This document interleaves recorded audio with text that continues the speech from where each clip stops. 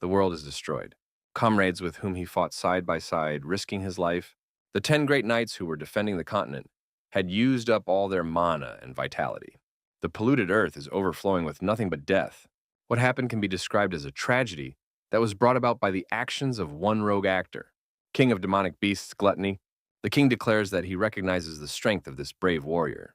However, the king says that this warrior is very low to reach down and take his life. The warrior bravely goes on the attack. He is ready to fight this huge animal. The warrior activates a strike, a blast of lightning, but he is unable to destroy this king now. The beast screams for the warrior to surrender. The warrior strikes fiercely with his challenging combat weapon.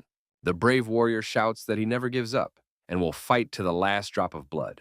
A brave warrior uses his weapon to deliver a blow called a meteor explosion.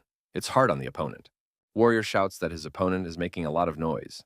The demonic beasts are defeated. The brave warrior notices that it is finally quiet. A man recognizes that he too can die. The world is unfair. The warrior applies a glowing healing element to his body, hoping it will help. The man recognizes that this mana is not enough. The warrior believes his life has gone wrong from the beginning. Only famous knights and aristocrats are trained in mana training methods. The warrior recalls that he only had the trial and error method at his disposal. In this way, he earned his experience. The warrior thought that when he rose to the heights of chivalry, he considered all trivial problems to be behind him from now on. In the aftermath, he realized that was not true. He was filled with regret. I should have started mana training with the right methods. In that case, he might be able to protect the continent, or even everyone. The wounded warrior realized that his mana supply was depleted. The Demon King Gluttony possessed incredible power. But he's only a captain in the 7th Army Corps. How strong should the other captains be? The warrior was alone on the battlefield when he heard someone call out to him. The man turned around. Who could it be? He saw the Emperor of the Sword, Esgard von Valentia, who asked if he was still alive. The Emperor stated that he was, alas, already at death's door. The old man said before he retired to the next world, he would like to ask one question. The Emperor asked why the warrior didn't flee the battlefield. The warrior asked why the Emperor was asking such a question. Esgard von Valentia said that he had heard of a warrior being born into poverty. Doesn't he have something to protect? The Emperor said that the warrior must have suffered for a long time. The warrior thought he had always been curious about what old men talked about before they died. The old man asked, what was the warrior thinking right now? The interlocutor replied that he didn't like looking weak. The warrior added that a real man should keep his head held high and despise desertion. The Emperor laughed out loud. The warrior declared that the old man had the strength left to laugh. The warrior said the old man convinced him, and he would believe in his talent. Pride helped him become one of the 10 great knights. The Emperor said, when the warrior returns, have him track him down. The man asked him, how do you understand that? The Emperor said that, of course, he would not believe this hero if he just showed up at his door. So one of the Emperor's secrets must be remembered. The Emperor said his unborn daughter's name was Lily, after her parents' favorite flower. The warrior didn't understand anything at all. Who were talking about? The old man added, though he didn't like this flower all that much. But it's the most important part of the secret. He must remember that. The old man said with his last strength to have the man find him as quickly as possible. The warrior looks at the old man and doesn't know what he means. He was losing consciousness. Is he dead? The man thought that this room looked familiar to him. Could the dead be dreaming too?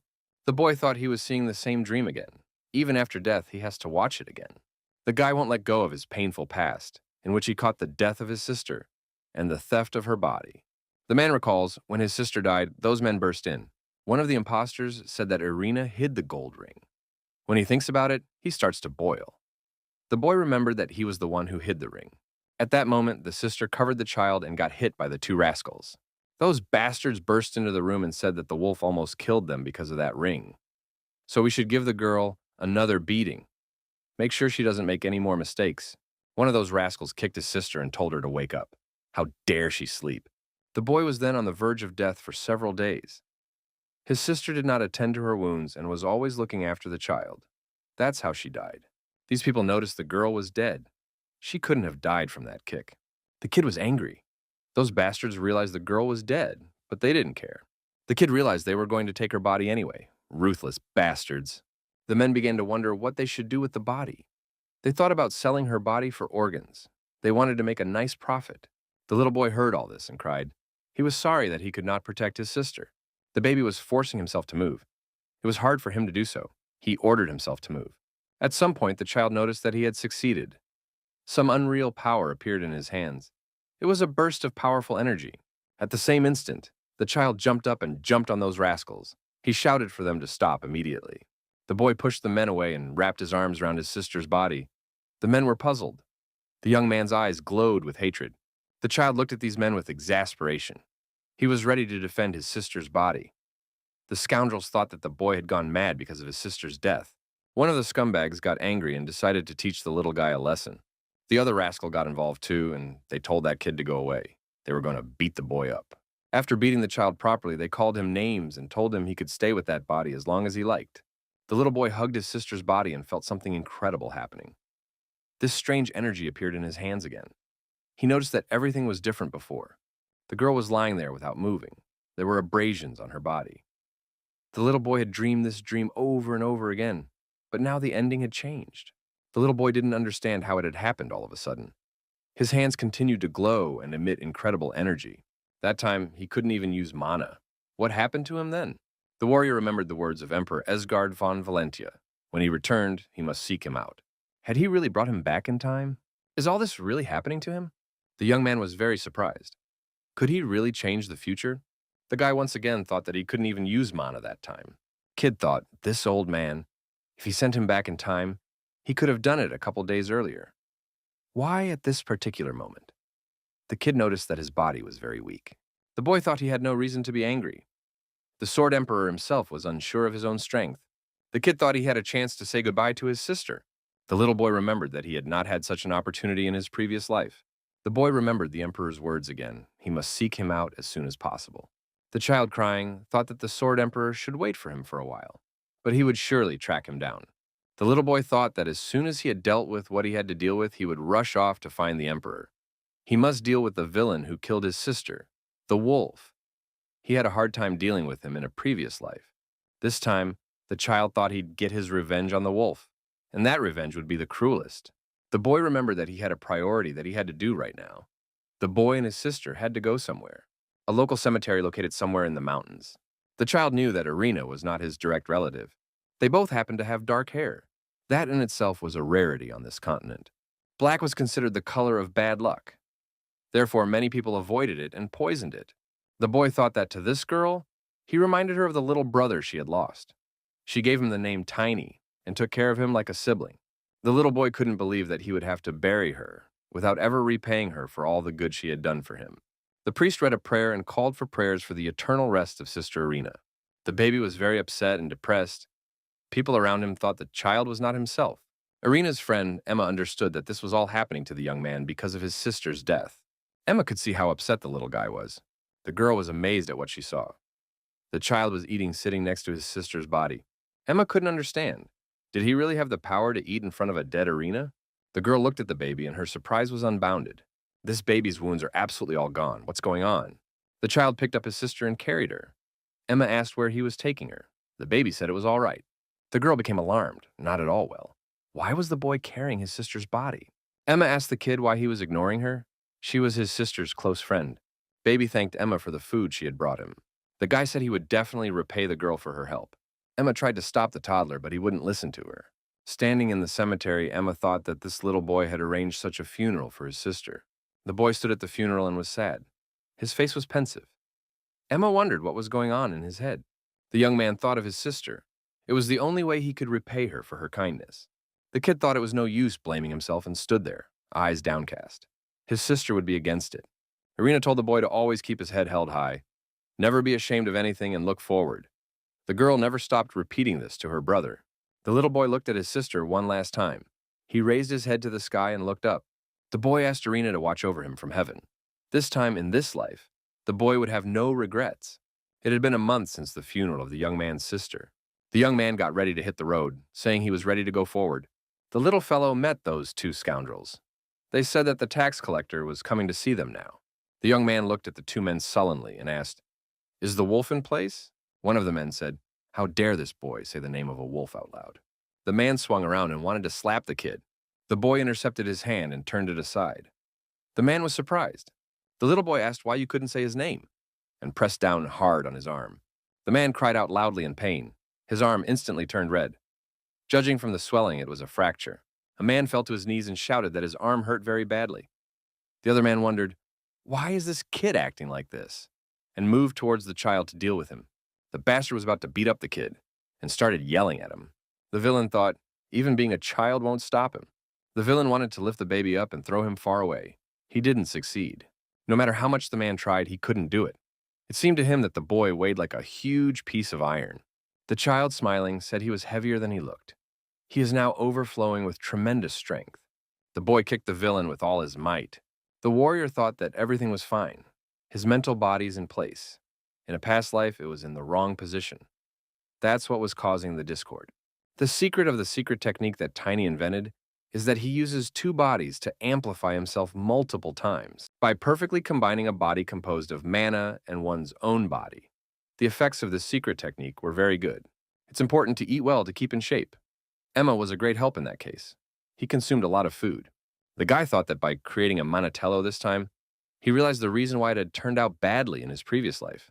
It is easier for the newly awakened mana in the chosen body to take the right place. The man didn't understand what the boy was saying. The little boy fell on the villain and grabbed his leg. The young man, holding the rascal by the leg, untwisted him and threw him far away from him. The boy said that he was grateful to them for beating him to a pulp. A child walked into the inn and knocked down several people on the way. Everyone was outraged. The men in the inn jumped up from their seats, thinking they had an intruder. Looking at the little guy, everyone thought, "Who is this guy?" The little boy stood and smiled. They recognized him. They said he was the beggar. The child stood boldly surrounded by grown men. His whole body glowed and studied the energy. Many were surprised that this boy had come alone. One person asked what the kid was hoping for by showing up here unarmed. The kid asked what made the man think he didn't have a gun, and grabbed the man also by the leg and spun him around. The guy showed his fist and said, "That's his weapon."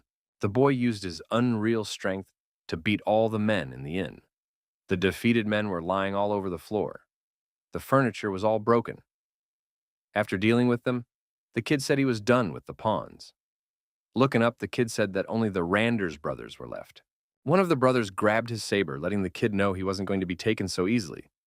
He said he's a very brazen kid. He's going to cut him in two. The child, smiling, waved a finger at these brothers downstairs. One of the brothers said that this little guy uses mana. The other brother agreed and said that the mana owner's corpse could be sold at an inflated price. We should take advantage of it. The brothers drew their blades and jumped down to the young man, wanting to deal with him as quickly as possible. The boy took hold of the leg of one of the men lying nearby and said that he had come to no good use. One of the warriors present in the inn wondered, would a child really use a human as a weapon? The man told the boy not to look like a madman and to behave in a much more honorable manner. The young man asked the warrior how he could do it. The man said instead of using such brutal methods, the boy should learn martial arts. The little guy asked if maybe he should already have a noble fight right now. The child assumed a fighting stance and began to dodge the blows of the Randers brothers, who wanted to strike him with their blades. The boy was very skillful in evading an attacking enemy. He dodged and moved like a butterfly. The men thought that this child could anticipate their movements. When the wars were exhausted, the kid went on the attack and, using the art of hand-to-hand combat, began beating his opponents. The unhappy brothers were flying all over the inn. The child didn't leave them for a second. The little warrior would overtake his opponents and deliver powerful blows. The leader of the invaders, a wolf, appeared in the inn. The man wondered who was causing the disturbance. The warrior remembered that in his past life he had been greatly surprised. A wolf led a rogue lifestyle in a remote area. This wolf turned out to be not a human but a beast man, whose race is considered one of the strongest. This silver wolf was even a special creature amongst the beastmen. Only the direct descendants of the imperial werewolf family had such characteristics. The warrior never understood why someone so famous would live in a place like this. In his past life, the war had barely managed to destroy him, so there was no time for questioning. This time, the warrior decided to beat up the wolf and find out everything he wanted. The wolf was surprised and asked why the child had done that. The boys smiled and asked, "What's not to understand? Does the wolf not want these words to be his last?" The wolf got angry and said that there was an arrogant child standing in front of him. He was going to tear his throat out. The child calmly replied that this was where their conversation should have started. The wolf turned into a beast eater and prepared to attack the boy. The child was not afraid and moved towards the enemy. The child came closer to the monster and wondered. "What's the matter?" he thought. The boy asked, "Why isn't the wolf's fur silver? Maybe it's not real?" The kid said maybe it's not a beastman, but a regular dog. The wolf was very offended at being called a dog. He growled, and her eyes sparkled. No one had ever insulted him like that before. The little boy asked, "What's even going on here? Who is he going to have to fight now?" The wolf swung at the child and wanted to tear him with its claws. The boy easily dodged it, but he thought that this wolf was stronger and faster than the Randers brothers. The little boy kept dodging the animal. The wolf could do nothing to the young boy. The boy thought that this wolf was weaker now than the one in his previous life. At one point, the young man used his mana to grab that animal by the nose and asked if he had really come back for such a pitiful sight. The wolf whimpered. The child tossed the beastman far aside. The animal growled and grabbed its nose. It was bleeding. The young man remembered his fellow beastman telling him once. Beastman had promised to teach him how to deal with members of his race when they fell into madness. The kid gave the beastman a good beating. The animal could not give the child a single blow. He beat the wolf very hard and left no trace on him. As he continued to beat this monster, the young man said it was the best cure for dog rabies. The defeated wolf fell on his back and raised his paws up. The little man said not to let him die yet. The child pounced with renewed vigor on the beastman, saying he was just getting started. Silver Wolf thought that beastman could be treated more roughly. Beastmen have excellent regeneration abilities. At some point, a crack formed in the wall and a secret door appeared behind the wall. Beastman began to calm down and come to his senses. He began to look human again. The child looked at this frightened wolf and asked, "Has he come to his senses yet?" The man asked fearfully, "What is this boy doing here? What does he want?" The child shouted, "Enough!" He didn't feel like continuing this conversation any longer.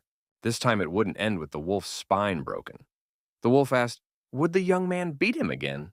The boy said to the wolf vividly, begging for his sister's forgiveness. The boy lifted his head up and said he hoped it would help his sister calm down. At his feet lay the defeated beastman. The little guy said he really wanted to wring that beastman's neck. Beastman lifted his head up and said that he was very sorry for Ms. Arena, and he apologized to her. The villain got down on all fours and started wailing that he was sorry, and he would never do it again. The boy said he would very much like to chop the beast into pieces and bring the pieces to his sister's grave. The beastman wailed that he was asking for forgiveness. The wolf was mad with fear and kept muttering that he was sorry for Miss Arena, and he was sorry for what he had done. The boy said his sister wouldn't want to meet this monster in the afterlife. The child continued, while he was beating the wolf, he must answer him the question, "Why do beastmen live in such places?" The little boy noticed a red stone that lay not far from the wolf. He had not found such a stone in his previous life. The child picked it up. In the same instant, the image of a wolf shifter formed over the little boy. The young man thought it was demonic energy. The kid decided that this had to be used to his advantage somehow. The warrior asked the girl what she wanted to show him. The girl replied, "The mystical creatures that dwell here." The mystical creatures are creatures that came into existence as their bodies accumulated mana over the course of several centuries. The young man said he didn't know they lived outside of Elfheim. The warrior said that spirits are rare. The girl asked why he called the souls of the animals spirits. Tiny said, though he's not a spiritual mage, he knows about them. The girl asked, then maybe he knew what the essence of the spirit contained? She would be interested to hear from him. Tiny saw the girl's spirit stone and remembered that he had seen the same one when he had fought a wolf. The boy then thought, where could this wolf have gotten such a precious object? This stone was in a strange state. Why did the spirit stone contain the energy characteristic of demonic beasts? The guy then decided he had to get rid of her first. After getting rid of it, the young man saw that a free spirit silver wolf had appeared in front of him. The little boy couldn't understand what was happening. Someone had pounced on that wolf with a gun in his hands. It was a spirit memory. Some suspicious people surrounded him. They were all using demonic energy. The wolf was covered in wounds but continued to resist. The wolf was defeated and fell down, bleeding. The men pounced on him and began to cut him. The boy realized that these men had come for the spiritual stone. Among them was some child to whom the stone had been given. Who was this child? These scum are trying to absorb the spirit stone to create a beast man. That child was a wolf. The little boy turned to the wolf. He asked, "Did someone create him?" The wolf, like a small child, kept repeating, "I'm sorry, Ms. Arena." In this life, the boy had come too soon and the wolf had not fully absorbed the spirit stone. The child holding the spirit stone in his hand stopped the silver wolf. The beastman continued to kneel and beg for forgiveness. The boy told the silver wolf that that rascal should suffer properly before he died. The child was surprised that the silver wolf understood him. He didn't know he was predisposed to spiritual magic. The girl asked Tiny if he wanted to know if a person could become a spiritual mage. It was possible if he had a pure soul and a decent amount of mana. The girl added that only children are innocent enough for something like this. The boy remembered Estina saying something to that effect. After all, he was just a child now. The wolf thought, the boy's not innocent at all. The silver wolf nuzzled his nose into the child's head. They could be friends. Silver Wolf explained to the child what had happened to him. When the little guy removed the enchantment, his mana penetrated that spirit stone. Mana has filled all his chips, and so they understand each other. The Silver Wolf said that they could now boldly make a pact between them. The boy agreed and held out his hand. Spirits don't need constant attention like mages do. As long as mana keeps them alive, they will help. Most spirits grow stronger to match their mage. That's why Estina, one of the 10 great knights, the Silver Wolf growled. The boy asked, he must have some kind of request? The little boy looked into the beast's eyes and realized that it was asking for revenge for him. The kid said it was very easy. He was still going to kill anyone who had anything to do with demons. The last stage of the contract with the spirit was to agree on the rules of coexistence. The little boy thought about what to call his new partner. Guy petted the Silver Wolf, shook his paw, and decided he would pick a name he liked. The boy looked up at the sky, saw the glowing moon, and decided that he would name the beast Moonwolf. Beastman continued to stand on all fours and apologize. The child thought to himself, what to do with him? He couldn't believe that someone had created a beastman with a spirit stone. Judging from the fact that they had demonic energy, they must have been followers of a demon, fanatics who have renounced the goddess and worship a race of demons. The boy thought that there had been a lot of trouble from them even before the Demon King's army came. But he was in the labyrinth then, so he didn't know the details. The kid kicked the beastman with his foot, telling him to stop wailing. He asked if the demon's followers had given him the spirit stone. The wolf said nothing but continued to apologize. The little boy thought that this wolf was completely out of his mind. The Silver Wolf shouted for the beastman to regain consciousness and answered the questions. The beastman woke up, saw the Silver Wolf in front of him, and was terrified. The little one asked where those who had given him the spirit stone were. Beastman said there are many of them. It is a whole organization. The child asked where the organization was and what it did. Beastman cried. He was very scared. He couldn't say a word. He had to calm down. The beastman said they wouldn't let them go. He was just a test subject. They're extremely strong. The young man recited a spell from the beastman exploded. The beast fell. Its head was gone. The young man thought that a spell had worked on him to keep him from talking too much. He thought he'd heard something like that in a previous life. Tiny remembered the beastman saying that the organization would come after him. He thought the Beast Lord had been talking about his subordinates on the first floor. In their previous life, they didn't even know that the wolf was a beastman. The young man was talking to a human then. The kid said then that he was not one to ponder. The child, peering at the crack in the wall, thought that something else entirely was important right now. The little boy wondered if they should give back what he had taken. The kid threw the beastman's body back into the wall. Zverlet punched through the wall, and the child saw that behind the wall was the door of some sort of safe. The boy thought that the Sword Emperor could use the information he had gotten here. He decided to tell him about it when he had the chance. The kid looked at that safe. We should see what's inside. Guy presented the hand of the defeated wolf to the glowing element on the safe door. The door was activated and the young man entered. The safe contained gold, diamonds, and a lot of other things. The little guy decided to bring his gold ring with him, just in case.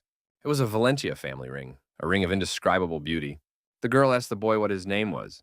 The child looked at the girl and her companion in armor and said his name was Tiny. The girl said the boy had a charming name. She took a gold ring off her finger. The girl gave the ring to the boy and told him to look for her later. Then she could help him. After all, he knows who she is, doesn't he? Anyone in the kingdom of Aslan knew her. The little boy eyed the gold ring given to him. Khloe von Valencia, the youngest daughter of the Sword Emperor. 6. This girl is known for her good deeds, for which she is nicknamed an angel. She is now 16 years old. She has become an adult. The Valencia family has a tradition at this age of touring their properties. 70. There's also a tradition of bringing flowers to each temple and introducing yourself. That's why they met in the Red Light District, which the documents described as the most remote place in the duchy. In a past life, the boy did not return the ring as he exacted his revenge later. This made it harder for him to get support. Tiny decided that this time would be different.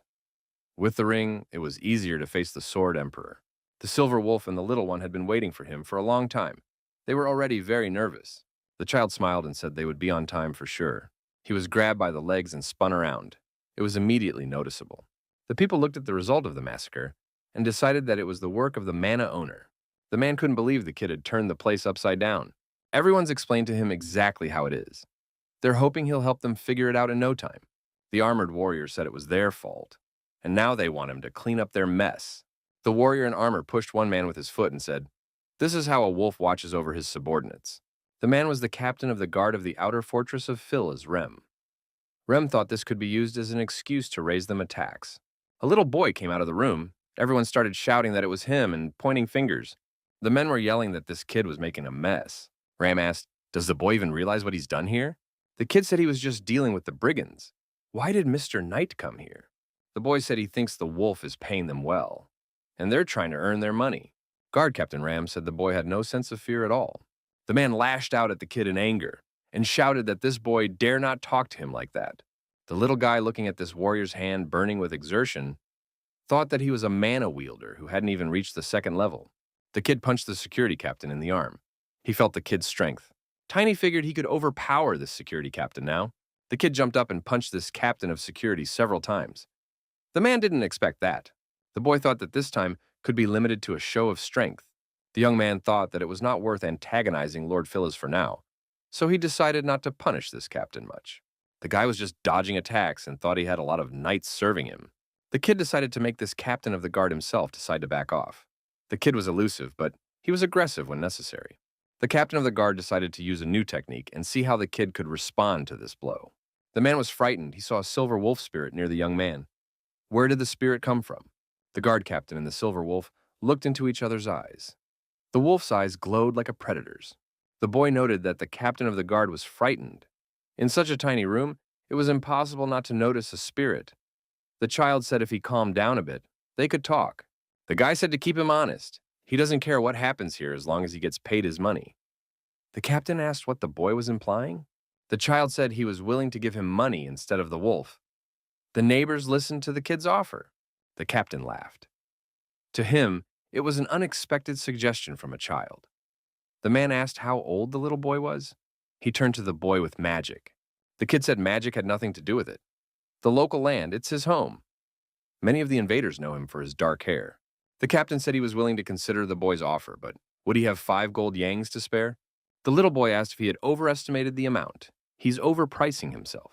The kid started haggling. He said the captain was given probably 1 yang. He offers 1.5. The captain shouted in anger. He disagreed. Tiny said, in that case, he's ready to fight, here and now. The man was discouraged. The captain turned around and thought the world was going down the drain. He couldn't believe a child could talk like that. The boy didn't bother. He wanted to hear what the guard captain's answer would be. The captain of the guard agreed, but said the little guy had to pay him on time. The guests were frightened. Would Mr. Rem really just leave like that? Rem told the man to shut his mouth. He already had other priorities. The kid threw the promised money to the security captain. He received the promised fee. Tiny said, since the head of this place had changed, he should introduce himself to Lord Phyllis. The child asked to arrange this meeting for him. The captain of the guard said he would tell the lord of the young man's request, and the boy must keep in mind that if he does not pay the tax on time, he will know the lord's fury. The guy saw the security captain leaving the room. Deactivated bullies continue to lie in the room. The kid smiled and thought that maybe the next tax collection wouldn't happen at all. Tiny called out to the 3 men. He asked where they were going. The boy gave them exactly 1 hour. They must round up the whole gang and move all the women who work for them here, and all the beggars. For every minute he's late, he'll kill one of them. The young man said if they tried to escape, his spirit would calculate everyone and destroy them. The kid reminded them that they had only 1 hour. The men rushed to carry out the order. He thought that if everything went according to plan, he would be done in less than a week. He was looking forward to meeting Duke Valentius. Not an hour later, the messengers returned. They said they had managed to get everyone together in time. The child was satisfied. Many people stood in front of the boy. His sister's friend, Emma, rushed to the young man. The girl asked in horror, what had happened to his arm? Had he been beaten by the wolf again? The kid said it wasn't his blood. The wolf was dead, and showed the girl the body of the beastman. The girl approached the decapitated body and said, it really is a wolf. The people began to worry. What should they do? Lord Phils won't be happy. He wouldn't let it go. The little boy saw that everyone appeared frightened. Everyone knows that Lord Phils had custody of that wolf. We had to calm people down. People thought the Lord would turn his anger on them, using as an excuse that they had gone against him. The boy said mutiny is a terrible crime. What will become of Lord Phils if it turns out that he deceived Duke Valencia? The guards reasoned that they hadn't seen Sir Ram lately. He's probably on vacation right now. Turns out, because of what happened at the invaders, he was put on probation. The guard said he heard about a fight a band of brigands got into, and then they saw a monster. Everyone replied that they met a huge wolf monster that was chasing them. The former gang leader was so mutilated, he's unrecognizable. And then all his money seemed to evaporate. The safe was empty. The guard asked, "What does this have to do with Captain Ram?" He seemed to be having trouble talking to the new ringleader. Patrons have been sending in complaints since all the establishments are closed. Another guard complained that the city has not been profitable at all lately. So the Lord is very unhappy about it. The guards thought that was why the Lord had summoned the new gang leader. The boy stood around the corner and heard it all. The guards couldn't remember what the new gang leader's name was. What might become of Lord Phyllis if it turned out that he had been deceiving Duke Valentius? The boy posed this question to those present. Emma asked Tiny what he was just talking about.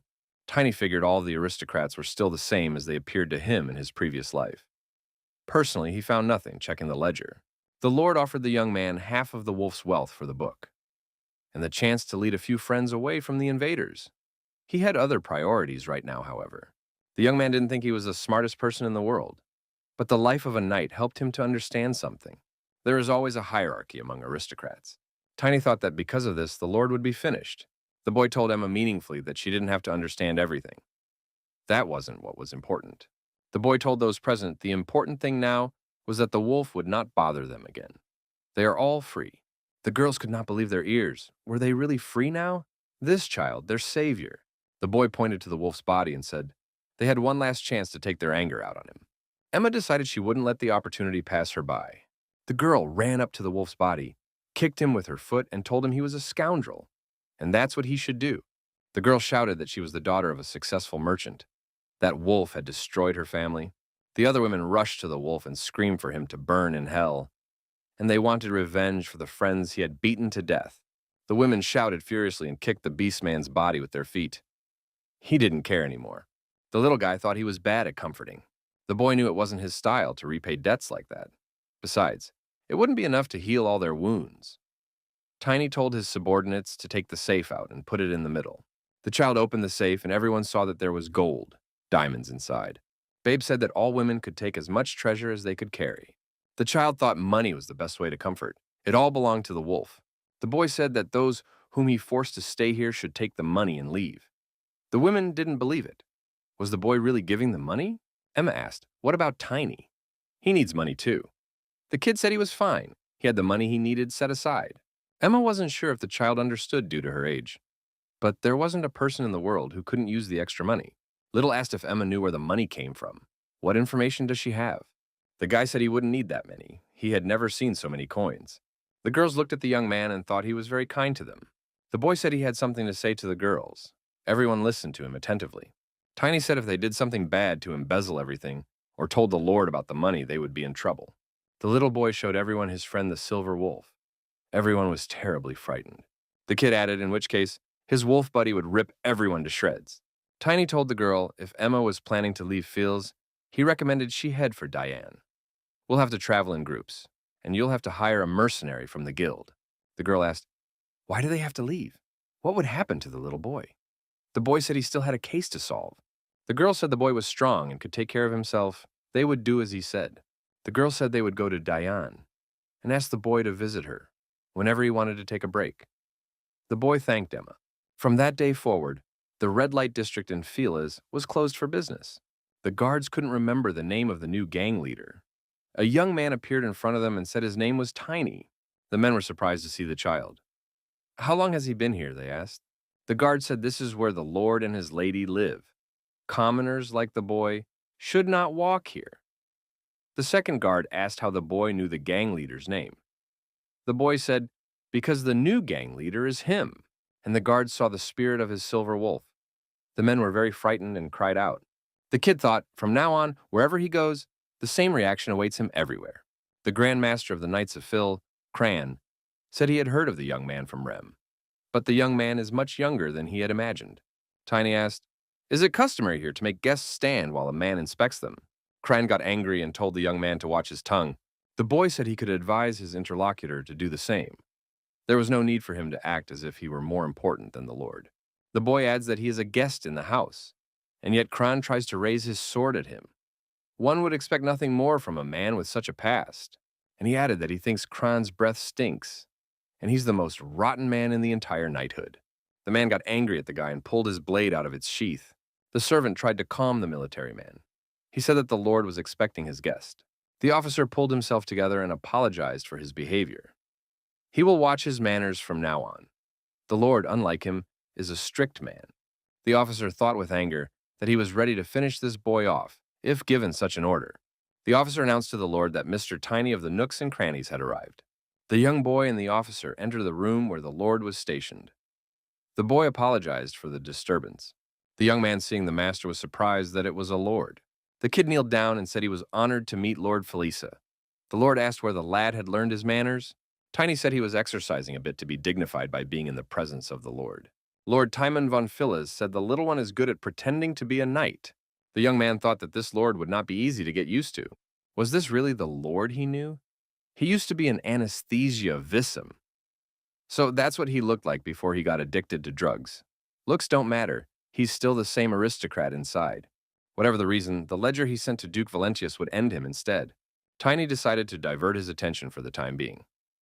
The Lord noticed that the young man had not honored Sir Cran with such a courtesy. The young man said, "Is it possible to treat a master and his servants the same?" The boy said he'd like to join the Lord's service, too. If he has a vacancy? The Lord asked, "Does the boy really think Sir Cran is his rival?" Their young guest seemed to be marking far off. The Lord asked if Tiny was really that small. The boy said that he had only turned 13 this year. The men were surprised to hear the young man's age. The Lord said he didn't think it mattered, if the young man came to them anyway. The Lord said the young man was asking to be his servant. In doing so, he had done too much damage to his property. The Lord showed his anger at the young man. He was clearly infuriated by it. He would like to hear an explanation from the young man. Tiny said it was for the Lord's own good. The Lord was surprised. The Lord said he thought the boy was quite bright, but he still doesn't seem to understand how the world works. The officer told the Lord he'd be ready to get rid of this guy in a heartbeat, if someone gives the order. Guy said Duke Valentius has begun to crack down on the spread of drugs and prostitution. The officer was very surprised to hear such a statement. The lad said he was sure the Lord was aware that Lady Valencia had visited the Lord and his domain some time ago. The young man continued, her people were the ones who told him about it. He just wanted to clean up after the Lord before he got himself in order. The boy thought it was all true. So even if the Lord decided to check his words, he wouldn't find anything. The Lord said he had heard about it.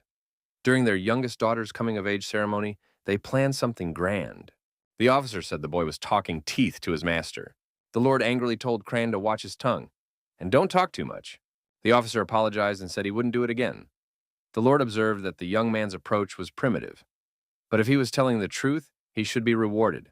The young man thanked the Lord. The Lord said he needed to be sure about something.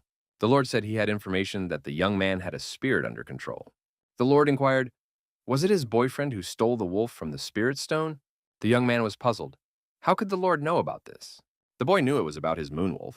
The young man noticed that a circle of demonic energies had formed around the Lord. Is he a dark magician? 33. Demons never lend their power without sacrifice. A second-level mage is either a lunatic who has destroyed hundreds of people, or he has sacrificed the lives of dozens of people. The boy remembered the two scoundrels who planned to sell his dead sister's body. Tiny remembered the two Randos brothers who wanted to destroy him and sell his body for organs. The little boy thought it was the Lord who was buying the corpses from the invaders.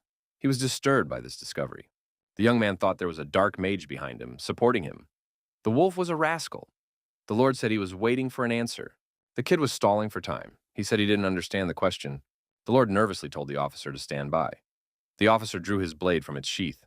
The boy thought, this is not good. He couldn't handle two at once with his external power. He had to call in his moonwalker. Moonwolf appeared great and mighty and roared at the men.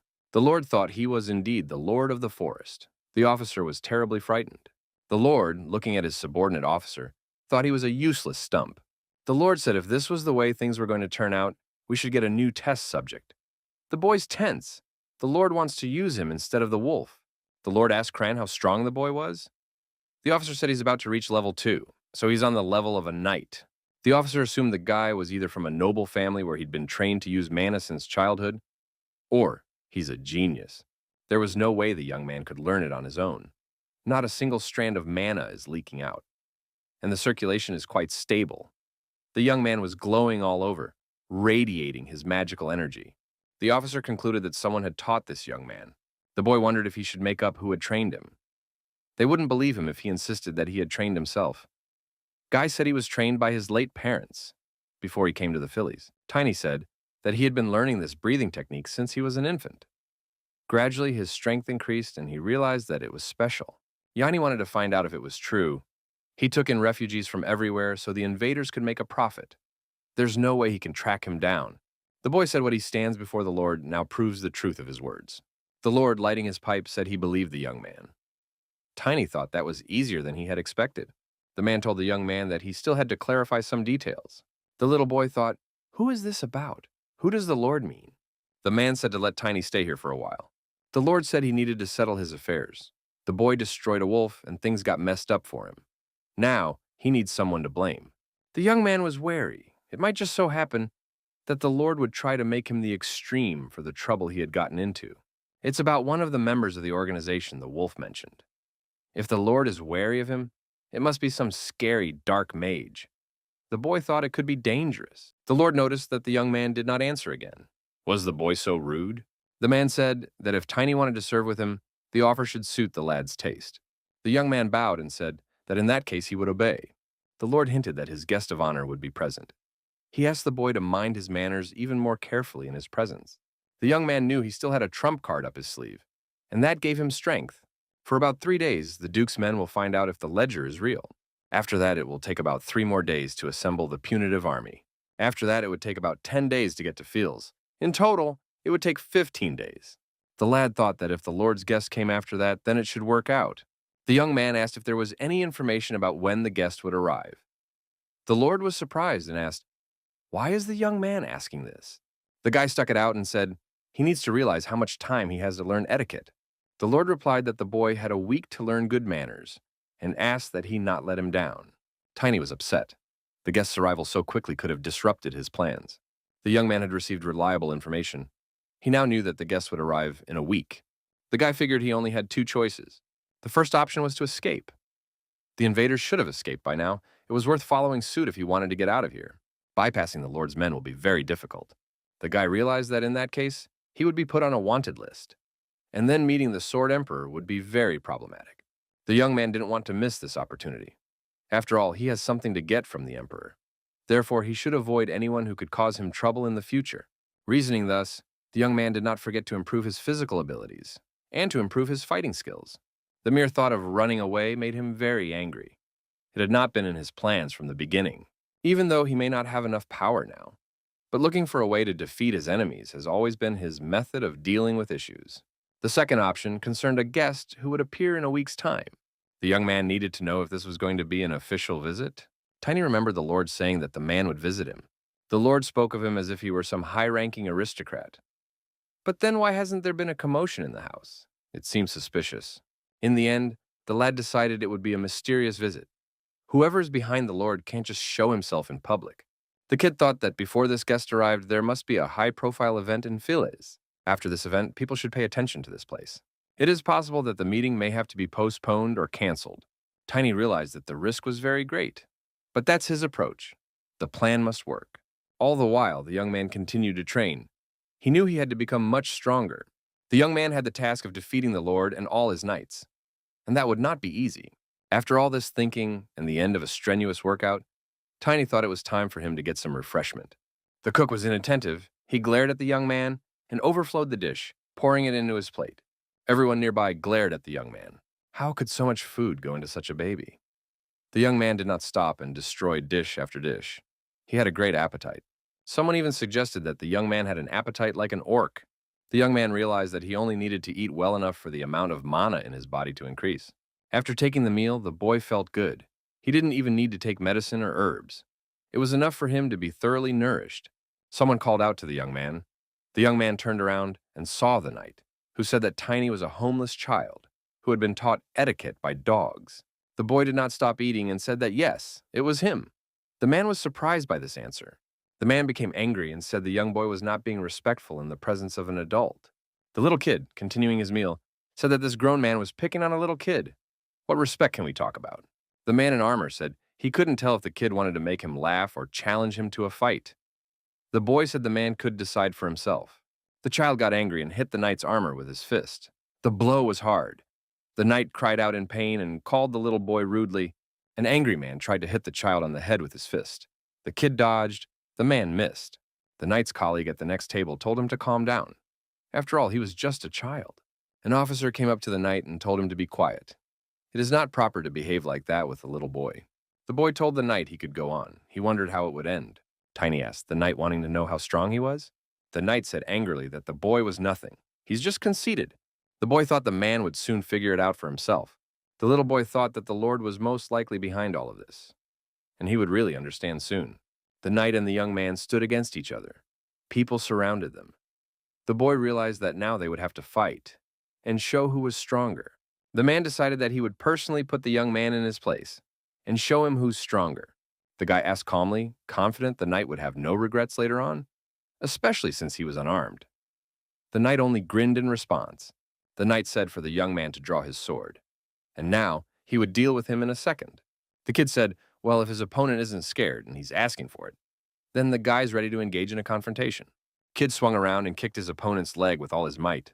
The knight screamed in pain and clenched his fists with rage. The enraged man swung around and wanted to hit the kid with his fist. The boy dodged spectacularly, and the knight's fist whistled past him. The young man kicked his opponent's leg once more. The knight's leg went under. The man was furious. Did this guy really have a level one? The knight's legs ached and refused to move. The man didn't know what was happening to him. The warrior was furious. He didn't think he could lose so easily to this boy. The boy involved in this fight thought that his opponent was quite challenging. The young man in front of him screamed in pain and called the young man names, believing he had done him an injustice. The guy once again dodged his opponent's punch and skipped between his legs. The baby jumped high above the knight, and the man did not expect such a maneuver from a child. The boy jumped on his opponent's shoulders and grabbed his head. The knight thought, when did he have time to do that? Tiny grabbed his opponent by the chin and squeezed his head. The man was terrified. The boy told him not to be afraid. The child snapped his opponent's neck. The knight fell. The boy said it wasn't hard. Everyone was wondering, what had happened? Had Sir Grant lost to this boy? An officer stood in the crowd. He exchanged stern glances with the boy. They understood each other without words. The kid thought that he had defeated this knight on purpose in full view of everyone. He didn't rely on the moonwalker's strength, so that no one would have any doubts about his abilities. Tiny thought, not everyone would have been able to handle this warrior like this. Sir Grant was upset. He decided that now the Lord would send him away. The young man was pleased with himself. He reasonably decided that the probability of success of his scheme had now increased considerably. The young man watched as his opponent was led away from the battlefield. No one else had any doubts about the boy's strength. The guy said that most likely in this fight he was a little overmatched, but it was expected. It was the only way to overcome the difference between their levels. He had to use mana when he caught his opponent off guard. The kid thought that in a past life he would have had a hard time in this situation. Manatelli's physical recovery was much faster in those days, but there were times when it slowed down. The boy knew that now that the Manatello had merged perfectly with his body, that wouldn't happen. Even the extra training was getting easier now, and that made him feel better. The boy realized that now he could become stronger than what he was before. That was very inspiring to him. After analyzing the situation, the kid realized that the Lord was indeed behind what had happened. The Lord said that he seemed to have underestimated the young man. The boy said that he was grateful for his trust and for the fact that the Lord had tested him. The Lord invited the young man to join him for breakfast, and the boy was brought a delicious steak. The man said this steak was cooked from a calf. There are still plenty of dishes to eat so the baby can get full. The kid said it would be too much for breakfast, and he doesn't eat steak for breakfast. The Lord said that he thought it was strange. It seemed to him that the young man's superhuman strength, capable of throwing off a knight, existed in the young man because of his good appetite.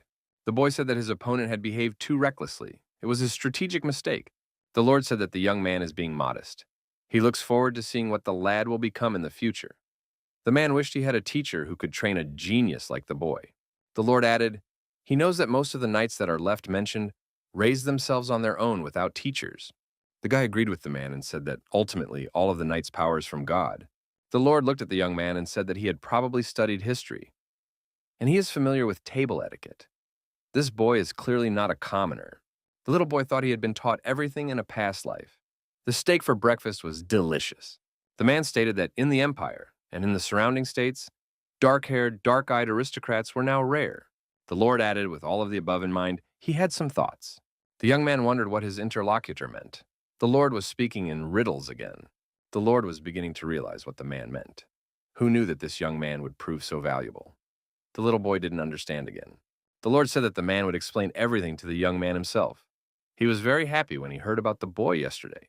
The kid thought that he didn't know for sure, but he assumed that this Lord might become a drug addict in the future. He was very vague about his thoughts.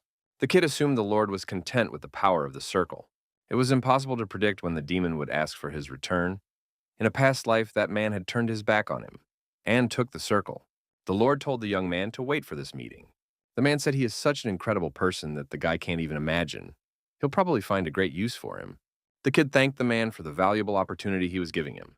He would never forget it. The young man continued his training.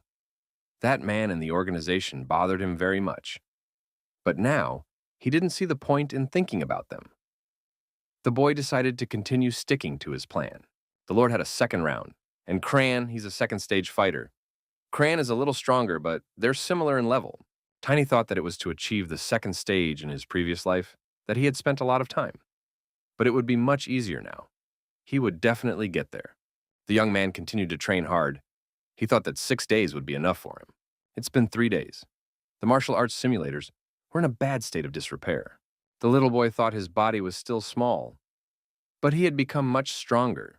Judging by the condition of the wooden trainers, it was obvious that the young man had tried hard. Along with the young man's weight and strength, his flexibility was also increasing. He moved better now than he had in his previous life. The guy realized that it wasn't until he started working through the basics again that he figured out that being a thug was problematic. In his past life, Tiny wanted to become big and strong. That was his dream. Manatello, who was connected to the subconscious mind, reacted with disturbed harmony with his overly pumped-up body. This time, the kid decided that you don't have to have well-pumped muscles. There was no need to become so huge now, because it had no effect on strength. Now all the knights who saw the young man passing by considered him a monster who had tackled Sir Grant. Men tried to avoid the young man. Where he appeared, there were always fewer people. He was feared. It was a good thing they'd gotten their bearings on their own, Kid thought. He didn't have to explain where they belonged, and the guy kept going to intense workouts and eating well. There was no shortage of food. Every day passed routinely, and after 3 days, everyone lost interest in him. They didn't even pay attention to the young man. One day, everything changed. The young man noticed that the knights were acting tense. A warrior appeared and said he was sure he would find the young man right here. The boy walked up to the man and asked, "What's the matter, Commander?" The commander told the little one to follow him, because his master ordered the young man to be armed. Tiny was very pleased. He thought it was a very timely decision, and he was ripe to start using his weapon. The kid waited for the duty officer to open the armory. The knight said that the Lord appreciated the young man's fighting qualities very highly. The knight told the young man to remember to thank Mr. Lord. In the armory, the young man saw armor. They looked very expensive, but the boy decided that they would not suit him. The young man looked at the swords along the wall. There was nothing like a mace or battle axe among them. The kid thought that there would be no hope of additional income. The boy asked the knight if a sword like his would fit him. The knight said he has a very expensive sword, and it is a valuable weapon in battle. The warrior said his sword was a precious artifact called Sorrow. It was made by a famous blacksmith named Roger. This sword is not suitable for a young man of his level. The young man thought that a great deal of blood and sweat had gone into creating one such sword. The young man said that if it was all about level, then this sword was best suited for him after all. The man showed the sword to the child, but said that the sword would not be suitable for such a small child. He needed something smaller. The lad objected and said that only a talented warrior should have good weapons, including for the sake of the Lord's well-being. The warrior was terribly angry with the young man. A boy shouldn't have such a conversation with a fighting knight. With years of battle under his belt, the knight shouted that this young man was starting to pounce again. The kid said if the knight didn't like what he said, why don't they have a fight now and find out who's stronger? The guy stated if he loses this time, his opponent can cut off his head. There will be no objection from his side. The knight was furious. He called the young man names and said that he would destroy him now. There would be no mercy for him. The guards outside and a passing servant heard the conversation between the young man and the officer. The young man apologized to the commander and said that he would behave better from now on. The boy came out of the armory. He was holding a heavy, for his age, edged weapon packed in a sheath. 3. The guards and servants looked at the young man. They decided that Sir Cran had not been very friendly to the child. Why did he get such a heavy weapon? When a man is small and yet talented, trouble begins. It seems the rumors about his age were true. The guards assumed that the commander didn't trust this boy. No wonder he's so concerned, because rumor has it, this kid is going to be the next commander. The servants said that the commander shouldn't have done that after all. The boy is still very young. The servants decided that whatever it was, they would behave carefully and not get on the young man's nerves. The child moved with difficulty, carrying the edged weapon he had brought with him. The women asked who beat Mr. Tiny like that. He's not even alive. The kid was in tears and said the commander promised to give him a weapon, so he went after him, and that's what happened. The women told the young man to go rest, if he needed anything, to let them know. The boy's face was all bruised and his hands were bruised. The Lord was resting in his cabin. A servant was pouring wine into his glass. The Lord asked his servant thoughtfully, "What about the victims?" He was very interested in that question now. The servant said they were in the Lord's possession. The Lord wondered if these were bodies from the wolf gang again. The man thought the boy had turned the invader's life upside down. He caused quite a stir. The master released his servant and said he could go. The servant thanked him and left. The Lord thought that he could not understand this young man. But now he decided to ignore such trifles. The Lord thought that in a couple of days, once his bloodline was confirmed, the path to success would open up to him. There's only one problem that could arise if he turns out to be from the wrong family. In that case, not only him, but also the Lord, the wolf leader, would have to pay a terrible price for it. The Lord thought it shouldn't happen. Given the young man's demeanor and knowledge, he was sure he was from a respectable family. One cannot defeat a knight at such a young age just by being talented. Such a thing is only possible if he has learned the secret technique of that family. The Lord noted another important point. This young man not only had dark eyes, but also hair. The Lord felt that this was strong evidence. The glass was empty by then. As he fell asleep, the Lord thought that he was looking forward to meeting that honorable man. The Lord woke up to some noise. It seemed to be a servant. He's noisy, the man thought. The man thought he should just sacrifice him, so he wouldn't wake him up like that again. The Lord opened his eyes and was horrified. In front of him was a young man with his new weapon. The young man thrust his sword straight into the Lord's chest and said that it was the punishment of heaven that had come upon him. The man screamed in terror. He was bleeding all over. It was the last scream he would ever make. The Lord was left lying on his bed, bleeding. A huge sword was sticking out of his chest. There was no one around. It was the morning of the next day. The maid went into the room to wake the Lord. What she saw frightened her very much. The woman screamed loudly. An officer of the guard entered the Lord's room. He saw the dead Lord and was frightened. The man thought it might be the work of a dark magician. The warriors gathered around the body of their Lord. A priest had come by before. One of the warriors said that the priest would report to the parish that he had noticed demonic energy. The Knight of the Order of Phyllis, Glenn, said the Imperial Investigation Department will be here soon. They'll look into it properly. One of the guards asked why the body was in such a state. It looked as if the Lord had been dead for a couple of weeks. Another guard said, rumor has it that the Dark Mage caused the corpse to rot as soon as the Lord died. All the wars had come to a consensus that it was an unsightly picture, and no one wanted to look in the Lord's direction. Knight Glenn thought, why did his master make this particular choice? He had traded his lineage and the honor of being an aristocrat of the Empire for being killed rather than exposed. Glenn concluded that there was nothing to be learned from a dead man. But there was still one problem. The problem was that the sword used to kill the Lord was very similar to the one wielded by their commander. The guards decided that their commander couldn't do that.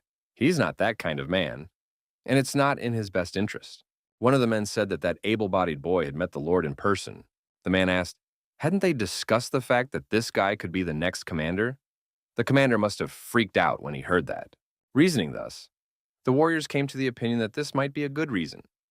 Maybe the commander had gone mad because of it. After such thoughts, the guards began to wonder where their commander might be now. Knight Glenn said we can't leave things as they are. There needs to be a little investigation. The knight, armed with a notebook and pen, questioned everyone present. He wrote down the testimonies in the notebook. There were witnesses who confirmed seeing the young man after he was beaten by the commander. Everything pointed to the same person. Glenn said to bring the boy to him right away. The young boy was being interrogated by Knight Glenn. The child had bruises on his face and a large bruise. The boy said that yesterday he went after the commander because he offered him a choice of weapons. The young man said he did not expect the commander to suddenly hit him. Of course, he was never given a weapon.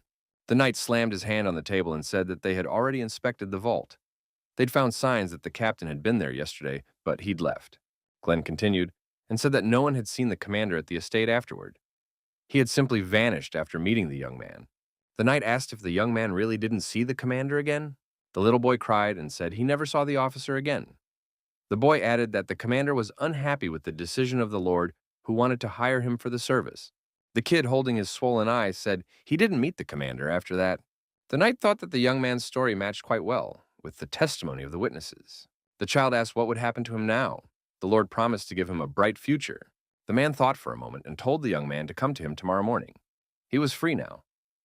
The young man can rest and heal.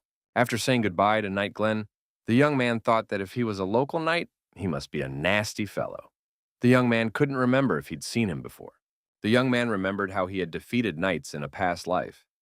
This one was not among them. The boy thought it strange that the knight was calling him in for questioning. After all, he had already testified earlier. The young man decided not to let his guard down. The next morning, the knight handed the young man a mercenary's badge and a sack of money. The knight explained that a commoner needed to be either a mercenary or a merchant to move freely.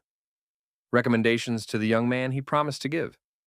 This was a level C mercenary token. Tiny thought. He was just about to make himself just such a token. The little boy asked why the knight had given it to him. Glenn said that if the young man got into troubled waters, he would be wasting his talent. He advised him to go to sea. It was the advice of a man who had gained experience in life.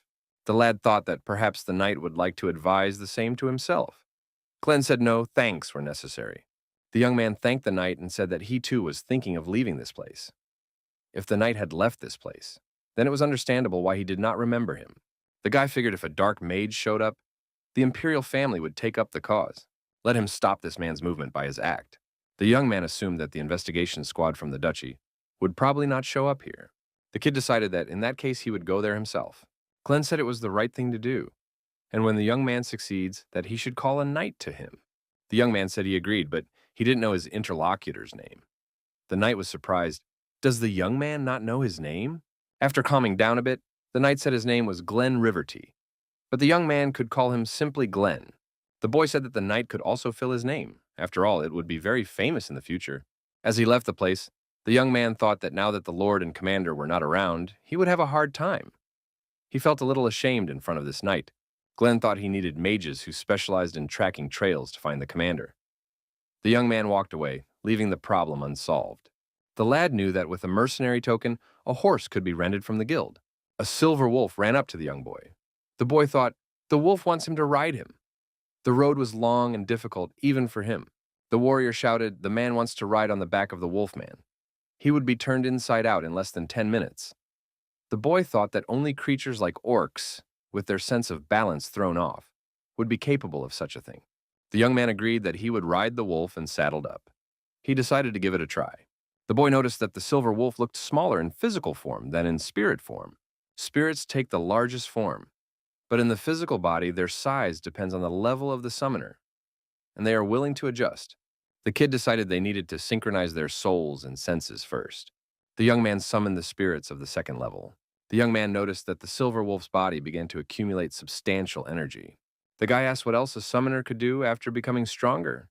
The girl answered that it depends on the level, but his characteristics would affect the physical form of the spirit. The young man noticed how his wolf had a stronger structure, and his energy density increased. The young man noticed that the wolf had grown stronger and tougher. He was so affected by the characteristics of the summoner. The silver wolf tore off with such speed that the guy could barely stay on his back. The young man noticed that all of his senses had sharpened greatly. Moonwolf's movement, his vision, his sense of smell would help to shorten the travel time, and now he would be able to travel long distances faster than before. He might even be able to get to the place where the first accident happened. Tiny remembered that in his past life on the continent, numerous misfortunes happened one after another, as if foreshadowing the appearance of the Demon King's army. It had severely depleted the strength of humanity. It all started with the disappearance of a divine object in Karuna. The young man decided that this was what needed to be prevented first. The 7 jewels of humanity that the goddess bestowed upon them. The 7 great divine objects were supposed to be the last stronghold, but they were stolen in a past life. The boy thought that this time he would grow stronger and prevent misfortunes.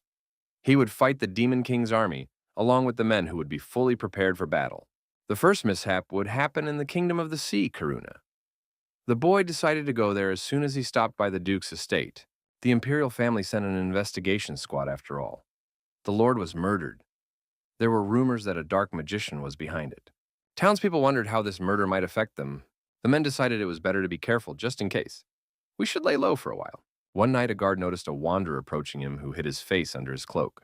The guard stopped the unknown man and asked who he was. The warriors held their weapons at the ready. The unknown man told them to mind their own business. He waved his hand and the warriors fell to the ground, senseless. Knight Glenn saw the unknown man who appeared in front of him. He drew his sword, pointed it at the man, and asked who he was. The stranger, without showing any emotion, said he had one question. The man said for Glenn to tell him everything he knew about the Lord's death. Knight Glenn was terribly frightened. At first, he could not utter a word. Glenn told the unknown man everything he knew. The stranger asked where his body was now. The knight said that they put the body in a coffin and left it in the chambers, as they were ordered by the Imperial Family Investigation Squad. The unidentified man said that Glenn was about to fall asleep and would wake up in exactly 1 hour. 1 hour had passed. Glenn opened his eyes and thought he had dozed off. The man didn't understand how it happened. He must have been working hard lately. A guard came running and said they were in big trouble. The Lord's body suddenly disappeared. Glenn was surprised. The knight thought this was a very important clue to the Dark Mage's interference. The forest outside the Fields estate. A lone traveler makes his way through this forest. The unknown man pulled a weapon from the body. Wolves gathered around the corpse. The owner of the sword was dead by the time it was thrown away. The unknown man thought it was the fault of the rascal who got rid of the wolf. He's sure it was that dark-haired boy. He disappeared right after it happened. The unknown man decided that this young man would pay for messing up their organization's plans. The gates of the western castle of Lucentia. People with their belongings enter the castle through the gate. The young man was in a good mood. He noticed that Lucentia had a lot of guests. The young man noticed the same thing, that everything was quiet here. But that could change if that person acted first. The young man thought it was about time he bought some gear already. The boy looked at how many coins were in the sack. He mentally thanked the knight for his gesture of goodwill, but it was not enough. Suddenly, 2 thugs armed with cold weapons appeared on the young man's way. They noticed coins in the boy's hand. They were happy and said that the boy had money. The villains offered the young man to give them the money as long as they asked nicely. The young man told the interlocutors that he had an alternative proposal. The young man kneaded his fists and asked if these guys had any money of their own, implying that he wanted it. In my former life in the underground, there was one unwritten rule. If a huge shadow surrounds a traveler in an alley, one must immediately hold one's breath. If you kill a few people, then the soul can become corrupted. There will come a day when guilt may overwhelm. So maybe we should be merciful. Tiny said it's going to be okay. The warrior stated that he had never killed a human before. The guy added, but he got rid of a lot of scumbags. The frightened villains gave the young man their money. They did not want to deal with him any further. The people around him were terribly surprised. Rufus's family, who were considered the strongest, lost. The young man said that these guys aren't strong as knights. They don't reach their level. Rufus's family resented him, but there was nothing they could do about this guy. The men couldn't stand it any longer, grabbed their blades and shouted that they were about to cut off this boy's tongue. The boy did not hesitate to engage the brothers in hand-to-hand combat. He struck one of them with such force that he dropped his sword and flew backwards. The other attacker had a hard time too. The young man kicked him in the face. He also flew backwards. Along the way, the young man took down several other men who wished him harm. All the defeated men were lying unconscious. The young man took the money from everyone as he should after such a battle. He said he would put it to good use, thanked everyone for their participation. The young man visited a gun store. He picked up a mace. This armor was made from an iron bull that lived in the southern mountains. That's what the salesman told the young man. The seller, praising his goods, said that this armor would repel most arrows. The men, watching from the sidelines as the young man picked out his weapon, decided not to get close to him. The young man asked the salesman if there was an event coming up or was there an event coming up. The seller said that it was coming up soon. The man said that young Mistress Valencia would be making her traditional rounds. The young man thought that his sister Irina was the first to show him what love was. And this girl was the first to show him hope. The guy thought let it end badly, but thanks to hope he was able to get out of there. The young man thought that both of these girls had changed his life. If she had known how he lived, she would have thought he was adhering to his sister's wishes. The girl said Tiny's pretty big for a man with that name. The boy said he was really sorry. The kid, walking out of the gun store, thought she didn't remember him. The young man rushed forward and thought, since they would have met before in this life, she would definitely remember him. I'll have to ask her to help him meet the Sword Emperor, Lucentia, one of the largest cities in the central region. The eldest son of Count Lucent, Edmund was telling his companion about the sights of this city. The young man and girl were accompanied by a large number of guards. The guy was telling the girl that Lucentia has the biggest night market in the area. They're also famous for their salmon. The girl told the young man that she was not interested in the business side of things. She would like to visit the slums. To the young man's question, the girl replied that the slum dwellers were also their subjects. The young man said that he would show the girl the slums and invited her to follow him. The girl thought, why did he react like that? She is an heiress and has received a proper education. Therefore, she should know the disciplines of the empire. Her father told the girl to keep an eye on the people at the bottom. Only when their lives got better would things get better in their lands and country too. The girl thought her father was strange if he stuck to the values he taught them. If she could, she would like to change people's perception of the slums. At the girl's coming-of-age ceremony, her fiancé was announced. So she will soon not be able to lead the life she's accustomed to. The girl wondered if she should go to the temple. They had been inviting her to join them for a long time. The young person thought her father would probably be upset. He would not want her to be alone for the rest of her life. The girl saw the little one surrounded by the knights of her guard, and she thought, where did he come from? The girl wondered what was wrong with this boy. She shouted for him to step aside. The young man raised up his hand with the ring and said that this ring was given to him personally by the lady. The young man approached the girl, knelt down in front of her, held out his hand with the ring and said that she had asked him to look for her. Even though he was late, he wanted to show her his respect. The girl didn't understand what the guy was saying. The young lady, looking at the ring the boy was holding, was very surprised. The girl took a closer look at the jewel and said that it was indeed her ring. The girl thought it was strange. She gave the ring to a kid from the slums. The young mistress asked, how did this ring end up in the young man's possession? In the same instant, before the young man knew it, the guards had their blades to his neck. Mistress Valencia glared angrily at the fellow. The guards continued to control him, holding their blades at the young man's neck. Tiny didn't know what to do now. He couldn't move. He had to explain himself somehow. The girl knight accompanying the young mistress shouted for the boy to answer immediately. The kid realized they had met too soon. Kid said, the girl would find it hard to believe, but he's the kid. The girl couldn't believe it. The young man decided he must have grown up fast, so she didn't recognize him. Tiny said he was the only one in Phyllis who had dark hair. The girl asked, how is that possible? The guards continued to hold the young man at gunpoint. The girl said the young man was much dirtier and smaller, and even spoke with difficulty. The little boy thought then that it was because of that rogue wolf.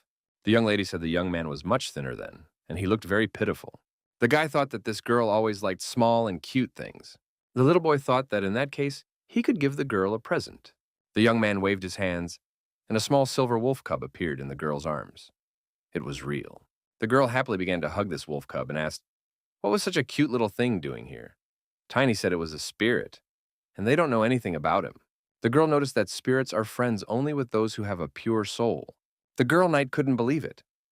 This guy not only has weapons to fight, but also his own spirit. The girl asked, what is this spirit's name? The guy said he gave him the name Moonwolf. In the Western language, it would sound like Moonwolf. The girl was amazed. This young man from the slums even knows the Western language, and said, this beast has a beautiful name. The young lady said she didn't expect the boy to change so much in just a few months.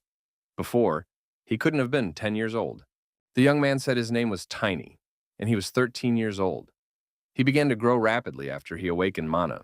The girl knight told her mistress that this young man is extremely suspicious. He has half-human blood in him. The girl knight bared her sword, pointed it towards the boy, and said that it was her duty to protect her mistress. The young man accompanying the girl said that he too thought the boy was suspicious. He should be locked up and thoroughly investigated. The guy said he doesn't expect everyone to trust him. Ms. Khloe, when she gave him the ring, said she'd help him. Edmund shouted that this boy didn't dare ignore him. Khloe asked, does the boy really need her help? The young man said he was interested in meeting Duke Valentius. He's been seeking it for a long time. The girl knight shouted angrily that this boy must be out of his mind. How dare he say that? The young man wondered, did they really think he could hurt the Duke? Duke is one of the continent's 7 superhumans. Plus, he uses aura. He's talking about the Sword Emperor, isn't he? The girl knight was surprised that the young man knew about it. Khloe said that her father was embarrassed to hear this title. He had not long ago become one of the 7 great knights of the continent. The young man thought that indeed it was not yet so well known a fact, but this title suits the Duke perfectly. The girl knight said that their Duke was a great man. Even to the backwoods, news of his successes had reached the countryside. Fortunately, the people didn't take it too badly. The young man said he had business with the Duke. He would like to tell him about what happened recently in Fields. The guy said that he was personally present there and is therefore an important witness. The young man told Miss Khloe everything. The girl knight confirmed it all to her. Khloe asked what else was being kept from her. She said she was afraid that her mistress would get involved in dangerous matters. The girl knight said that she wasn't hiding anything else. One of the lords of the empire turned out to be a dark wizard, but he was killed by someone else. Khloe decided that Tiny's testimony, important information. After all, he was personally present there. The girl thought it was good that the guy himself wanted to meet her father. They should go to the main manor immediately. The girl asked how long her mistress was going to carry this spirit with her. The girl was afraid that this spirit might harm her mistress. Khloe said that spirit, a little cutie. The girl knight said she shouldn't let her guard down and get distracted by any cuties. Khloe asked where Tiny was now. The interlocutor explained that Mr. Edmund had taken the young man somewhere and said that he had business to attend to. The white wolf spirit suddenly disappeared from the girl's hands. Edmund said they could finally have a normal conversation. The young man asked what the boy's name was. The boy said his name was Tiny. The young men began to work things out over how they felt about each other. Tiny asked, "What does Edmund know about dark magicians?" Edmund said he didn't know anything about them. Earlier, he had simply lied because the boy was acting arrogant. Edmund said the young man was very impertinent and an ill-mannered child. Edmund wanted to teach the kid a lesson and swung around to hit him. Tiny intercepted his companion's hand and squeezed it tightly. Edmund wondered how the boy could stop him. The young man was frightened. He could not free his hand. The child's grip was very tight. The kid said that if Edmund disrespected him again, he would make Miss Khloe take responsibility for it. Edmund said that this boy dare not harm an aristocrat. The guy wondered, aristocrat? That's some weird title. And he said Edmund could do as he pleased. The kid said he wanted to see what his interlocutor had prepared. Something keeps him confident when he meets him. Edmund told the young man to follow him. He thought he was dealing with an unscrupulous commoner. The girl knight jumped up on her horse and set off to do her mistress's bidding. Miss Khloe sent Vivian to look for Tiny right away. Vivian thought her mistress was overprotective of this boy.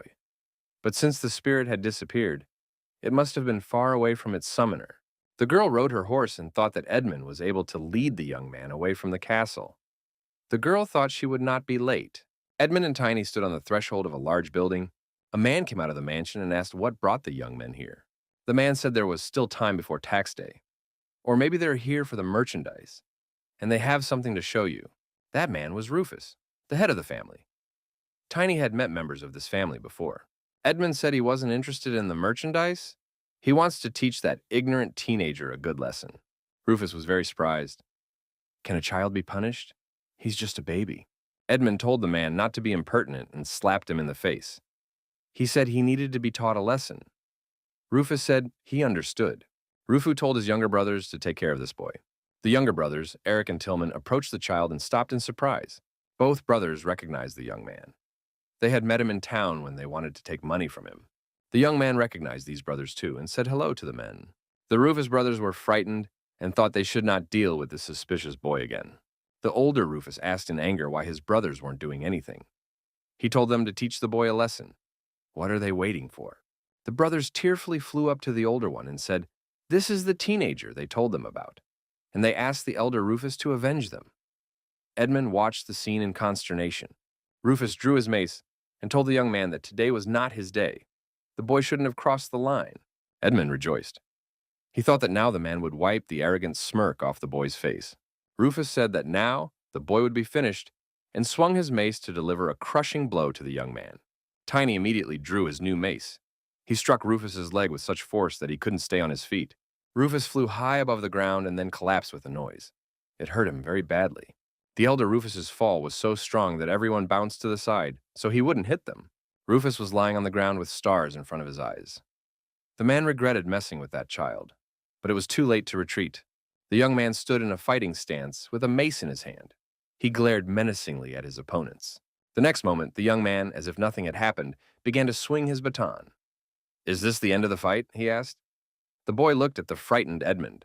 Edmund flew up to the elder Rufus and shouted for him to save him immediately. A young man with burning eyes slowly approached Edmund. He said, "Let it be Rufus who tries anything." Edmund was on all fours in front of the lying Rufus. A young man with a club on his shoulder watched the scene. Tiny told the older Rufus that he was sort of the head of the family, but for some reason he didn't last long. The young man thought that there was nothing more to talk about with these two. He had to go and do his own thing. The boy looked around, saw the two brothers, and asked them what they were going to do now. Suddenly, Vivian came running in. She wanted to save the boy from the beating. What Vivian saw really struck her. Around the young man lay the defeated opponents. The boy was absolutely calm. The girl knight saw a young man in an unnatural pose. She asked if it was Edward. "Why are his pants wet?" Tiny at this time was sitting peacefully studying some book. The young man saw Vivian, came down and approached her. He asked her why she had come. Vivian said her mistress had sent her because she was worried about the boy.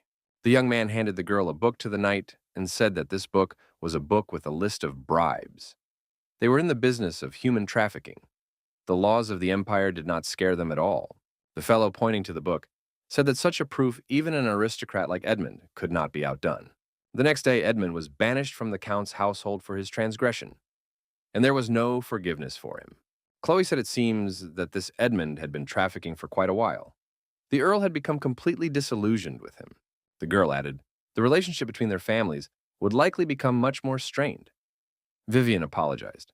Khloe was surprised and asked why she was apologizing. Was it her fault here? The boy said it was no one's fault.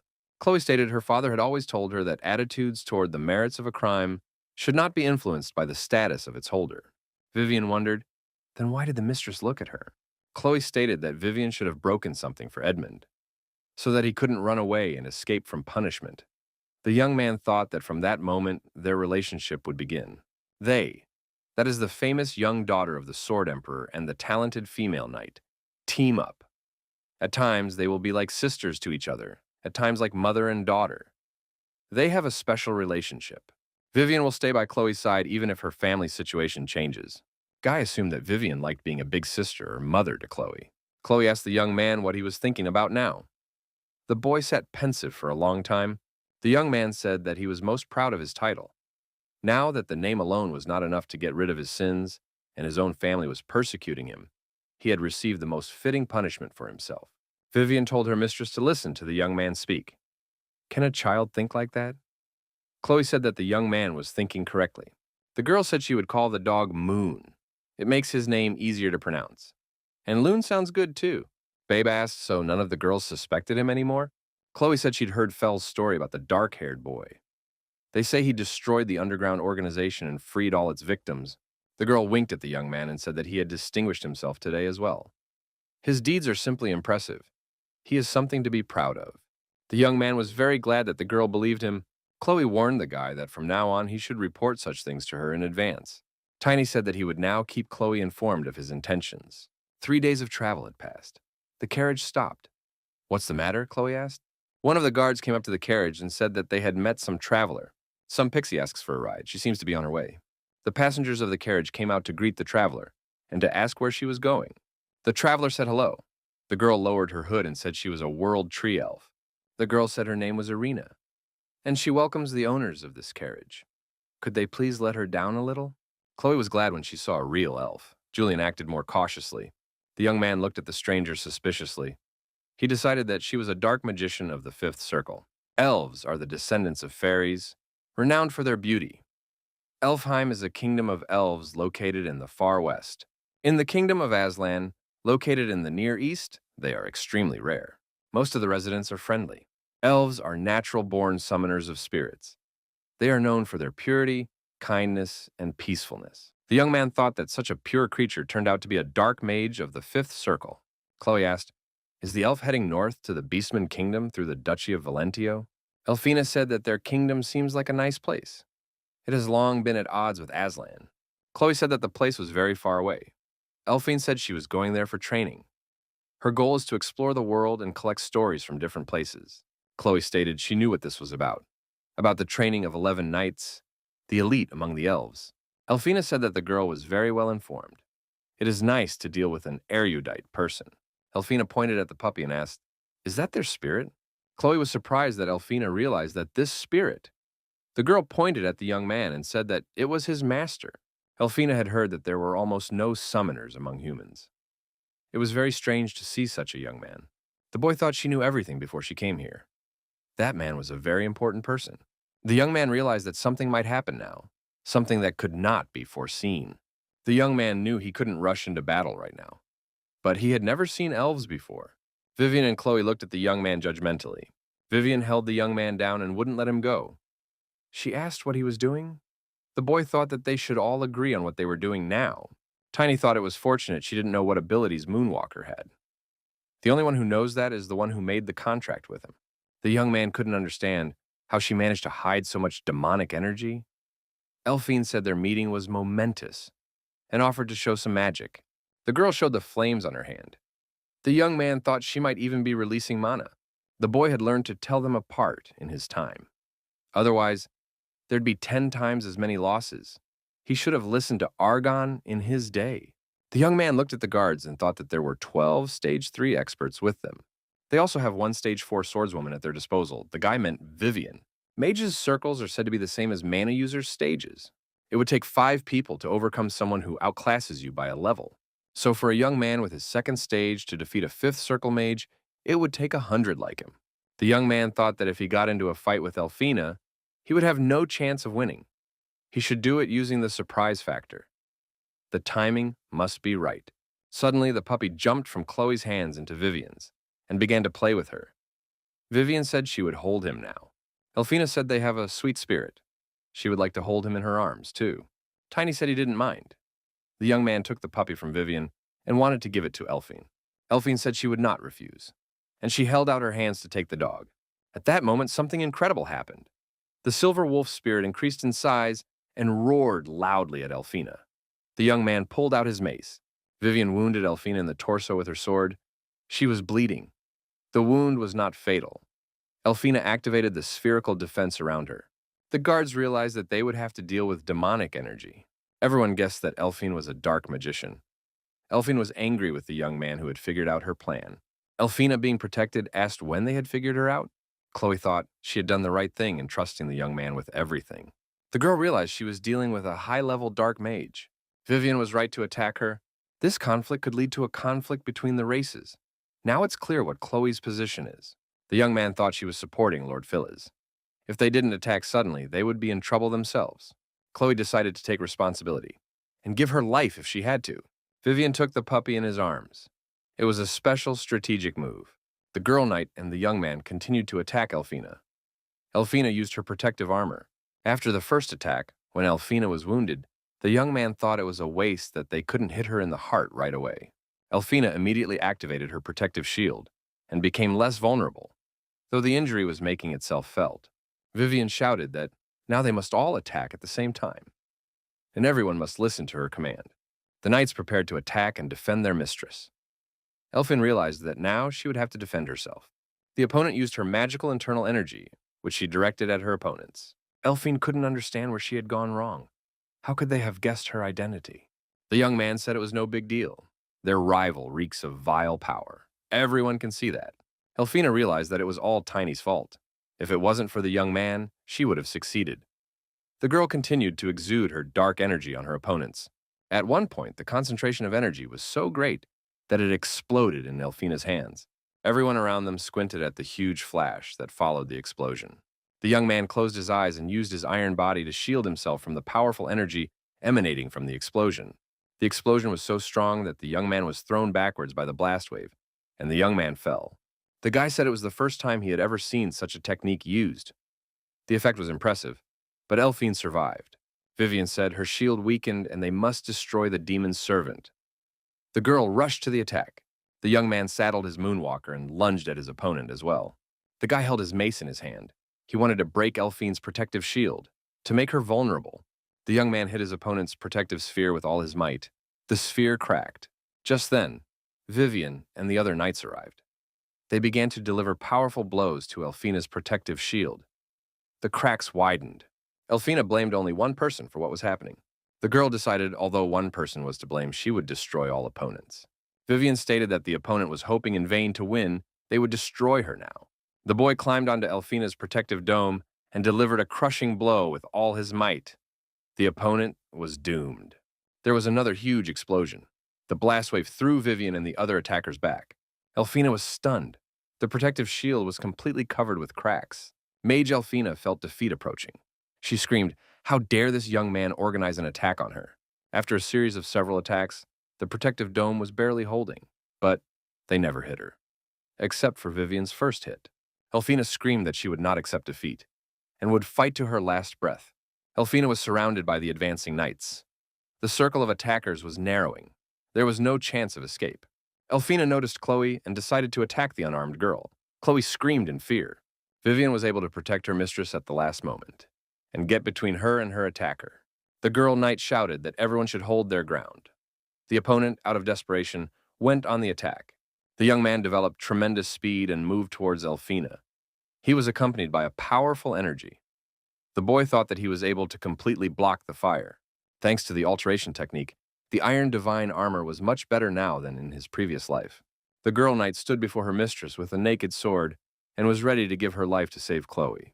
The young man approached his rival. He decided that he would use all his strength to tear her apart. The young man exerted tremendous effort and landed another blow on his opponent. There was an even more powerful explosion. The boy thought he had succeeded. Elphine's protective sphere was destroyed, and she was completely vulnerable. The wound was making itself felt. It was bleeding profusely. The boy, once again riding his silver wolf, attempted another attack on his opponent. The silver wolf accelerated and rushed straight towards Alfina, who had also become defenseless. Vivian also advanced in the direction of her rival. Alfina screamed, "How dare they attack her defenseless?" Alfina screamed that they were all ruthless and despicable people. Vivian was surprised that this elf still had so much strength. Where does she draw them from? Tiny decided that victory wasn't far away. We must launch another attack. The boy rode his silver wolf up to his opponent and gave her another crushing blow with his mace. Vivian ordered one of the knights to finish off this Alfina. Alfina, terrified of defeat, was able to get out of the encirclement and run a decent distance away from her attackers. The young man noticed Alfina descending to the ground, accompanied by her powerful magical energy. Tiny knew it was a technique, an extreme measure of the demon's followers. They sacrificed themselves to enhance their own mana. Alfina decided to make a fiery sacrifice and said, "Let the place burn to the ground." There was a huge explosion, and a huge flash of flame appeared. The knights defended themselves from the flames by putting their shields forward. Everything around them was burning to the ground. The young man continued to ride his silver wolf and search for his opponent's most vulnerable spots. The young man realized that the knights were at their limit. However, they needed the strength to defeat her now. The guy says they've bought enough time. Now it's Khloe's turn to come out and show her skills. Khloe put her hands up and said, "Let there be light." The power given through repentance and blessing is a sacred power. A person who has repented and been baptized and become a priest will begin to have anti-demonic power. There are some people who have this power from birth. They are God's messengers, holy heroes. In the rarest of cases, those who did not become priests became priests. Khloe directed her holy energy towards Alfina to defeat her. Holy energy and black energy collided in a confrontation. The knights saw this and couldn't understand how it happened. Did Miss Khloe really have holy energy? The young man thought that the girl was hiding her power even from her own knights. The almighty Sword Emperor was afraid that she might be taken to the church. The boy had never seen a priest stronger than Khloe. She had tremendous power. Her level of energy possession was quite high. Alfina couldn't handle the huge onslaught of holy energy and decided that it was impossible for her to defeat her opponents.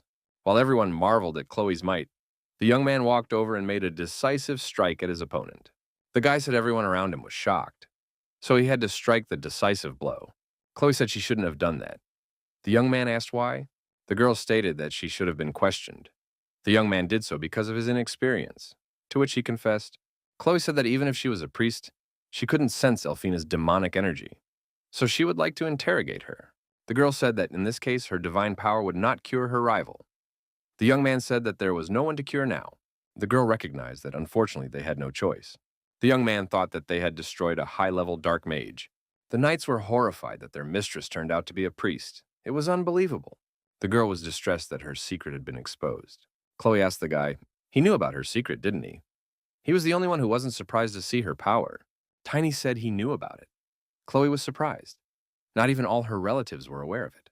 The young man said he couldn't confess yet, but one day the girl will find out everything. The young lady agreed to wait. The guy stated that he would take responsibility for what happened to the dark mage. The young man stated that he was the reason they were in big trouble, like the kind of trouble that would follow what happened to Edmund. Young stated that his actions must have put Khloe in danger. The girl said that the duty of aristocrats is to get rid of demons. If she died, it would only be because of her weakness. Therefore, she had no reason to blame the young man. The young man thought that the girl was the same as before. She hadn't changed at all. Lavushka wondered if the young man was worried about that. That's so sweet of him. Vivian said that the young man liked being treated like a child. Tiny replied that he was an adult. Vivian said that Tiny is just like a baby, although he acts like a mature warrior. The girl knight stated that people the young man's age don't like to be called cute. Turns out he has a human side too. The young man said he shouldn't be treated like a very young child. He has his own weapons and his own spirit. Khloe decided that it was necessary to report the incident to her father as soon as possible, so that he could do something about it. A young person decided to send her father a message from a nearby town, Tyvan's main gateway. The young man knew that the Sword Emperor had a heart for his daughter. The girl blushed with embarrassment, covered her face with her hands, and said why her father did it. Everyone around him was amazed. It turned out that the rumors were true. The entire order of Blue-Winged Knights lined up to meet the girl. The main knight's armor shone with gold. They are powerful, the young man thought. They are worthy to be called the elite of the Duchy of Valencia. The young man noticed that everyone in their group had a minimum of an expert rank. There was no one stronger in the empire. The head knight introduced himself and said that he was the vice captain of the Order of the Blue Wing, Garen Kleiman. He is joined by all of his 100 comrades. They are paying their respects to Lady Khloe. All the knights kneeled before the girl. The girl thanked everyone for coming and asked everyone to stand. The captain said they were all glad to see the young lady. Their master was very worried about his daughter. The girl was embarrassed to say that she had written in the message that she was fine. There was no need for them to meet her. The captain said they were attacked by a dark magician. They were ready to leave immediately, if they hadn't gotten word that the danger was over. The girl looked at the captain of the knights in surprise. The captain said that about a month ago the family jewel, Tempest, suddenly went missing. Khloe and Vivian were horribly surprised. The girl's father had always carried it with him. When he woke up in the morning, the jewel was gone. The young man inquired as to which Tempest we were talking about. The guy suggested that it was most likely an artifact. The girl confirmed it. Khloe explained that it was a secret that only priests knew. The young lady says she can only assume it's a powerful artifact. Tiny stated he knows why the artifact is missing. Everyone who heard him wondered, how could a young man know that? The young man asked to see the Duke. He said he would try to explain everything to him. The carriage, accompanied by the guard and the captain of the knights, proceeded toward the Duke. The captain of the knights asked who the young man was. He was told his name was Tiny. The captain thought he had heard that name somewhere before. It was explained to the warrior that he was an incredible young man. His contribution to the victory over the Dark Mage is very great. One of the guards said, rumor has it that this guy is about to become an expert. The captain wondered, how can you become an expert at that age? Captain Kleeman thought even the 7 great knights at his age weren't that talented. Surely he must be a genius, or maybe even a monster. The officer thought he should bring this young man to his family.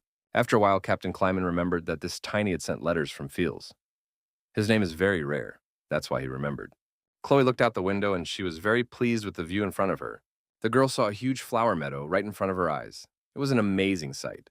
The boy asked, Khloe must like lilies, if that's how she reacts to them. The girl said that of course she liked them. Her parents had always loved these flowers. They even called her that as a child. The young man said that the girl would have suited the name. Vivian said that the love story of the Duke and his wife is very famous. She is the only woman he ever loved. The boy said that he seemed to have heard about it once. The young man remembered how, in a previous life, he had been told by the emperor, though he didn't like this flower that much. It was the most important part of the secret, and the boy must not forget it. The young man thought that it was not surprising. The Sword Emperor kept it a secret. The boy also thought that the Duke probably didn't remember his past life. The young man thought, if the Emperor asked to seek him out as soon as possible, then he had a way to make the young man stronger. Tiny decided that he owed it to himself to meet with the Emperor and start training again, and find a way to become an aura master. The young man's main goal is to gain more strength. After all, without the aura, he would not be able to even leave a scratch on monsters with the level of a corps commander. The boy thought that in this life he'd break all their arms for sure, and other limbs. Valentino, the land of Duke Valentio, one of the largest cities in the kingdom of Aslan. The knights were jubilant. At last they are in Valentino. This is their homeland. Khloe asked if the young man had been here before. The young man said it was his first time here. The girl heard someone shout her name loudly. It was very unexpected. Chloe's father yelled. He asked if she was hurt. He missed her very much. Tiny looked at the man with interest. He had waited so long for this meeting. The old man spread his arms and rushed towards his daughter. He wanted to hug her quickly. At the last moment, the girl dodged her father. The man flew past and stretched out on the ground. Duke stood up, shook himself off, and asked why his daughter had done this to him. Chloe said that people were looking at them. A father has to remember his dignity. The man with tears rolling into his eyes said, Is it wrong for a father to worry about his daughter? The girl told him not to push pity. The Duke thanked the knights and said that they had all done a good job. Thanks to them, Chloe had returned unharmed. The man told them to accept his thanks, not as from Duke Valencia, but as from a loving father. The man said he had already prepared a feast, and they could enjoy themselves properly. The knights, led by the captain, knelt before the Duke and said that everything would be fulfilled. The Duke, looking at the boy, asked his daughter who the child was. The young man thought the Duke didn't recognize him after all.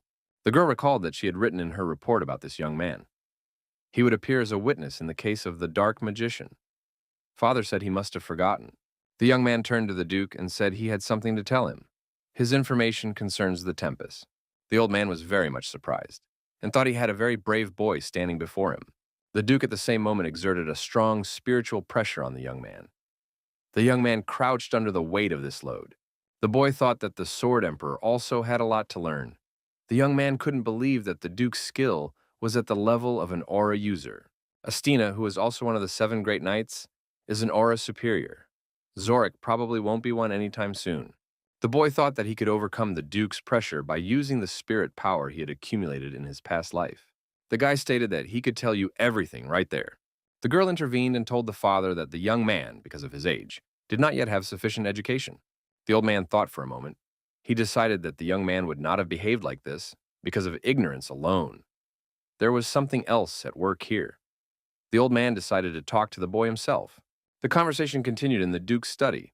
The man asked what the young man knew about the disappearance of Tempest. The guy told his interlocutor that he only had a guess that he was willing to share.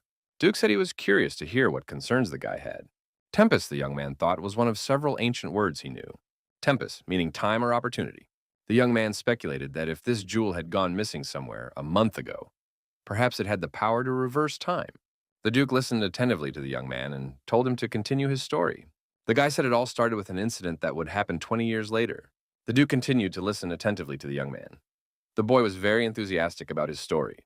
The man stated that the young man's story was too well ordered. A child would not have thought of such a thing. Duke repeated, the guardian of the world tree and the first hammer of the dwarves. The young man even knows the name of the great warrior of the orc tribe. The kid said they'd all been comrades for a year. The man was surprised. These were not comrades. He had been fighting these foes for a long time. The master of the house got up from the table and repeated, Tempest. It means time and opportunity. Tempest can only transfer the past of one person, taking the life of a superhuman as a sacrifice. The descendants used it very carefully and wisely. The man continued. This information had been passed down from generation to generation with him. But to be honest, he had never believed it to be true. The Duke stated, if the young man is not deceiving, this is all very interesting. The man could faintly believe that he had made such a decision then. He had relied on the young man's talent and sent him back in time. If he came back, he would be able to benefit from his past life.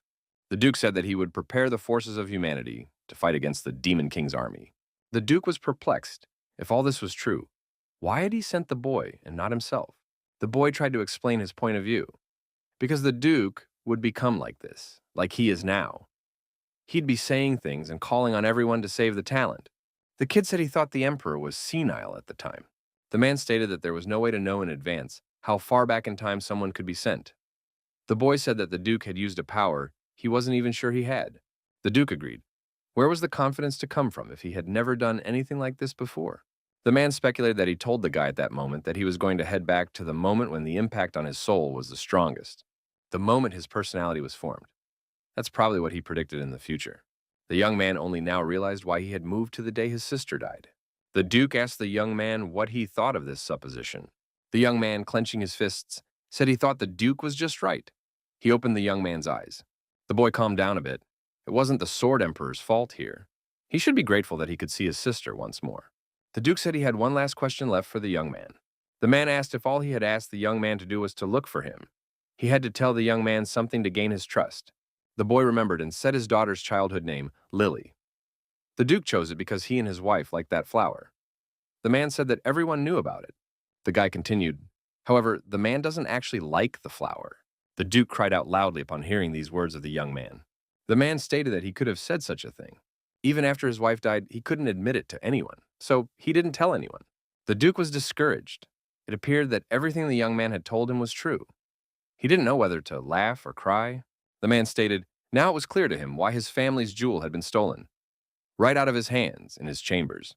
The young man noted that the Duke was more capricious now than he had been then in the future when they had last met. The Duke said he still needed special proof, and he ordered Sir Lawyer to come here. The young man asked why they needed another person here now. The Duke said he was convinced the young man had traveled back in time, but he wasn't completely sure about the young man himself yet. The Duke asked, the young man claims his name is Tiny, and he is one of the 10 future great knights? The man said he needed proof of that assertion.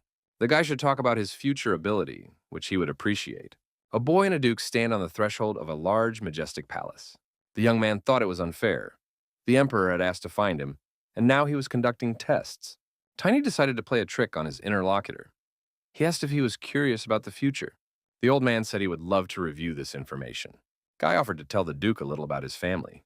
Duke stated that this was information he did not want to know. The man explained he was interested in foreshadowing a disaster in the future. The Duke said that apart from this information, the young man should tell nothing more to him or his daughter. Duke said people grow through mistakes and missteps. The Duke was proud to have raised a daughter who would not be discouraged or broken in the face of adversity. The man asked the young man not to take away his daughter's opportunity to develop. The kid said he knows very little about his daughter. He knows nothing about the Duke's family at all.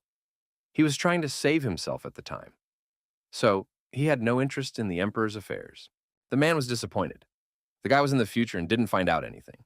The Duke shook the young man. Did he not know where their world would roll next? The young man stated that he knew just what kind of incident would lead to a huge commotion. The old man said that in the future, there would be people who would unite the army the guy was talking about. He must know what happened before that. The Duke cried out loudly. He was amazed that the young man had not gained any information.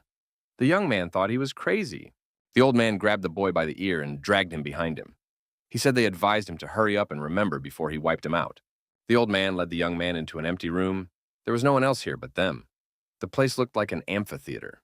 The boy asked why there was no one here, and why was he brought here? The old man read the information. More than 10 tribulations have passed, but the young man only remembers these. What happened to the others?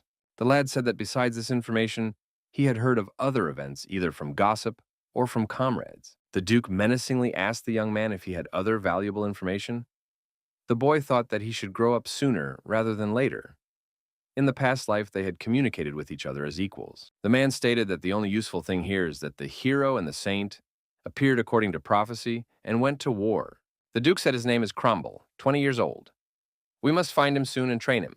The boy said the hero was 20 years old at the time. The man was furious. He didn't understand why such an ordeal had come upon him. Should he blame himself in the future? This young man was of no use to him. A servant came and said the Duke had summoned Sir Lawyer. He would be here soon. The Duke shouted that he must now bring Drexler instead of Lawyer. He's going to have to teach someone a lesson. A knight appeared and reported that the vice-captain had arrived. Vice-captain of the Order of the Blue Wing, Drexler Einen. 5th stage, highest rank. The vice-captain, holding a huge sledgehammer in his hand, said he had come by order of the Duke. The vice-captain bowed to the Duke. The Duke said he was glad to see Drexler. The Duke said he wants the knight to put this young man to the test. We need to see if he has any bragging rights. Drexler asked the Duke if he would really have to fight a child. The Duke said that's exactly what he said. The man was astonished. Why did the Duke summon the vice-captain to deal with a little boy? He's on the verge of demotion as it is. The knight thought that if he lost his paycheck, he wouldn't be able to maintain his estate. The Duke told Drexler not to think unnecessarily, but only to carry out orders. The Duke said he had given the vice-captain an important assignment. He must fight the boy and test his fighting skills. The knight and the boy stood against each other. To an unprofessional observer, it seemed that they were not equal opponents. The knight assessed the young man. This was the second stage, bordering on the rank of expert. He looked to be about 10 years old, so how did he manage to pump himself up? Tiny asked the knight, which blacksmith had forged this hammer for him.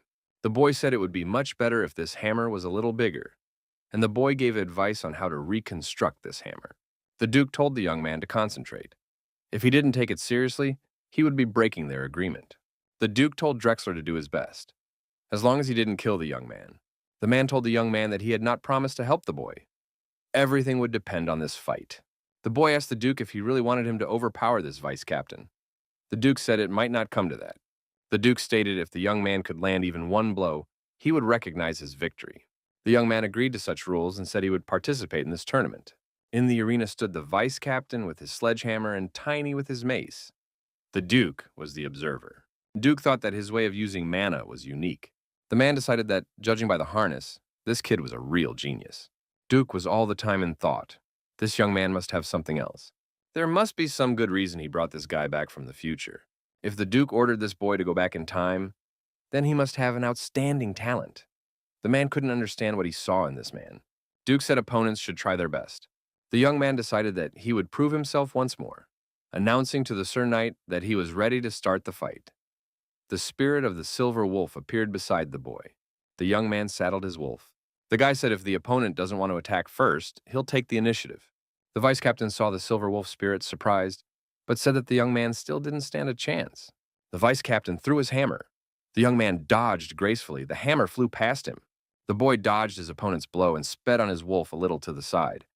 The vice captain was struck in the process. The knight thought that after this attack, he hadn't even inflicted a single scratch on his opponent. The lad thought the knight specialized in both attack and defense. The vice captain found this confrontation very entertaining. It was the first time he'd ever fought a child. The knight jumped up and wanted to deliver a powerful blow with his sledgehammer on the young man. He said he would try to hold back so that the young man would survive. The boy decided not to wait for his opponent to land his blow.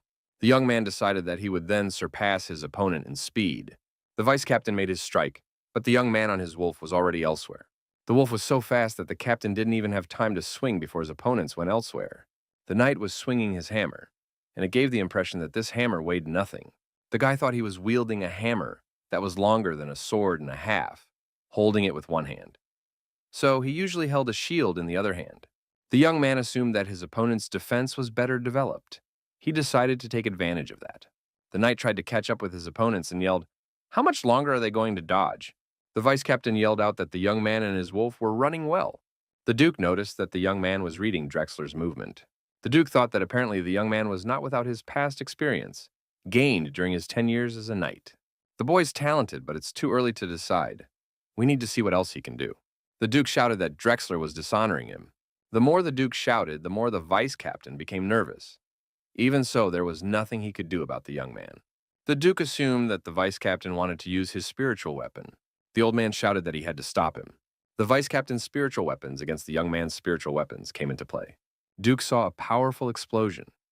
It was a confrontation between two powerful energies, a confrontation between two spiritual weapons. The young man was so young that he couldn't stay on his wolf, got off of it, and started falling down. The Duke and vice captain rushed to the young man's aid. The captain shouted that he had forgotten himself. The Duke said he had to demonstrate his talent, but not bravery in any way. The baby said he had won. The baby smiled. The Duke and the vice captain glanced between themselves. The Duke thought that the young man had managed to strike at the last moment. Then he had won. The old man realized where he was aiming. The Duke shouted, "The young man could have died. Why would he do such a thoughtless thing to win a sparring match?" The bruised young man stood up and said, "He didn't die. He even won." The Duke asked if the boy had been as reckless in his previous life. The young man said that as it is, obvious things. The boy said if he didn't act like that, he wouldn't have gotten anywhere on the streets. He had to win at all costs. The guy added that it was because of this approach that he managed to survive. The little man asked what the Duke thought of it. Did it justify his wish? The Duke replied that he would not have done that if he were in his place. It was very reckless. The man thought that in the future he believed in the guy because he was reckless. The Duke said he would keep his promise and give him what he needed most. The little boy smiled and thanked the man. The boy was lying there unconscious. Two grown men stood in front of him. The young man woke up in a big bed. He asked where he was. The Duke said, the young man recovered faster than he had hoped. The Duke said they had much to discuss. He told the young man to follow him. Tiny asked how long he had slept. The man stated almost half a day. The young man wondered where they were going. Could it be that the Duke had summoned him a high-class priest? The Duke's daughter appeared in front of them and said that she had prescribed more rest for the young man. He had just come to his senses. Where is his father taking him? The girl wondered if his father was going to hurt him again. The man said the young man had asked for it. He would not harm his daughter's savior. The guy thought he was actually Khloe's savior. The girl stated she thought it was the opposite. He had just woken up. He had been in the grave with one foot in the grave before. The kid stated that his overambition was to blame. The young man apologized for making everyone worry. Khloe smiled and told the boy not to be so serious. The young man was astonished to see that look. The Duke said even if he's a child, he already knows beauty, so he wouldn't dare to go after his daughter. The kid laughed and said he was just surprised when the Duke called him the lady's savior. The young man said that he didn't catch the dark mage last time, and he didn't save the mistress. The Duke thought this was a new experience for him. Khloe asked what he meant by that. Her father told her not to fill her head with it. He would tell her everything later. The father said his daughter should concentrate on her coming-of-age ceremony. It's just around the corner. He's prepared everything. She'll love it. The girl said she would do as her father commanded. The Duke announced to the young man that he wanted to give him an important piece of advice. From now on, the fact that the young man had returned to the past must be kept in the strictest secrecy. The boy agreed with his interlocutor. The man said that in particular, nothing should be found out by the priests. The flow of time and space is the core of the faith spread by the Creator. Even the goddess, the mistress of all things, cannot resist this force. A mere man who goes against the established order will be called a blasphemer. It is for this reason that their family hides tempests. The young man asked if the goddess was not the creator. The Duke said that of course not. This information was removed even from the sacred scriptures in the temple. The Duke added, the true scripture was only passed down to the ancient clans. The man said we need to minimize the number of people who are aware. Only the 10 great knights can know about this secret information. A guy shouldn't tell anyone about the hand of God. There's no point in arguing with fanatics. The young man stated that he would apply the abilities he had mastered in the future. The Duke praised the young man and asked what these abilities were. The young man asked his question. What about the thing the Duke wanted to give him? The boy almost cried. The Duke must first give back what he had promised him. The lad added, has age made an old merismatic of a man? The Duke was angry with the young man and struck him on the head with his fist. The little boy screamed, cried, and asked why the man hit him. The boy got a huge bump on his head. The old man said nothing in reply and only smiled, adjusting his tie. The Duke took the boy back to the amphitheater. He said that the boy must first of all be taught manners. The boy resisted and screamed that he was an adult at heart. The man stated that if he promised, he would have to fulfill what he said. The Duke stated that he would share with the lad the special knowledge of the head of the Valencia family. The man asked if the young man had ever heard of the force of gravity. Tiny did not listen attentively to his interlocutor. The boy was resentful of him. The Duke hit the young man on the head again to get his attention. The young man screamed. The little boy told the man to stop killing him on the head. That's hurtful and uneducational. That's no way to treat a child. The Duke said, in that case, the young man should listen to him carefully. The secrets of their family are represented by 4 techniques. Mana training technique, defensive and attacking sword techniques, the technique for obtaining the internal skills of the 3rd stage, and the technique for obtaining special skills to reach the 7th stage. The young man said he thought the Duke's family was the best for a reason. The old man said that everyone in the region considered his family the best and most educated. The Duke asked the young man, who said that he used a striking weapon. Therefore, he didn't need the attacking technique of a sword. The young man replied that a fragile sword was no match for a strong hammer. The man wondered, how could a sword be called fragile? The young man said he was interested in something completely different. The young man thought it was an incredibly defensive powerhouse. With this power, his attacks and defense will be perfect. Duke said that of these secrets, the most important are the techniques for gaining internal and special skills. The interlocutor said that right now he would teach the young man one of them. It would be a technique for gaining inner skill. Tiny hoped the Duke would teach him defensive techniques first. Irina's dead. She was the blade that pierced the heart of Elfheim, a resource that could not be so easily lost. Won Hyung, the expected heir of the Morse family. We need to collect data on him, but without the kingdom knowing anything about it. The subordinates said that everything will be executed. The older man finished his wine and put his glass on the table. He said he would wait for the information. The man warned that this time everything had to be executed perfectly. Tiny said that the Karuna assignment is more important than anything else right now. And the Duke suggests that he learn the technique of getting the inner skill. The boy said he knows which skill is right for him, as in his previous life it would be the 3rd stage explosion. The Duke said he had already analyzed everything as he carried the young man's collapsed body after the fight. The man noticed that even if Tiny is a child, but he weighs more than many knights. Surely he must be using some secret to do that. The Duke said the lad should think about what he was about to tell him. Tiny recalled that in his past life, he too had carried very heavy equipment. This gear was, even for the size he possessed, unrealistically heavy, and his body had been more fun then than it was now. The Duke noticed that the more energy, the more axe-like the movements became. Some magicians call this law of the universe gravity. If a young man can master it, the heavier his body is, the faster and stronger it will become, the amount of energy will increase. The man told all this to the young man and asked him if he was impressed with the information. The young man's interlocutor added that the result of an expert who mindlessly chooses internal skills is no match for this. The body has a power that moves it. The young man thought that the more he listened to the Duke, the more he liked it. Duke said it's all about weight. Every body has its own weight. That's all the young man could understand, which is what he told his interlocutor. The Duke was infuriated that the young man was either inattentive to him or unable to understand such simple things. The man tried again to explain. There is a force that presses down on everyone from above. The boy looked up and didn't see anything pressing down on him. The boy thought that his interlocutor was out of his mind. The guy said that if that were the case, all the people would have been pinned to the ground by now. I mean, it's obvious. The Duke asked the young man, "Then why do all objects fall from a height?" The boy said, "Because that is the order." The man started to get even more agitated. He asked the boy to explain to him what exactly was causing this. The child decided that his interlocutor was some kind of weirdo. It just happens because it has to happen that way. There's nothing to explain. The Duke shouted that the young man wasn't even trying to understand what he was being told. The child said that for some reason, his interlocutor was trying to make things more complicated. Tiny wasn't interested in continuing this boring conversation any further. He said that if a man didn't understand something, he should just get over it. The Duke shouted in anger that this fool had his own views on life. The man said that no one could help the young man now. He would fly out of here by himself. Tiny asked where he was going to fly out of here. The Duke climbed up the tower with the young man. The man put the child in front of him and told him that he would have to learn by experience. The boy thought that there would be a mana freeze now. But he didn't want to learn from his own experience that way at all. The old man said he would ask the young man again, "Why do things fall from heights?" The guy started to think faster. He asked if maybe it was all about gravity. The Duke let go of the young man and he began to fall downward. The young man thought it must have been gravity pulling him to the ground. The Duke yelled in pursuit for the young man to feel the gravity on his own body. The boy shouted that he had messed with the crazy old man for nothing. He didn't like such experiments. The little guy thought that it wouldn't be too hard to die like this. He tried to quickly activate the iron divine armor. Tiny screamed with all his might, a man-wolf. He hoped the spirit would come to his aid, and so it came to pass.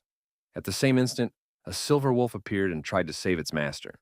The guy noticed the animal and thought it might help him and cushion his fall. The young man managed to shout for the human wolf to forgive him. It ended with the young man landing right on top of the animal, which cushioned his fall. The boy lay on the soft body of the silver wolf. He had been rescued and said he was really sorry his friend had been hurt. The Duke appeared above the young man. He asked if the young man had felt the power of the great gravity. The young man said he felt every inch of his body. It was a very refreshing sensation. The Duke said that falling from such a height would not have done anything to the young man anyway. The man asked if the young man could control gravity, and decided that it was necessary to repeat the experience. The boy objected and said that an explanation in words would be enough. The Duke said it was much faster to learn by practice. And so it happened again. The young man came to his senses again on the bed. He thought, where is he?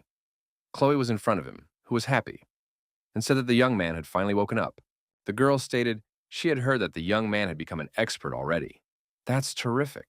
The boy wondered, was he really an expert already? The young man remembered what he had just done with the girl's father. It must have worked, he thought. Khloe asked why the young man was training so hard. Being her father's apprentice was a great joy, but it wasn't worth it.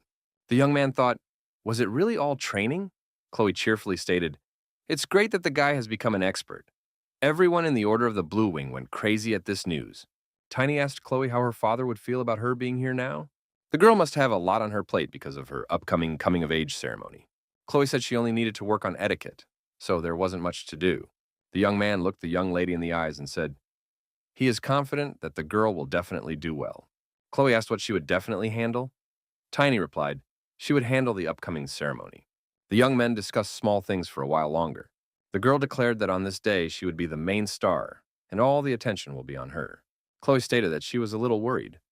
Tiny said that everyone the girl was close to must have noticed it.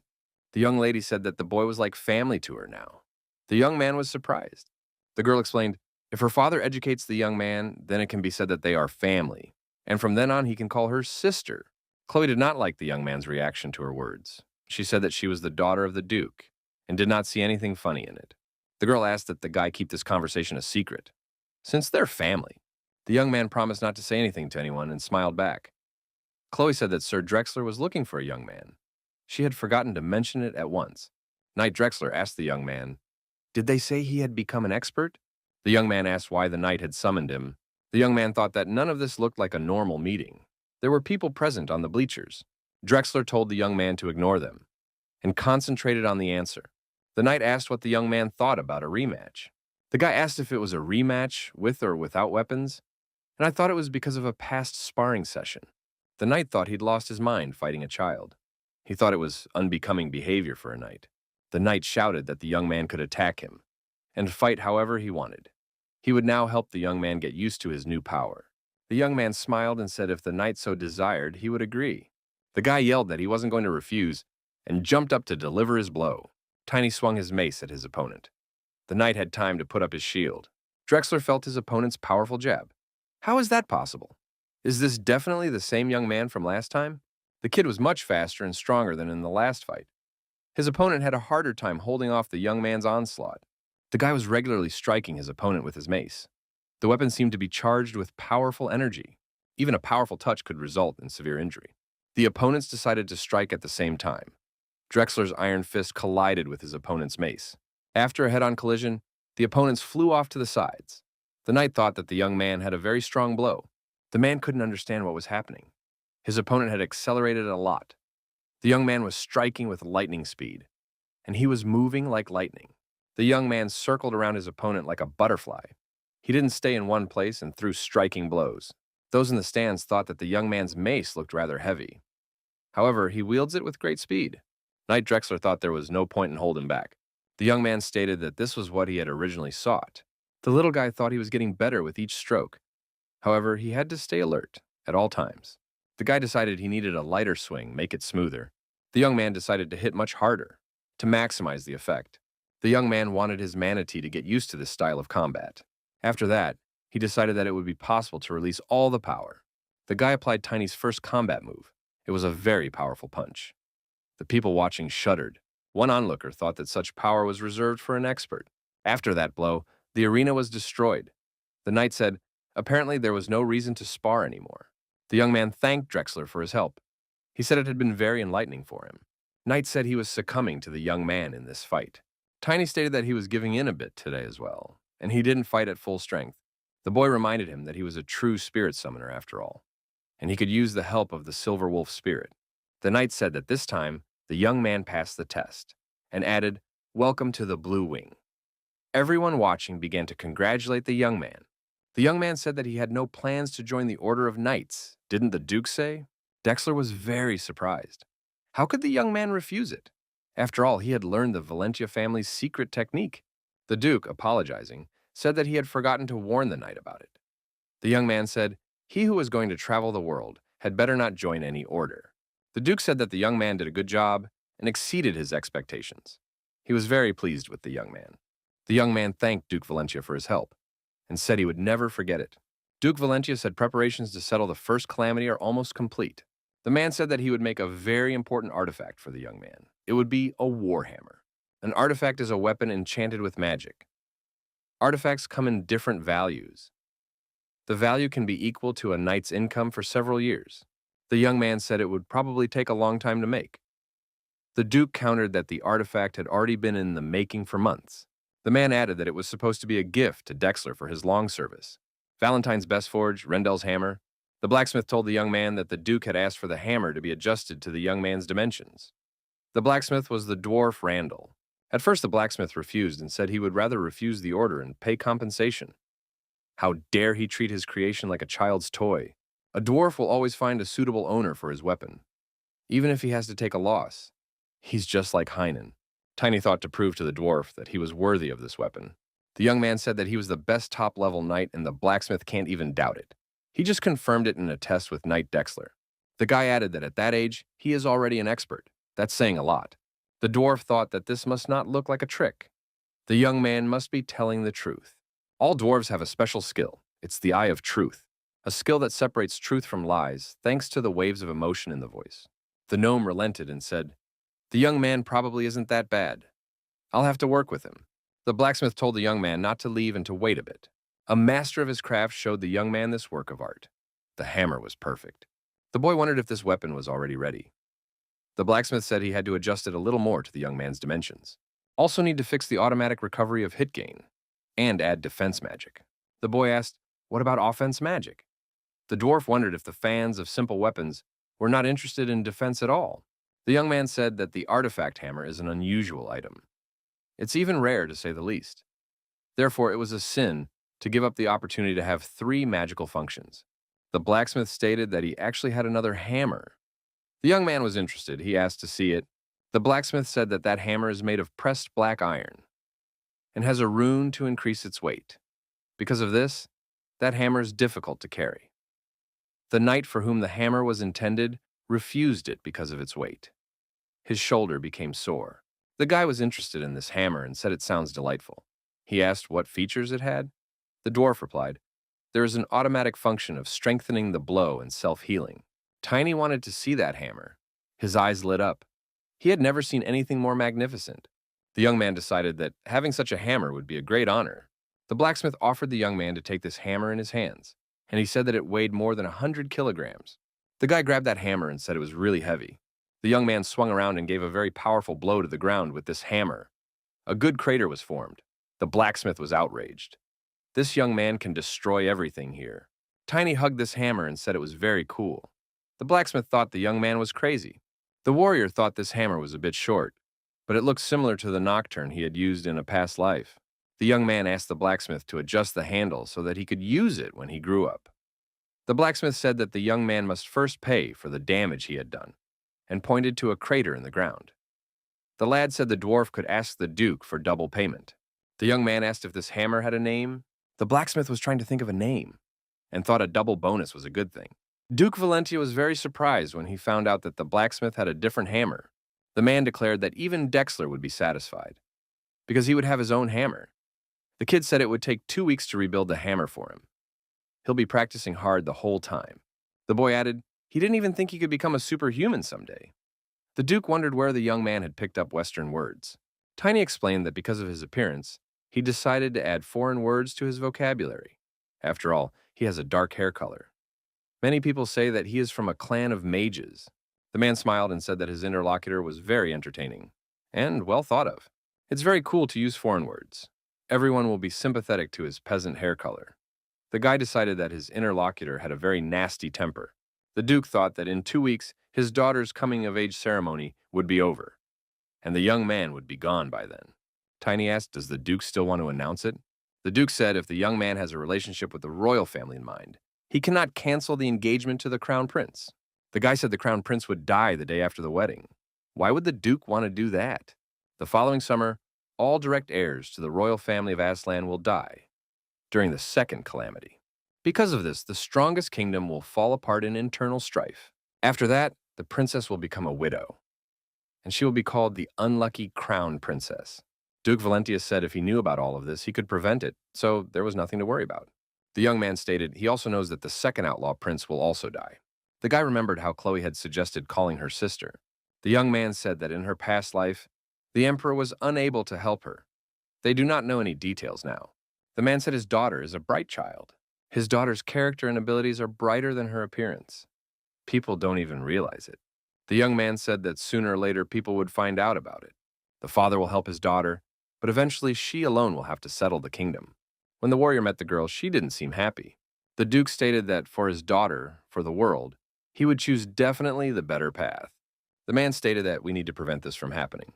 The young man agreed and said he would not interfere, but if anything goes wrong, he'll save Khloe himself. The old man became nervous. The young man called his daughter's name in a friendly manner. Did he really have feelings for her? The guy thought that when it came to his daughter, he was clearly going crazy. The young man's bump got sore again. The young man yelled for the Duke to stop hitting him on the head. The man stopped, apologized, and said he had gone a little overboard. Many people were wondering why so many people had gathered. They were told it was because the Duke's daughter's coming-of-age ceremony was about to take place. The coming-of-age party will take place very soon. Many people have put their heart and soul into the preparations. Passers-by decided it must be a very spectacular event. Looking out the window from Duke Valentia's office, the young man noticed that more guests than expected had arrived for the coming-of-age ceremony. The young man said that their family was respected by everyone in the neighborhood. Captain of the Blue Wing Squad, Zenas Frivol, said they would try to make things go smoothly. The Duke complimented the captain. The captain said there would be a representative from the Rochters as well. The Duke thought that their vile third son would probably be present. The Rochters are also a family of dukes. They wield great influence in the kingdom. They've been feuding with the Valencia family for generations. Herzog Valentius asked the captain to remind the Roeder family representative that he was on his lands and not at home. The captain stated that they had prepared for everything. The man thanked the captain and said he could be relied upon. The Duke asked the young man an unexpected question. He asked if by any chance the young man had the disease he had concealed. The lad asked why all of a sudden the Duke was asking such questions. The Duke told the young man to forget it. The man announced that the young man didn't need to bother so much with organizing the ceremony. The captain said that Miss Khloe was like a niece to him. The man remembered that the girl was always following the young man. It felt like she had 3 older brothers. The Duke asked another immodest question. Is Zenos going to get married? The captain said he wasn't going to yet, and reminded him that the Duke had promised not to ask about it again. The man apologized and said he'd forgotten. Zenas noticed that the Duke was acting very strangely today. The man explained that he was nervous about the upcoming ceremony. The Duke let the captain go and said that he must have a lot of things to do today, and the young man must finish them. The Duke would do without him now. Zenas Frevol became captain after his father died. The young man thought that was strange, because he had never heard of him before. The boy thought, maybe the captain is already at the level of a challenger. Why didn't he still know anything about him? Is it possible that in the future, Zenas could go to someone else's side? Neither illness nor bad habits will be a reason for dismissal. And in normal combat, a 6th-round mana user can't die. The Duke concluded that the matter was most likely a second calamity. Tiny thought that there was a reason the old man was worried. Probably something would happen at Khloe's ceremony. The young man thought that a lot of people would be involved in this incident. Someone called out to the young man. The boy looked back and saw that it was Miss Khloe and Vivian. They took their time approaching the young man. The young man wondered if perhaps Miss Khloe should be somewhere else right now. A lot of ambassadors had already arrived. They might be upset if the girl was not in her place. Vivian said that she tried to reason with her mistress, but all in vain. The girl noticed that the room was too stuffy to stay there. Khloe told the young man that she was always interested in talking to him, and she could also see the silver wolf. Tiny said he could lend the girl this wolf for a while. Khloe was very happy. The girl declared to the puppy that he would be much more interesting with her. The young man thought that they had already become friends. Someone stealthily approached the young people and said that the angel of the Valencia family, irresistible. The girls looked around and saw a young man. He said that Miss Khloe was the most beautiful woman he, Roller, had ever met. The girls were very upset when they heard the young man's name. The boy said he was from a family that rivaled the Valencia family for the best of reasons. Khloe greeted young Mr. Tibran politely. Tibran asked for some attention so that their first acquaintance would be imprinted in his memory. The girl said the young man was making indecent innuendos. The young man winked and said with a smile, maybe they would be friends for life. Tibran offered the girl a chat and said that he had even brought drinks with him for such an occasion. Tiny thought, what's wrong with this guy? How dare he offer a drink to an underage girl who was about to be engaged? Vivian intervened in the conversation and told Mr. Tibran to step aside. Her mistress could not accept his offer. They had to return to their guests. Tibran wondered, how dare a night woman get in his way? He could not tolerate such a thing. Tibran called for his assistant, Graham. Graham walked over to Vivian and stood in her way. He made it clear that he was ready to stand up for his master. Graham told Vivian not to interfere with the young men's conversation. Vivian noticed that what was happening seemed very absurd. Graham told Mrs. Khloe that his master was speaking sincerely. He had been waiting for years for a chance to meet the girl. Graham asked the girl to give his master another chance. She apologized to him for being disrespectful. The silver wolf didn't like these young men very much. Tiny watching as Vivian defended her mistress's honor and dignity. Tiny thought it was Tibron smirking. He seemed a suspicious sort of guy. The boy thought it was time to prove himself, so he decided to step out of the shadows. The young man walked up to Khloe and called her his sister. The guy asked the girl, "Who are these strange men?" Tibron wondered, "Who is this strange boy?" Besides, he had dark hair. Tibron told Graham to get this guy out of here. The young man didn't like the way Tibron was treating him. The boy, without thinking long, charged at him with his right foot. The representative of the feuding family flew upwards and flew far away from this company. Accompanying this flight, Tiny pronounced that there was a scavenging going on. After a short but very effective flight, Tibron also landed spectacularly. After landing, his face was all bruised. Graham decided it would be a good idea for him to put this young man in his place and avenge Mr. Tibron. He looked aggressively in Tiny's direction. The young man took that look as an act of aggression. He immediately slapped him hard. Graham repeated the flight of his colleague Tibron. Graham's flight was watched from the window of the Duke's castle. It was a spectacular sight. The officers thought, how could such a knight be put down with a single blow? The young man was pleased with himself. He stood triumphantly over the two men who were writhing in pain on the ground. Graham was puzzled. Bleeding, he wondered why things had turned out this way. The master told Graham to take Tibron to Miss Khloe, to make a scandal there. Graham replied to his master that this would tarnish the name of their entire family. Dominus said that Tibron would soon be banished. The man stated that settling their main problem and losing only one lowlife was a great trade-off. Graham should accompany him and keep quiet about this plan. The young men wondered who this boy was. Where did he come from? The man assumed he was a genius who could only appear in fairy tales. Or maybe he's even a monster. The interlocutor replied, "So Duke Valentius is cultivating a monster." The man wanted to meet this young man. The man stated that this old Duke von Roller plans to continue to interfere with the royal family. The interlocutor suggested that perhaps he wanted to stay in their sights. More likely, his goal is to break the bond between them and Valencia's family. The man said it was all a pathetic attempt. Can the Rollers compete with the Valenti? Many years had passed since Duke Valentius had become an aura user. The interlocutor said Roller doesn't want V. Valentius to outdo him. The man assumed it must be so, and we can stop discussing this topic. Both interlocutors decided that they needed to deal with these two guys first. One of them said that most likely it would not be them who would have to do it. It is said that the young gentlemen of the Valentia family adore their little sister. It is said that the two men have already returned home, and they are very anxious to defend Miss Khloe's honor and dignity. The Duke said he heard that Tibron had made a commotion. Thanks to the fact that he turned out to be the instigator, the young man will not be captured for assaulting an aristocrat. The young man said he was relieved. The old man stated that it wasn't a relief. It's just that the kid got lucky. The young man should stay out of the way. You shouldn't be waving your fists around forever.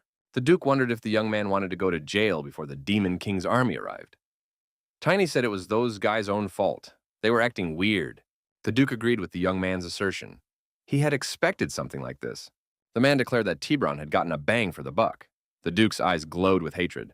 The boy heard the old man's anger. He shouted that the scoundrel should not dare to come near his daughter. Don't let him see her again. The boy thought and told him to stay away. The guy heard some noise. Someone was yelling and about to beat someone up.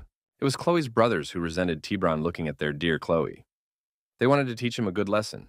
The young man saw them and thought they were all familiar faces. The young men came close to Tiny. The boy had to push one of them away. He flew off and fell to the floor. The young man watched as Tren, one of the brothers, stretched out on the floor. The one screamed in pain. The young man thought that this Tren was an expert. But still, he's a bit strange. The other brother was surprised. How could this little boy push away such a grown-up guy? The young man asked, "Is the young man's name Tiny?" Tren asked, "Is this really the guy who fought Drexler?" The young man said that he had the honor of fighting Drexler. But the knight yielded to him and did not use his spiritual weapon. The young men decided that the rumors were true. This guy really does have quite a high level, and he can learn their family's secrets. The brothers said the young man was amazing. They met at an inconvenient time because they have important business to attend to right now. But they will definitely see each other later. The brothers ran on, saying that that scoundrel Tibron would pay the price. They will personally kick him out of this duchy. The boy thought that this Tibron wouldn't get off that easy. He thought that one of Valentius's heirs was named Aaron. Not surprisingly, his face seemed familiar. The young man wondered who was around along with Aaron. In the future, there was only one young gentleman in their family. The boy thought sadly, would Zenus's fate await him? The young man was walking down the road and cursing the royal family of Aslan. Something was not to his liking. Members of the ruling family consider their Aslan clan to be the most aristocratic, so they only allow those who have a blood connection to them. Therefore, even in Valencia's family, there are few people who can communicate with them. This will lead to unhappiness in the future. The young man scolded the aristocrats for their kinship with the golden dragon. The young man heard someone smirk, calling him a young knight. The young officer said it's best to say these things when no one else is around. Tiny thought they were aristocrats. He asked who they were. The young man thought the ugly fake face was made by magic. One of the strangers said he forgot to introduce himself. The man said he was Baron Randall von Narshaw, came here as a guest for Miss Khloe's coming-of-age ceremony. Baron Narshaw said he wanted to meet the young man after he learned he had defeated the knight. Is the young man connected to the Valentius family? Tiny said he was a guest in the house and a debtor to Duke Valentius. The young men assumed that the Duke was a short-sighted man. The boy said that the young men were now in the Duke's territory, so it was not very kind to speak of him in that way. The interlocutor said the young man was right, and now they were even. The boy thought, what is wrong with this man? The man said they give each other advice like true friends. The man continued and said that in honor of their friendship, he would like to treat the young man to lunch. The man told the young man not to refuse. They would have fun and continue their conversation. The guy thought maybe he should pounce on this man and find out who he really was. Interrogate him first. The young man remembered the Duke telling him that he was just lucky. He'd told him to stay away and not to swing his fists around forever. The boy decided that for now, he would just keep a close eye on this man. The interlocutor asked the young man if he was really close to young Miss Khloe. The man asked Tiny to arrange for him and the girl to meet. The boy found this request very indecent and immediately gave his interlocutor a powerful slap. The opponent has traditionally flown upwards from such a blow and landed far from where he took off. The young man thought he did it automatically. He just couldn't help himself. The boy thought he might get in trouble for it. The second man immediately wanted to hit the boy, but Tiny managed to dodge the blow in time. The man decided that this was a very insolent young man and he had no right to behave like this. The officer shouted that he was going to tear this guy apart. I could see in his eyes that he was ready to keep his word. The young man blocking his opponent's punches didn't understand why he was being treated so aggressively. The opponent didn't stop. He had a huge sword in his hands. The young man realized that he had to urgently turn on the control of the Mana territory, and so the young man did. After that, his opponent's sword was no longer a threat to him. Tani calmly blocked the blows of the sword, putting his hands out to resist. The man thought this kid had the level of a contender, but he said he'd chop the kid's hands off first. Tiny understood that he was currently being helped out by his iron divine armor. Suddenly, the spirit of the silver wolf appeared, determined to help its master. The man decided it was impossible. Why would a boy like that have such a huge wolf spirit? The man logically assumed if the guy had Manivolk, then he was a summoner. At some point, the opponent opened up. The young man decided that this was his chance, and he shouldn't miss it. The boy swung as hard as he could. The young man swung a punch straight at the bridge of his opponent's nose. It was unbelievable. The young man noticed that his opponent hadn't moved an inch. The man grabbed the young man's chest in anger. The officer swung around and tossed the boys as far to the side as possible. The guy landed on his feet and barely managed to slow down. The opponent swung his sword and wanted to crush the young man with all his might. The guy put his hands forward in front of him, and at this moment, the silver wolf spirit appeared between him and his opponent. The warrior brought his sword down on his opponent. The young man and the wolf flew far away. The man got close to Tiny again, swung his sword, and said that the young man had lasted long enough as it was, and he would end his suffering now. At the last moment, the man was stopped by a shout. Someone shouted for him to stop immediately.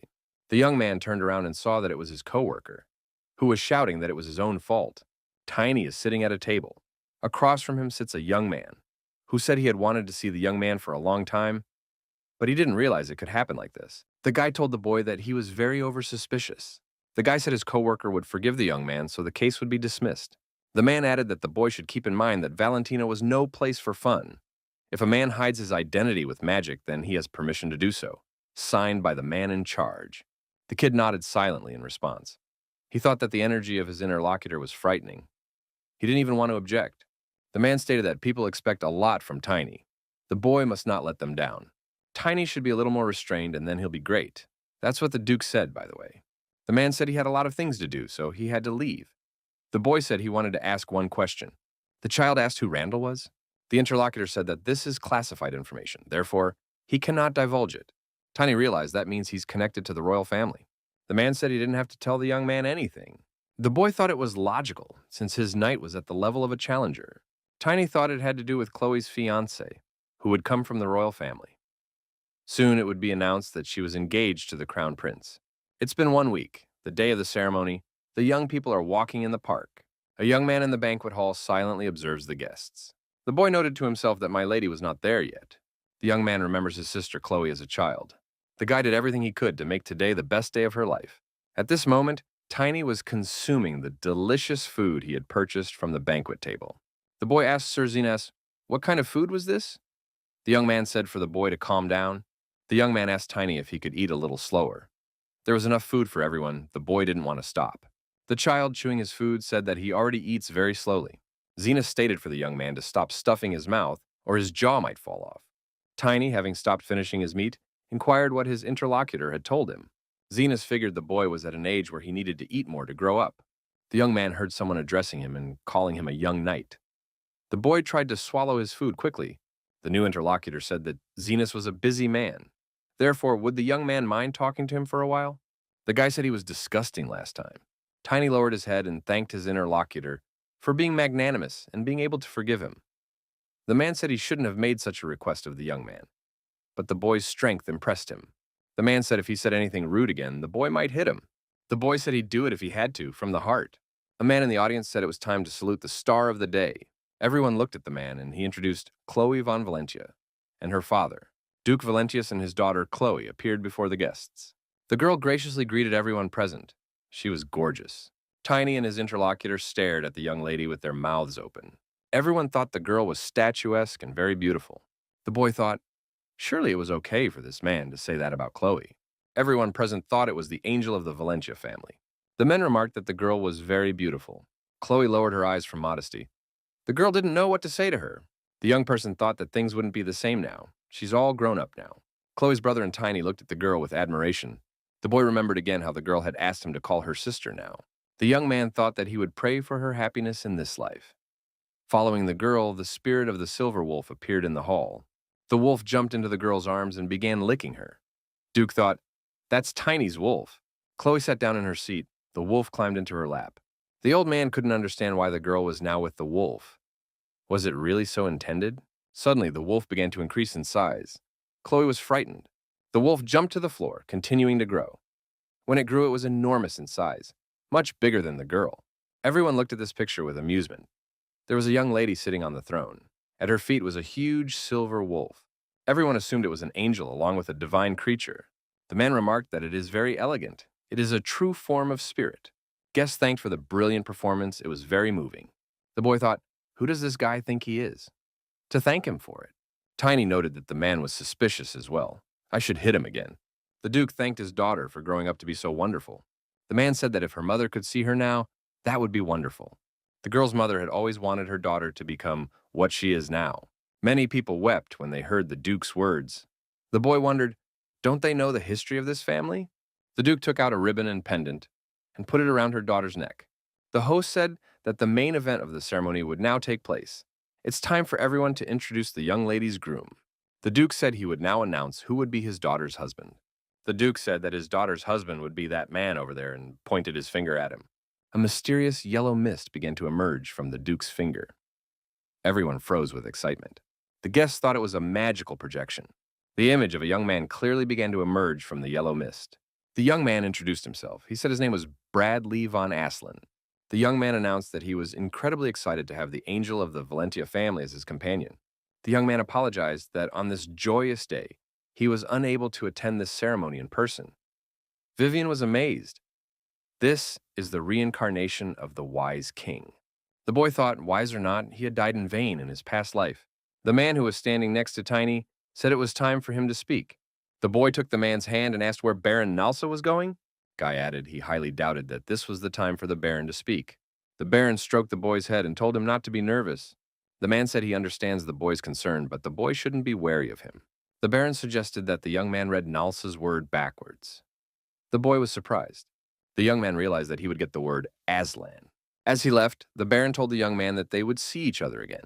The young man was surprised. This is His Highness, the Crown Prince. He personally came to the ceremony. The guy was terrified, so he'd punched the Crown Prince in the face. How is he supposed to live with that?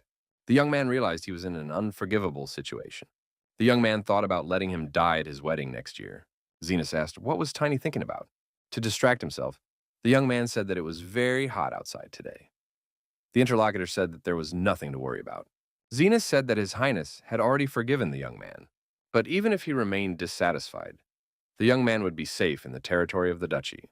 The one who went against the will of the emperor, who chose Roller, and insisted on this marriage, was the crown prince himself. The young man realized that it was to team up with Valencia.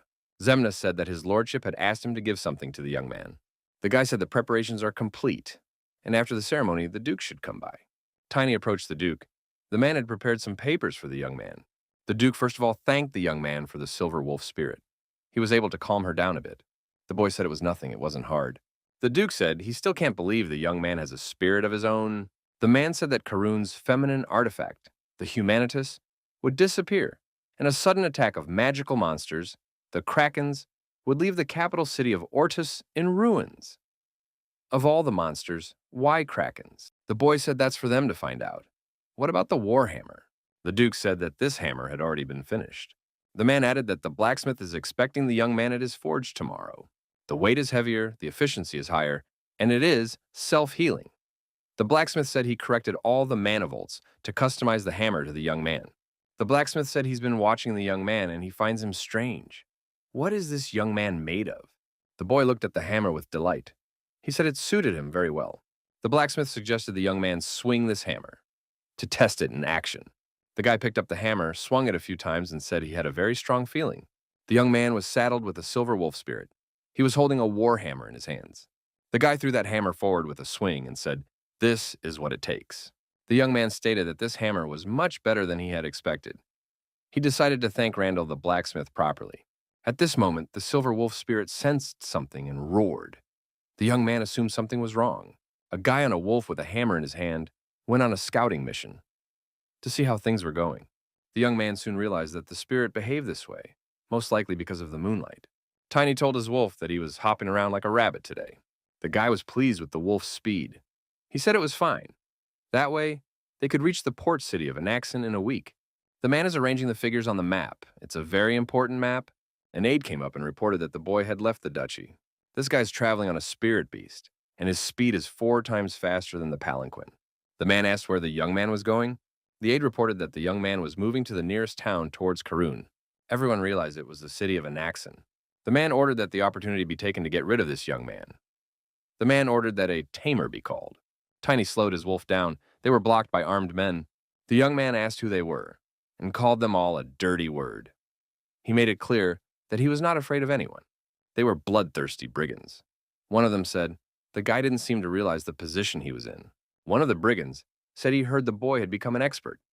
But there are 5 of them here with the same level, and the young boy believes in his own strength, having only a spirit on his side. The young boy was about to go on the attack and move further into the breach. The bandits decided that they would not let the young man go and would try to capture him or destroy him. One of the thugs said that the children should be beaten to bring them to their senses. There was even an archer among the bandits. The robbers said they were black knights and were about to give the young man a lesson. The robbers decided to attack the young man. The archer released an arrow aimed directly at the young man. The boy wondered why they called themselves black knights. The young man easily repelled the arrow with his hand. The bandits were amazed. This boy had just pushed the arrow away like that. How can that be? Is he really the level of an expert? One of the brigands shouted that he should not be intimidated. What the young man is using is probably an illusion, and they're about to see it for themselves. After all, he's in the minority. The guy said to set these brigands on the path of truth. He prescribes them a hammer blow. The young man landed a crushing blow. The bandit thought that this was really the level of an expert. The blow was so strong that one of the brigands couldn't hold on and fell. The villains were frightened and started shouting loudly and calling for help.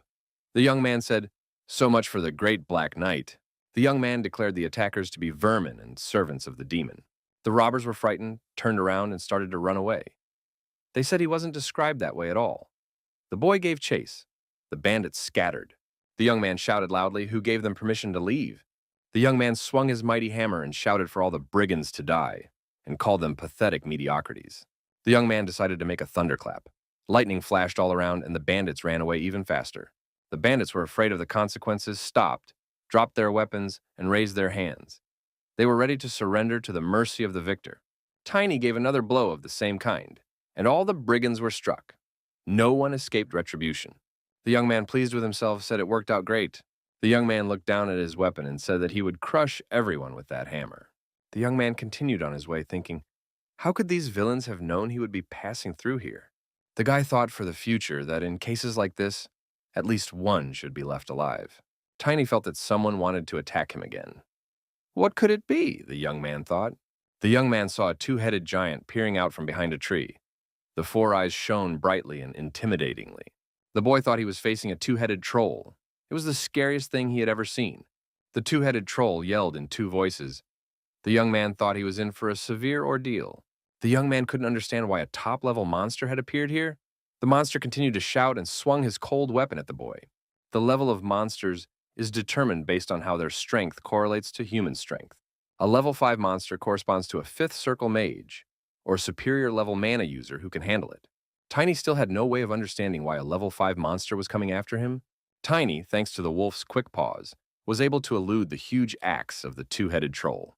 The young man saw that someone was controlling the troll. The man was ordering the troll to destroy the boy and his wolf.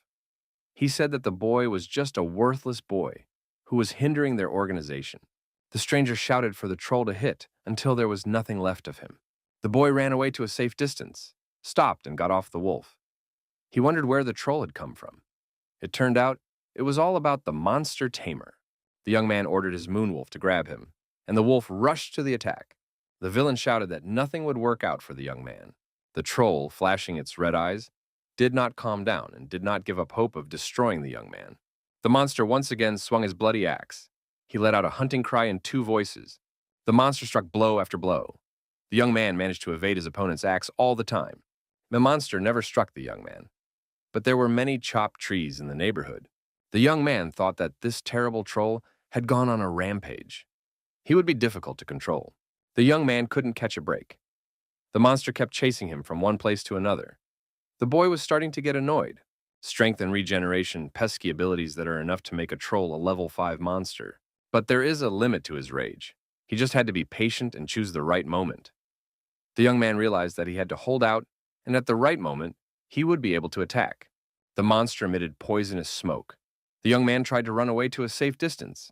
The guy decided to use mana to overcome the smoke. The young man stumbled and fell. There was less and less strength left. The monster swung his axe. At some point, the monster brought his axe to bear, and the young man realized that dodging now would not be possible. The guy activated a large blob of energy and directed it directly at the monster. Upon contact with it, the energy produced an explosion. The monster screamed. In the next instant, before the monster could go to its senses, the young man jumped high and delivered a crushing blow with his hammer on the troll's leg. The blow was of terrible force. The troll felt the full force of the crushing hammer. The young man noticed that the force of the blow had become much more powerful. It was amazing. The monster screamed loudly but could do nothing to counter our hero. The young man noticed that the troll's leg was beginning to recover. In a little more time, there would be no trace of the wound. The boy jumped up, hoping to come up with a new maneuver and deliver an even more crushing blow to his opponent. The monster continued swinging his axe and demolishing trees one by one. The young man saw his opponent's vulnerability and decided to attack him. The boy swung his hammer. The stranger, watching this battle from the side, stood and smirked. He couldn't figure out how much longer the young man would be able to run. The stranger thought that the young man would be finished as soon as the troll caught up with him. The troll could not solve this problem. At one point, the young man found himself at a dead end. There was a wall behind him. There was nowhere to retreat to. It seemed to him that this was a trap from which there was no way out. Would he really have to take a direct fight? The troll shouted loudly and swung his axe. The next moment, something happened. The two-headed monster froze. The stranger watching this came to be horrified. Had the rage mode already subsided? The young man thought the troll had reached its limit. Constant regeneration is very exhausting. The stranger finally realized what the young man was trying to accomplish. He was just stalling for time. And he had succeeded. The silver wolf immediately sank its teeth into the stranger. The man screamed loudly in pain and fear. The wolf continued to gnaw on the stranger. The stranger continued to scream even more. The guy said his moonwalker did a good job. He knows his business. The young man told the moonwolf to keep holding the stranger himself decided to finish off the two-headed troll. The guy swung his deadly hammer high and delivered a lightning strike. The troll had no chance of escape. When the fog cleared, one could see the little man dragging the two heads of the defeated monster with him. The young man walked closer to the stranger, threw the monster's body parts at his feet, and said it was time for a straight talk. From the stories, the young man understood that the headquarters of the organization was located in the lawless city of the Alliance. The head of it is the mayor of that city. The man confirmed all of the above and hoped for leniency. The young man said he doesn't believe anything, and it's all lies. If it was, as the man says, a speech control spell would have been cast on the chain dog. But the man turned out to be quite talkative, even though he's a level 5 magical beast tamer. The guy asked, "Is it true that they are planning to steal Karun's divine artifact?" The stranger got down on his knees and shouted that they weren't planning such a thing. The boy said he would believe him here. The young man asked another question. He was interested in the name of the man responsible for this task, and after that he promised to let the stranger go. The young man advised him to think carefully before answering. The stranger asked if he was sure he would be released. The guy said his interlocutor had heard of people dying by having their skull crushed, right? The young man added that it was far more likely than that he would finish the man off with his bare hands. The port city of Anaxen. Everyone looked up into the sky and saw a bright flash. What could it be? Perhaps someone had set off fireworks? The young man remembered the Duke's words. The man had said everything was ready. The young man would be waiting for him in Anaxen's pub. The young man walked up to the Pope. He thought it was here. This is his meeting place. Tiny stepped inside and was amazed. Would this man really be helping him? In front of the young man stood the Sword Emperor himself. How could such a thing be possible? The boy closed his eyes. After the young man opened his eyes, there was a completely different person standing in front of him who said that they don't sell alcohol to children. The boy couldn't understand what was happening. Why did his face change immediately? The kid realized that it wasn't because of the masking magic. He didn't feel the presence of mana here at all. The little boy thought he was just fancying it. The regulars at the pub said it was no place for small children, especially not black-haired ones. At the same moment, the spirit of a silver wolf appeared in the room. The men said that all the customers would be lost that way. They were frightened. The wolf opened its huge maw and roared loudly. The men screamed with fear. The spirit of the silver wolf circled around and approached Tiny. The wolf stood beside the young man. The guy said why he keeps having to put rude people in their place. The man said it was the young man who was the summoner. So, it's you, the client who created the special order. The man bowed to the young man and said he apologized for not recognizing him right away. The young man was asked to go to another room, where everything was ready for him. Tiny was taken to a separate table that held 2 books. The boy held out his badge. The man looked at this token and saw that it was indeed from his lordship. There could be no mistake. The man determined from the token that it was Valentine's secret organization, Blackwing. Not only are his men impeccable with the sword, but they are unrivaled when it comes to finding information and making connections. The man stated to the young man that he was the commander of the Blackwing. His name is Jay. The boy immediately realized he was in charge. He said he had a question. The young man said that as a head, his interlocutor should be at blader level, but he didn't sense any mana presence from him. The boy wondered how a man could hide his abilities. The man said that his mana had not awakened. Tiny was very surprised. The young man noticed his companion's face was undergoing strange changes again. The man said, "If you try to hide the mana, it will be difficult to disguise yourself like that." The guy noticed that the Sword Emperor had reappeared in front of him. Some kind of strange transformation was taking place. The kid realized it was just a simple disguise. There's nothing supernatural about it. The interlocutor was glad that the young man understood everything and said that it was so. Tiny thought, so he must not have imagined it then. But it looks very risky. The interviewee said it's not risky, but rather exciting. The man told the young man that he had better think about his important assignment now. The boy was surprised. The man said the magician, Gail Anderson, who was supposed to issue the recommendation, is missing. The boy wondered again, how could the mage be missing? What was going on here anyway? The title of magician is given to those who reach the 7th circle. Given that Gail Anderson has the power to control the waves, he has no equal at sea. The man said they couldn't locate him, though. He should have been back 2 weeks ago. The guy thought it would obviously be very difficult for him to get a recommendation. The man, pointing to the badge, said he had a plan B. The man offered the young man a chance to get to know his new identity. The young man was very happy.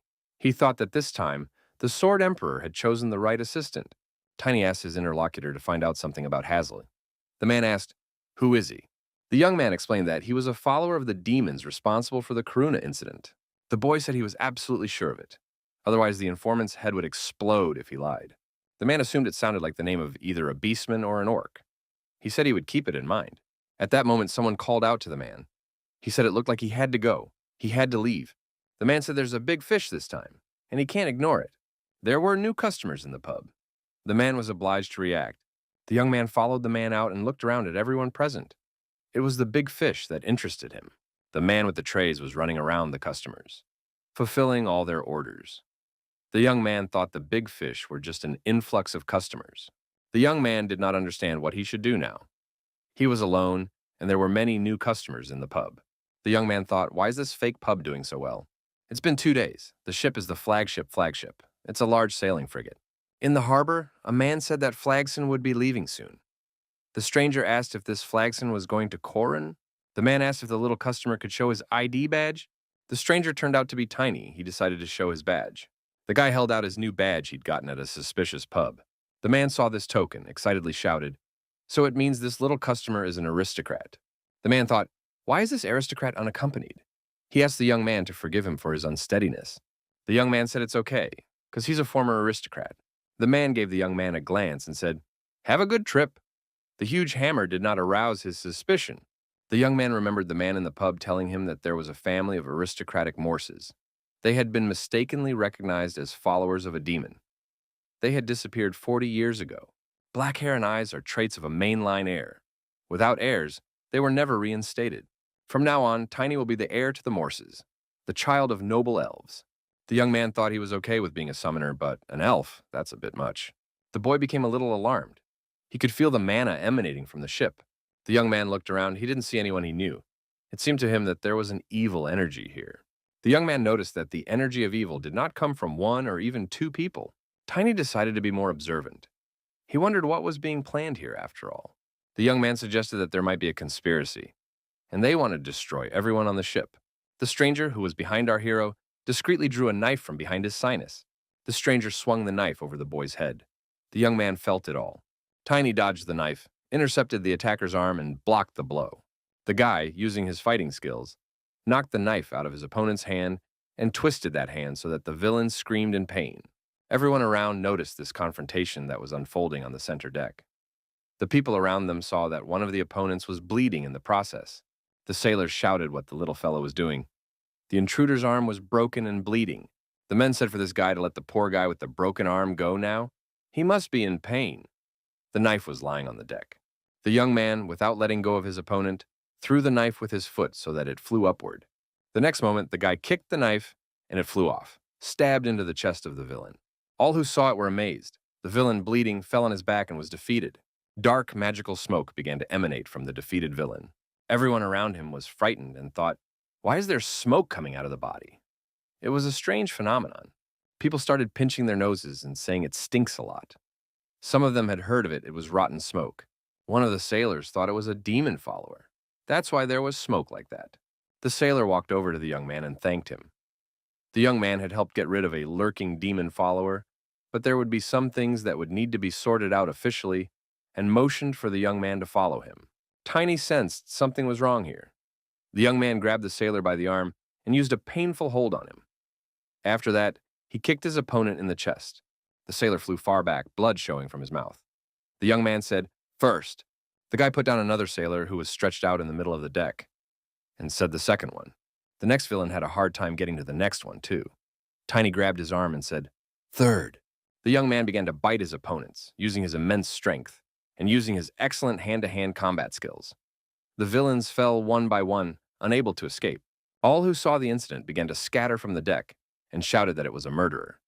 The young man was ruthless in dealing with his enemies. One of the retreating men looked back. What he saw stunned him. He screamed, "No way!" There was a strange dark smoke coming out of all of them that were defeated by the young man. They were all followers of the demon. The young man noticed an old sailor coming down the ladder to the deck. The man asked, "Well, what's going on here? Who made such a mess?" Looking at the defeated villains and the boy standing next to them, the man asked, "How is this possible?" The man approached the young man, lowered his head, and said that he deeply apologized for the hardship he had to go through. The man continued, "It seemed that his subordinates had been bewitched by a terrible demon, and he thanked the young man for his assistance. Tiny thought this was a very awesome captain. He'd never met anyone like him before. The boy, stepping closer to the man, said he was a pretty good actor. The captain was surprised. The guy, not thinking long, grabbed his hammer and applied a killing blow with the hammer to the captain. The captain was once again surprised. It was his last surprise. The blow of the hammer was so powerful that the captain punched through the deck and, bleeding, flew into the hold. The passengers looked down at what was left of the ship's captain. The captain's body lay headless. The same dark smoke was coming out of what had just been the captain. That crew has been in charge of Flexen for the past 5 years. The young man stepped off the ship and made his way to the town elder. It was reported to the city head that 5 sailors had low-level evil infestation. 2 of the navigators had expert-level infestation. Captain, blader-level infection. The elder of the city turned out to be King Amat von Kroon. The king said that hundreds of living people, and then if you count the dead, thousands, were offered to the demon. If the demon these believers in him serve, from a high-level evil clan, can pass through dimensions, then the sacrifices will enhance the believers. And at the same time, the ceremony itself would endow their clan with great power. The young man stated that they were all like pests. The king said he hadn't met them in 30 years, so he must have been too relaxed. The king thanked the young man and said he was an invoker with elf blood. The young man prevented a major sacrifice. The king said he had heard rumors that the young man had a spirit, and he would like to see him. The king's servant said it could be very dangerous, even if the young man has elven blood in him. The young man decided to show his spirit, and a huge silver wolf spirit appeared beside him, roaring loudly for extra convincing. Tiny said it would only be a pleasure for him to show anyone who wanted to see his spirit. It's a source of pride for him. The king said that this painting was simply marvelous. A little boy and his big silver wolf spirit. The old man stated that after seeing it with his own eyes, he finally believed in the young man. The king told his subordinates to wait outside this room because he wants to speak to the young man alone. The young man suspected something wrong. He felt that something suspicious was going on here. The subordinates shouted for the king to rescind his order. A face-to-face meeting with a stranger, it could be very dangerous. The old man said it wouldn't take long, so it's okay. The servants said as their master wished and departed. They closed the doors behind them. There were 2 people left in the huge hall, the king and the young man Tiny. The king turned to the young man and told him that he didn't have to worry about their conversation being overheard. The old man said the young man lied when he claimed to be a quarter elf, didn't he? The king said he wanted to know the true purpose of the young man's arrival at this place. The king said that having been in this position for quite some time now, he had heard all sorts of stories. The young man thought, where could he have gone wrong? The king continued, one such story is the idea that elf blood cannot flow in a person with black hair. The old man immediately reassured the young man and said that he didn't have to worry. Only members of the royal families know about it. Tiny lowered his head and said he apologized for saying the wrong thing. The young man confessed, he came here to hunt down the demon's followers. It's his secret mission. The young man said he had to prevent the theft of a divine artifact and trouble in Karuna. The old man assumed that this kingdom was like home to the young man. Somehow, he was sure of it. The young man did not expect such a confession. He asked the king what was the basis of his assumptions. The king said that Karun has a neutral position but is in the kingdom's alliance. That puts a few things in place.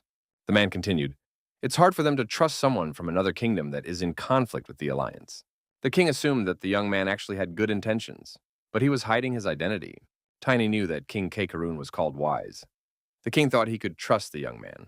The head of the city noted that the young man is a caller with a pure soul.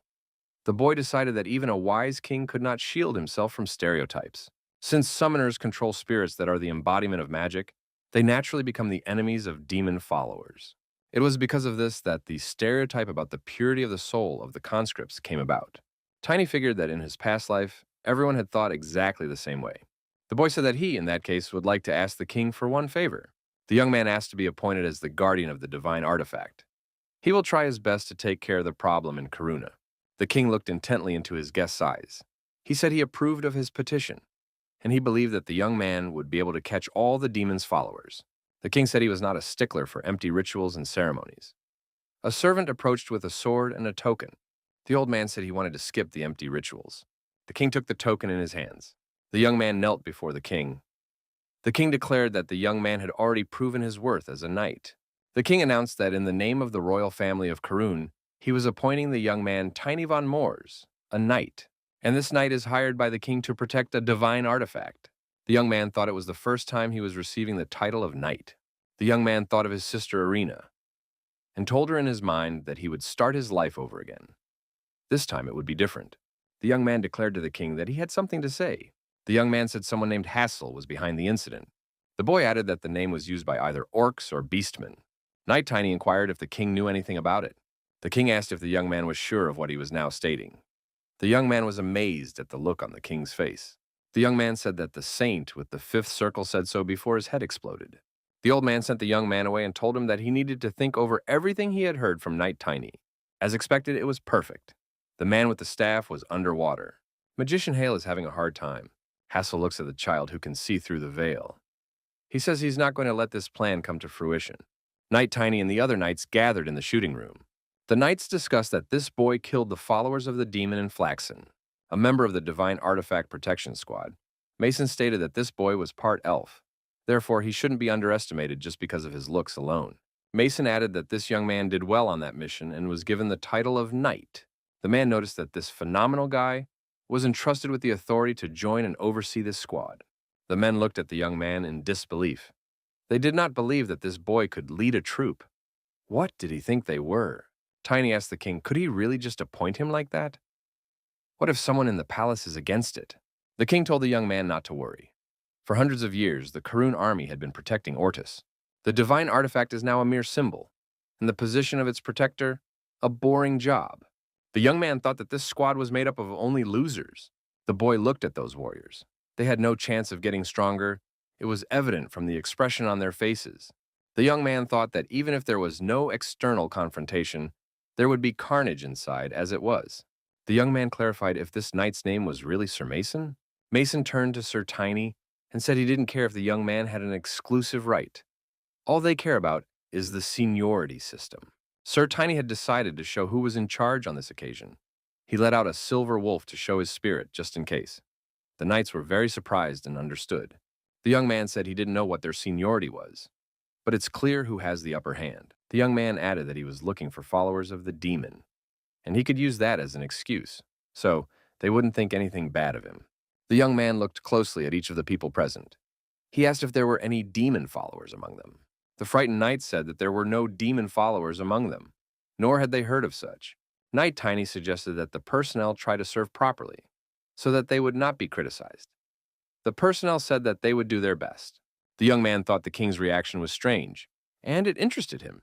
It was possible that he knew Hassel. An officer entered the room and asked, had a new star arrived? The one who caught the demon's followers? The young man turned around and saw a man who said he was honored to meet the young knight. Standing in front of the young man was the captain of the Divine Artifact Defense Squad, Truman. The officer introduced himself. The young man said he was honored to meet Ruman, too. The boy thought he was just an expert. The captain said he had heard of the boy volunteering to join the squad. The man asked, is the young man interested in the divine artifact? Night Tiny said, perhaps that is not the case. The boy wondered if this old man was connected to the coming misfortune in Karuna. The captain said since that was the case, the young man had come to the right place. Tiny stated, everyone says divine artifact, it's just a symbol. The captain said the holy power has only one purpose, to drive away evil creatures. The old man added that this power only works within a radius of 1 kilometer, and it blocks demonic energy no higher than the first level. However, if the young man learns more about her, his opinion may change. The old man inquires if the young man has heard of the promise in the age of mythical tribes. If not, he recommends familiarizing himself with such books. Since ancient times, people had considered divine artifacts to be jewels. The boy thought it was no wonder the old man was emanating demonic energy. The old man continued, they are created by the gods, even evil orcs, and those under their influence say it is better to learn by doing. Tiny listened attentively to his interlocutor, but still understood nothing. The old man invited the young man to follow him. The captain promised to show the young man a real divine artifact. The captain and the young man walked to the central part of the castle. The man asked because the young man's name is Tiny, right? He added that no one appreciates the work of the Artifact Protection Squad. The boy assumed it was because artifacts are seen as simple symbols. The old man said the reason was even simpler and opened the door ajar. The captain and the young man entered a room that contained an enormous-sized crystal. Tiny knew it was a divine artifact, Humanitas.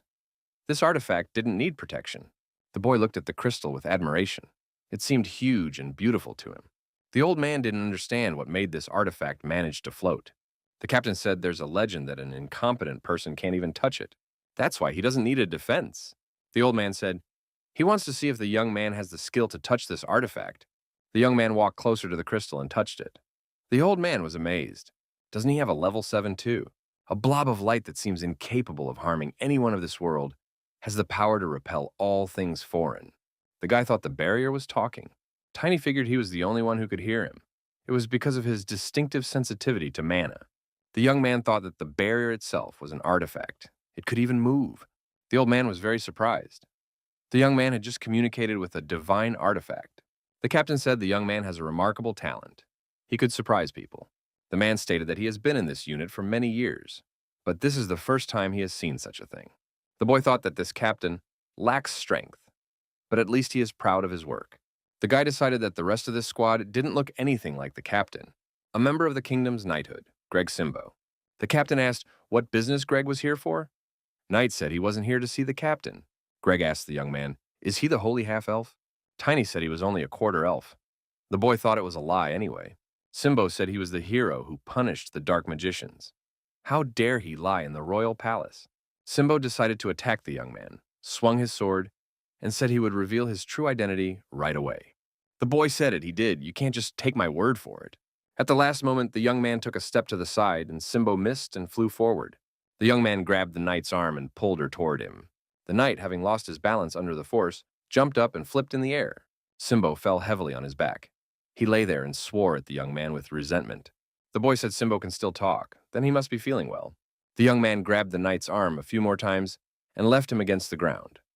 The knight shouted that he now recognized the young man. The captain watched the young man finish off the hapless knight. He grew to respect Knight Tiny even more. The boy thought maybe he should show some good manners now. The lad bowed to the reclining Greg and said he had learned a lot from him. The captain afterward became imbued with a sense of deep respect for the young man and his intelligence. There was someone watching the captain and the young man from above. It was an amazing sight. One of the knights said that they had gotten a very interesting young man. The knight introduced himself. It was Robert Dumble, a knight of the Royal Order. He was surprised that the young man was able to defeat Greg. Double asked the young man to show what he could do. The young man immediately showed what he could do and knocked Double down. Two more knights introduced themselves and said their names. The young man, recognizing that they wanted to fight him, had to send them into a knockdown as well. Next was the vice captain of the knighthood, Randolph Granches. This knight had a sword in his hand. The vice captain said he wanted to test the young man's abilities, and he attacked the boy with a sword in his hand. The young man quickly drew his hammer and repelled the vice captain's attack. The vice captain was also momentarily impressed. The young man said they had a technique, hit and run. Guy asked, since they were fighting, maybe the vice captain knew who Hassel was? The captain replied that he had never heard of him. The young man couldn't understand what was going on. Why didn't anyone here know about him at all? Another knight came up and said that the young man had ruthlessly dealt with everyone. The young man thought, who the hell is this? The young man realized that his interlocutor was of the highest level, or an entry-level applicant. The stranger apologized. The young man raised his head and looked him in the eye. The man introduced himself and said he was captain of the Royal Order of Knights, Liam von Peterson. Tiny placed his hand on his chest, bowed, and begged his lordship's forgiveness for his rudeness. The captain said there was no need for formalities.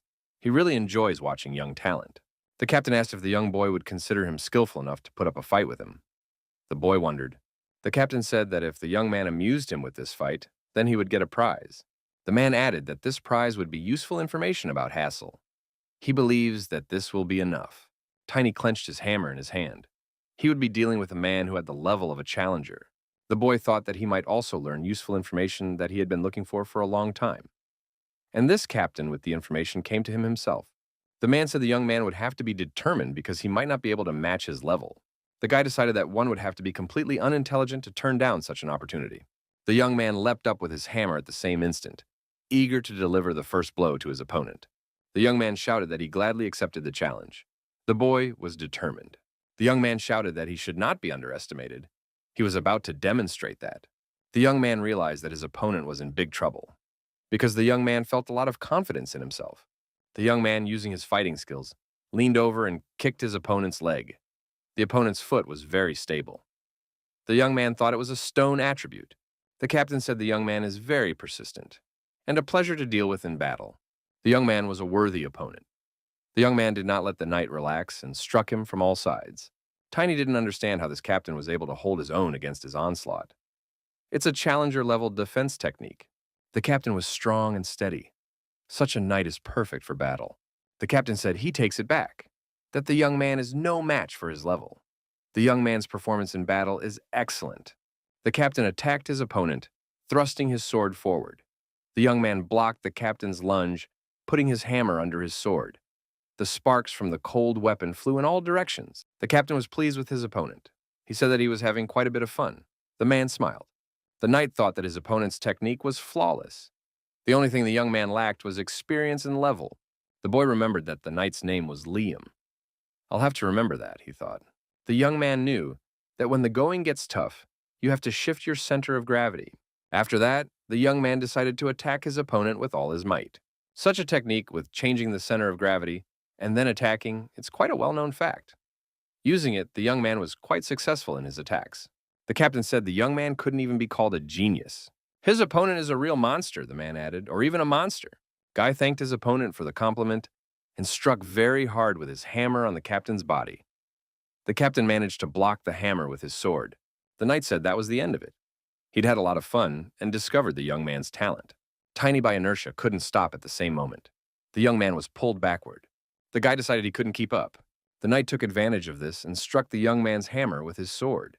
The boy received acceleration, flew far backward with the hammer. The flight was accompanied by a scream. The captain calmed down and said that fighting any further was too much. The young man stood up, leaning on his hammer, and thanked his opponent. He, too, had had a lot of fun.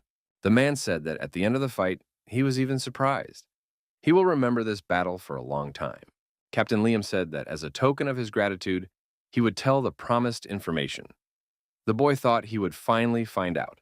The young man wondered if this captain was actually Hazel. The guy stated that it was a very good sparring session. Karuna has some talented people too. The captain stated that he will now share what he himself knows. There's a man named Littman. Although he is a member of the kingdom's order of knights, he only takes orders from his majesty. The captain continued, not much is known about his work, but he is sure that he travels to different places. The captain believes that Littman may know Haslam, and we should go to him for information. The captain suggested that the young man arrange a meeting with Littman. Suddenly, a knight came running in and said that he had urgent information for Tiny-san. The knight said that His Majesty urgently wishes to see the young man. A young man arrived at the king's reception. The king told the young man to say hello. He found the man he was looking for.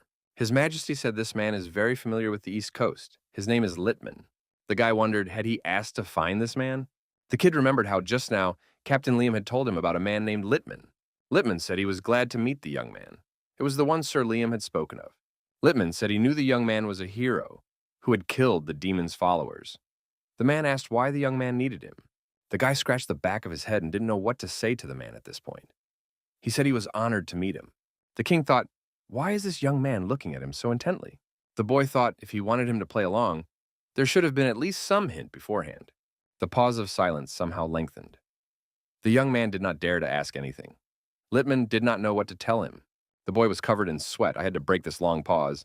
The young man came up with, because of his appearance, he thought he might be from the East Coast. At least the young man was able to get something out of himself. The young man continued. His Majesty inquired about his wish, and the boy said he would like to visit the place. He did not expect the king to arrange everything so quickly. Littman said every time he found a new path, he was always generously gifted. The king announced that Tiny should not go immediately to the east. The man must first fulfill his promise about the demon's followers. The young man said that went without saying. The young man wondered why the king had mentioned it. The boy figured there was nothing wrong with this man. Otherwise, Moonwolf would rebel if he turned out to be a demon follower. The young man thought it was maniform. Maniform is when both beast and man are one. The young man remembered Jay telling him in the pub that the name belonged to either an orc or a beastman. Littman said the young man is very confident. He is a very trustworthy person. The king said that Littman would come in handy greatly in destroying the demon's followers. Littman inquired, what does His Majesty mean by that? The man told the king that he had to go looking for Gale tomorrow. The king told him to cancel the event. The king added that dealing with the looming threat is now a priority. His Majesty called Littman now the most able man to whom he could entrust it. The man said he understood, but he was very worried about Gale. Littman said he would naturally follow the king's order. The little boy thought that there was no evil energy coming from this man, but there's something wrong with him. Sir Tiny decided that the man was Hazel. The young man stated to the king that the man was not a follower of the demon. The king said it was better to be sure and check him out. The young man asked, why didn't the king speak of him before? The old man stated that he had no choice before. The boy asked, I guess the whole reason is because of the mana oath. A mana oath is an oath sealed with mana. Anyone who breaks it will suffer a shock at the level of their circle. The young man thought that a third-round shock wasn't that dangerous, but not to an older man. The young man thought of the king. The boy asked, why did the king go that far? Sir Lippman seems to have been loyal to the king for many years. This was only the second time the young man had met the king. The king decided to tell the young man a cautionary tale. In the Kroon family lineage, as relatives age, they develop a strange ability to foresee the future. The king had a dream that the sacred artifact would be lost and the monster would destroy the capital. The king saw it many times. The old man stated that a young man came afterward and said that the artifact would disappear. The king continued, it had better be a silly old man's dream. The old man continued, if there was a chance to avert trouble by doubting a faithful servant, he would be only too glad. The young man heard the barking of the silver wolf spirit. The boy wondered if he was about to see Hazel. The spirit gives him a sign. The young man thought that Hazel had just left the castle. The boy grabbed his hammer, jumped on the moonwolf, and galloped forward. The moonwolf didn't feel the demonic energy either. The real Hazel, it was someone else. The young man couldn't understand why this Hazel had taken to running away. The answer was obvious to the boy, but he had to get proof. A cargo ship is standing on the shore. Cargo is being loaded onto it. The older man told the movers to keep their voices down. They don't work at night for nothing. The men noticed an unknown man approaching them, who hid his face under a hood. The men grabbed their swords, turned to the unknown man, and asked who it was. The unknown man lowered his hood. The movers saw who was standing in front of them. The men realized it was Hazel. Why is he here at this hour? One of the workers said they weren't expecting Hazel until tomorrow. Why is he already here? Hazel replied that something had gone wrong. Hazel declared that the king had ordered him to stay with that boy, and the man threw off his cloak. And everyone realized that Hazel and Littman were one and the same person. The staff member said that this young man had just recently come to them. Hazel replied, what is the king thinking? Hazel shouted, stop talking too much. We have to get ready to set sail. Everyone immediately went to work and began loading the rest of the cargo onto the ship. Suddenly, there was an explosion on the ship. Hazel was terribly surprised. Everyone turned toward the ship and looked to see what had happened there. The ship was on fire. It broke in two and began to sink. The cargo sank with the ship. Sir Tiny was spotted on the bow of the ship. The young man looked toward the night workers. The young man, smiling, asked what the demon minions were doing here in the middle of the night. The people on shore shouted that they were under attack. There is someone on the ship now. Tiny immediately jumped off the ship onto the shore and took out several men with a single blow of his hammer. The man thought that this young man had taken down 4 people in 1 second with one punch. The young man jumped to his feet and asked, no one. Did any of the survivors want to surrender? The men were frightened and thought that the monster in front of them was now a monster. Hazel said they're all pathetic lowlifes. This young man may be called a saint, but he's an expert. The man stated that this boy was very exhausted after all his jumping. Hazel shouted to his aides not to let himself be fooled. It's just a trick to buy time and restore mana. The young man said he had been figured out after all. Hazel stated he didn't expect the young man to dare to come here alone. The man added that in that case, it was a great chance to get rid of that obnoxious boy. Tiny swung his hammer and said, let the opponent just try. Tiny and Hustle approached each other to confront each other. Hazel swung his sword and struck the young man with it. The young man stopped the sword with his hand. The man was terribly surprised. How could this be possible? The young man wrapped his hand around the sword blade and shouted, so why doesn't the opponent do anything? The young man shouted to his spirit and immediately Moonwolf rushed to his aid. The silver wolf spirit bit his opponent's side. The man was bleeding. Hazel screamed, how dare he hurt him? Hazel shouted that he was about to rip the young man into little pieces. Tiny continued to hold his opponent's sword. Hazel unleashed his sword and said that he could forcibly cancel the draft. The man added that even summoners like the young man would be surprised now. Hazel rushed toward the silver wolf. Tiny was angry. He couldn't let his opponent do anything to his silver wolf. Hazel shouted that he was going to get rid of the 4-legged man and swung his edged weapon at him. The enemy shouted that after the wolf, he would take care of his master. The young man shouted loudly and said the name of his spirit. The wolf rushed to the young man at the same moment and stood under his protection. The man thought it was very strange. He had done a lot of damage. How was this guy able to keep the draft from being canceled? This boy only protected the target's attack area to reduce mana consumption. Hazel thought his opponent was ridiculous. He had to die. Hazel's helpers decided to help their master to victory and said that they would attack the young boy now. They rushed at the boy, swinging their swords. The young man began swinging his hammer and mercilessly crushing the attacking opponents. Blood and broken bodies were everywhere. The young man jumped up on the silver wolf and said that he was ready to continue the confrontation. The young man told his mad moon wolf that he didn't have much mana left, so he would have to control the movement himself. Hassel told the young man that the king had probably already told him about him. The man added that the old man has no sense of gratitude at all.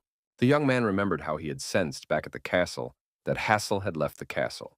As the young man was leaving, the king told him that Hassel was a man with countless stories to tell. The old man added that beastmen usually inherit the skills of the local animals, but sometimes mutants are born. The beastmen kill such children immediately because they remind them of the mermaid tribe that oppose their god. The young man stopped, turned around, and said that he didn't understand what the king was now telling him. The king continued, he somehow managed to survive away from his homeland while hiding his identity.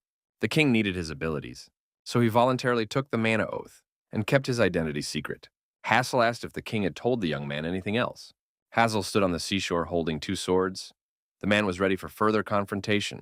The young man remembered the old man telling him that this man might be an enemy. If he be an enemy, the young man should by no means fight him if the battle is near the sea. The king added, because this man is a killer whale. And the young man saw his spirit, a huge orca, appear over Haslam. His eyes lit up like a demon's. His eyes blazed like a demon's. He moved toward the young man.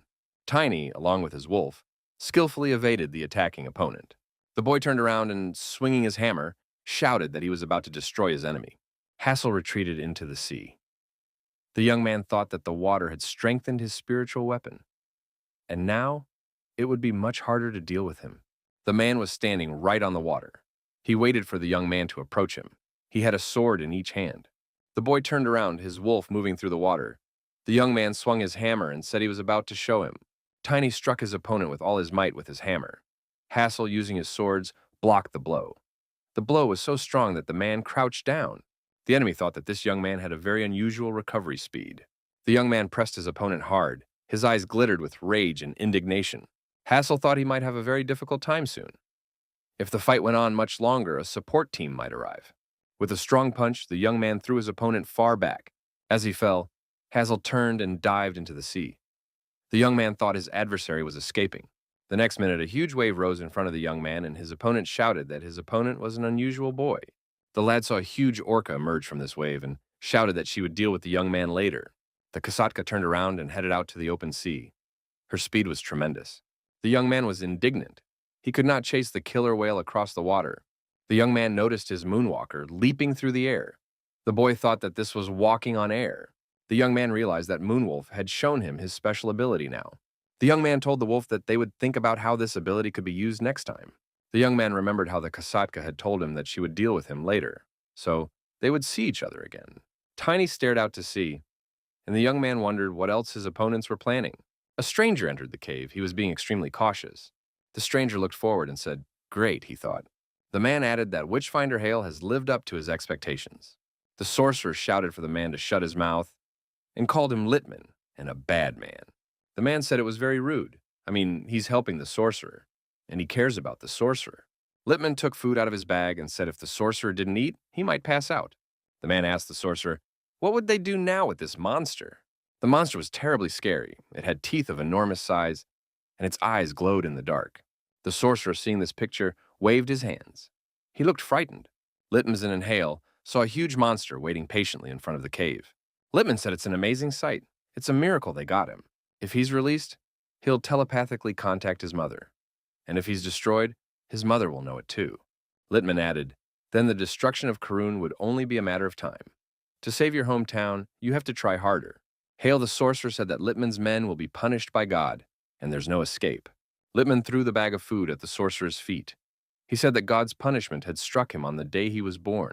The man's eyes lit up with anger, and he said that now he would only take revenge. Litman headed for the exit of the cave. The sorcerer thought, finally he's gone. Sorcerer Hale jumped out of the cave and began to sink to the bottom. Hale sank to the bottom right to the Kraken cub. Sorcerer Hale stated that Litman's plan was not destined to come to fruition. A young man and a man stood before the king. They had come to report. The man said that after checking, they found out that all the movers were followers of the demon. The king inquired about the cargo. The man replied that the cargo consisted of items used in magical rituals. If you add up the value of these items, you get half of the kingdom's annual budget. The king said he should have doubted Sir Litman sooner. Littman was both a mutant and a man who was burned by a thirst to show the world what he could do. The old man stated that this man had indeed proven his skillfulness. But why did things turn out this way in the end? Sir Tiny came forward and apologized for interrupting His Highness. The young man said that he had learned from Sir Liam that little was known about Littman's work, and that no one had heard of Littman. The king said that Littman had wished it at one time. The old man thought he needed it to avoid being chased by werewolves. The boy said it was worth treating him with suspicion. Ambitious people never hide. The king said that the young man had made a very good point. He should have realized it sooner. His Highness added that it was useless to lament the past. Now the king turned to the young man and said that he too had a question. The old man wondered if there was another way to track down the demon's followers. The young man replied that he knew another way, and it was a very reliable way. The boy added that it would all work out if the king helped him. A young man wearing a hood to conceal his appearance and carrying a hammer arrived at the hotel. He was followed by his luggage. The young man opened the door and was told that they were still closed for the time being.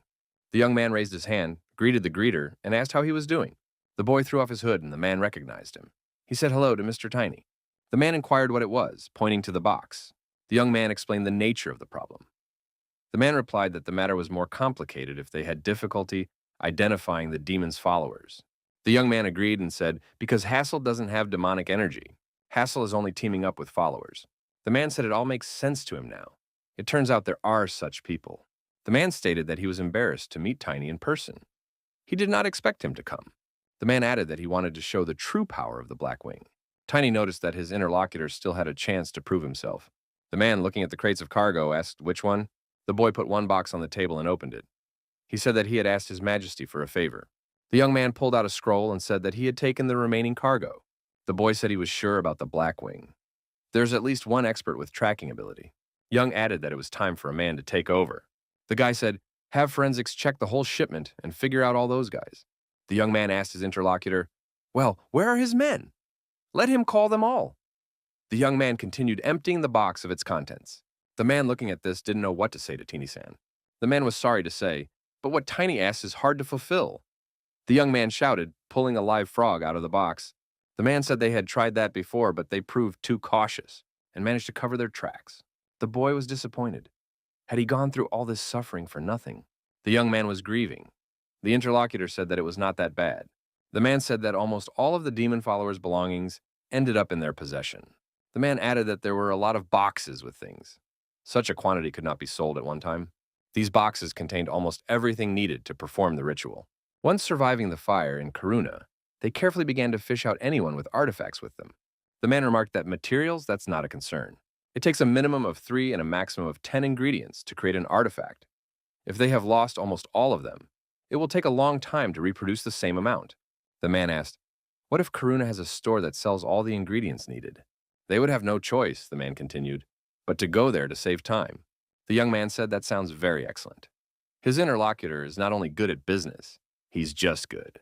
An assistant appeared, carrying a dish in his hand. The young man asked, what is this? The man said he was right on time, and offered the young man a taste of it, because it was prepared especially for him. It was a popular local dish, a whole Anaxen chicken. Tiny thanked, but said it wasn't the time. The interlocutor asked just to give it a try. The young man agreed and said he would only bite once. The guy took one bite and his eyes rounded. It was delicious. In a minute, the young man's plate was empty. The young man could not understand how it had happened. The young man thought it tasted great, and he couldn't understand why it tasted so good. The young man asked his interlocutor, why doesn't he give himself completely to the cause? The man said that now he can be proud of his teachings. He is confident that they will succeed in not arousing any suspicion. The young men have decided to begin preparations to find the demon's followers. The chance should definitely present itself to them. 2 months passed. 2 strangers hiding their faces approached the same store. It was dark outside. One man asked, is it true that it's definitely safe there? The interlocutor responded that he had already checked with the owner. This owner, a very good businessman, he probably founded this store to make a profit. A man knocked gently on the door and said that he had already made a preliminary investigation. They would proceed under the petty officer's orders. The men went into the store. One of them said that they should spend their time wisely now. The host welcomed the visitors and asked what they wanted. The visitor said, rumor has it, this store sells some pretty good stuff. He is interested in everything on this list. The host took the list and scrutinized it. The visitors waited patiently. The salesman, after studying the list, realized that these were the ones he had been waiting for. He thought that now he should call Mr. Tiny. The salesman recalled what preceded the organization of this store. A lot of fruitful work had been done. The shopkeeper, thinking they'd been working here for 2 months for a reason, he told the customers that he would get everything ready right away. The man said for the buyers to wait here for a while. He needs time to gather everything on the list. The seller was carefully picking up what he was told to pick up. The buyers waited nervously on the sidelines. The shopkeeper heard one of the visitors say that the foreman told them to be extra careful. Another stranger approached the store. The two customers thought it was their eldest who had come. He knew the address too. The salesman said it was an interesting conversation these visitors had. A third customer came into the store and asked if the topic of conversation could be shared with him. The men wondered, why did their elder come here? Does he not trust them? The shopkeeper thought it was the companion of the two visitors. They were about to tell him all about it. The third visitor said he just couldn't take it anymore. He came here to hurry them up. The man said they've been given a very important assignment, and he's worried that they won't fail. The men said that their elder could take it easy. They didn't tell anyone who their master was, and then they checked it out. The visitor let out a dark smoke, and everyone was immediately frightened. The men screamed with fear. The shopkeeper was frightened. He heard the first two visitors apologizing to their elder. One of the men fell on his knees and said he was sorry, and he would not disobey his master again. A strange transformation began to take place in his appearance. The older man said to have his assistant clean this place up. The man approached the shopkeeper and apologized to him for the incident. The man said he just had a lot of doubts. The visitor looked intently into the shopkeeper's eyes. He did not trust him. The man said it's too timely. The man released his dark energy again. Everything was shrouded in fog. The shopkeeper shouted loudly. The shopkeeper, aka Jay, came to his senses. Mr. Tiny was shaking him by the chest. The man's clothes were burned. Tiny asked, what really happened here? The man tried to remember. Jay said he seemed unlucky. Jay remembered lying on the floor, shrouded in dark energy. The visitor had said that there was a person who couldn't use his mana at all. That's very rare. The man looked around and noticed that this store contained good merchandise. The stranger stretched his hand forward and all the dark energy flowed into it. The salesman remained lying on the floor. The visitor left money when he left and said that he would pay generously, so he expects the shopkeeper to get more things.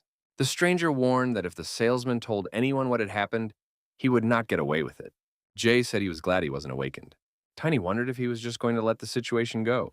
Jay thought that the stranger must be sure he could straighten him out at any moment, like this time. Saying that, the man looked at the pile of ashes on the floor. Tiny said just because Jay can't use mana doesn't mean you have to turn a blind eye to what happened. The young man said the stranger was brave if he left a trail behind him. The young man suggested that a professional Pathfinder mage be brought here.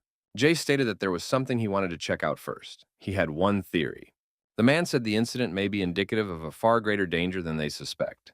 The aura that emanated from the Duke during the training was beyond human capabilities. The Black Magician felt it too. Jay speculated that the stranger's level might have been like a captain in the 7th Corps. Tiny said no matter how dangerous it is, we need to get to the bottom of this at all costs.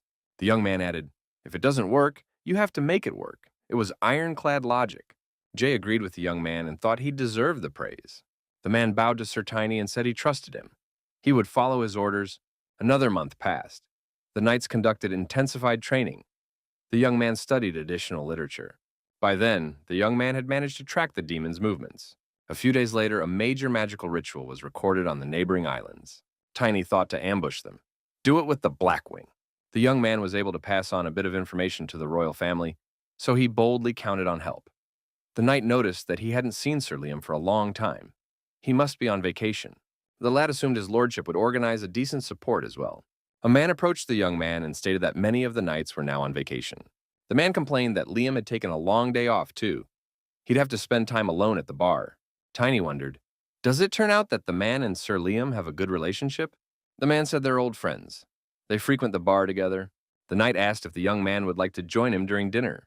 Tiny apologized to the captain and said he had a lot to do today. The captain accepted that answer with regret and said he would be at the bar alone tonight. The young man told the captain to get a good night's rest and return to duty. A few days passed. The day of the operation had arrived. The man recognized that a lot of knights are missing right now, and they can't miss a chance like this. The knights knew that they must protect the divine object. They had no other choice. Tiny thought it had turned out just as he'd hoped. Good thing he'd stayed. A young man came out from behind the pillar, apologized, and said they were acting too obviously. The young man looked around at everyone present and said, I didn't think he was involved either. Tiny said this, referring to Captain Truman. One of the knights said Sir Tiny was just a stranger. He knows nothing of their captain. The captain has trained and coached countless knights. The captain was one of those who founded the order. The knight stated that the captain should not have been left behind, guarding this relic. The young man asked Captain Truman, "Did he start out as a knight too?" The captain replied that it was a long time ago. Captain Truman remembered that, thanks to his genial comrade, he had quickly realized his limit. The man said he realized where he belonged, so instead of starting a group to train, he decided to go into the service. However, all his efforts to serve his fatherland were crossed by the Baron and Baroness, who notified him of his transfer here. When the captain read this assignment, he was frankly upset. Captain Truman stated that it was unfair. However, the present king did not want to do anything about it. He left it as it was. The officer noticed that there was only one Lippman on short notice with the king at the time. It was Lippman who gave Captain Truman a new dream, because since he was a child, no one recognized him. Lippman didn't do it for personal gain, but for the greater good, and the captain appreciated it. The man stated to young Tiny that he was doing all of this to build a new kingdom. The young man took it ironically. He thought that the captain had been stupefied by Lippman's words. The young man assumed that the captain was thus trying to explain his alliance with the demon. The officer stated that he has no turning back now. He made his choice a long time ago. Future generations will understand. Captain Truman ordered his knights to seize the young man Tiny at once. The knights, swinging their swords, rushed to carry out the order. The young man said that he accepted their challenge and was ready to put up a worthy resistance. The young man took up his hammer. The boy began to smash the opponents coming at him. The warriors, having been repulsed, flew away in different directions. The captain didn't understand how one man could handle an entire squad of knights. Tiny stated that he loves it, and he was willing to do this kind of work on a daily basis. He was invincible. The young man was skillful in martial arts. Truman realized that, after a while, there would be nothing left of his unit. There were wounded knights lying around, and there was a sea of blood. The captain realized that this was a battle his squad had lost. One young man could stand up to an entire squad of fighting knights. The officer realized that he couldn't let this happen, and he had to do something now. It can't end like this. An officer threw a red balloon at a young man, with the intent of striking him. The young man batted it away with his hammer, and that ball fell to the floor. The orb began to increase in size, and a noxious dark smoke began to emanate from it. The whole room was covered with this smoke. The ball turned into a red mass and began to increase in size. This mass began to grow in front of my eyes, turning into something red and shapeless. The transformation continued. A huge gray hand with terrible claws emerged from the mass. Eventually, this mass turned into a terrifying demon that roared and blazed with anger. The demon stood up to its full height, spread its wings, and roared loudly. It was a terrible sight. Captain Truman shouted, "How is that possible? I mean, they're right next to the relic." The demon grabbed the captain and decided to swallow him. He lifted the officer high above his head. Tiny jumped up and swung to deliver a powerful blow with his hammer at the demon. The young man with his crushing blow severed this monster's arm, in which he held the unfortunate officer. The arm fell to the ground along with the captain. The captain was crushed by the demon's limb. The captain, bleeding, asked why the young man had decided to help him. Tiny asked, where did this demon come from? The officer said with the last of his strength that he had been given this demon by Sir Lippman. Captain Truman added that Lippman advised that he would use it as a last resort. The demon, bleeding and clutching the wound with his whole hand, continued to scream and raised his wings. The young man, observing the artifact's reaction, stated that the sacred barrier was dissolving it.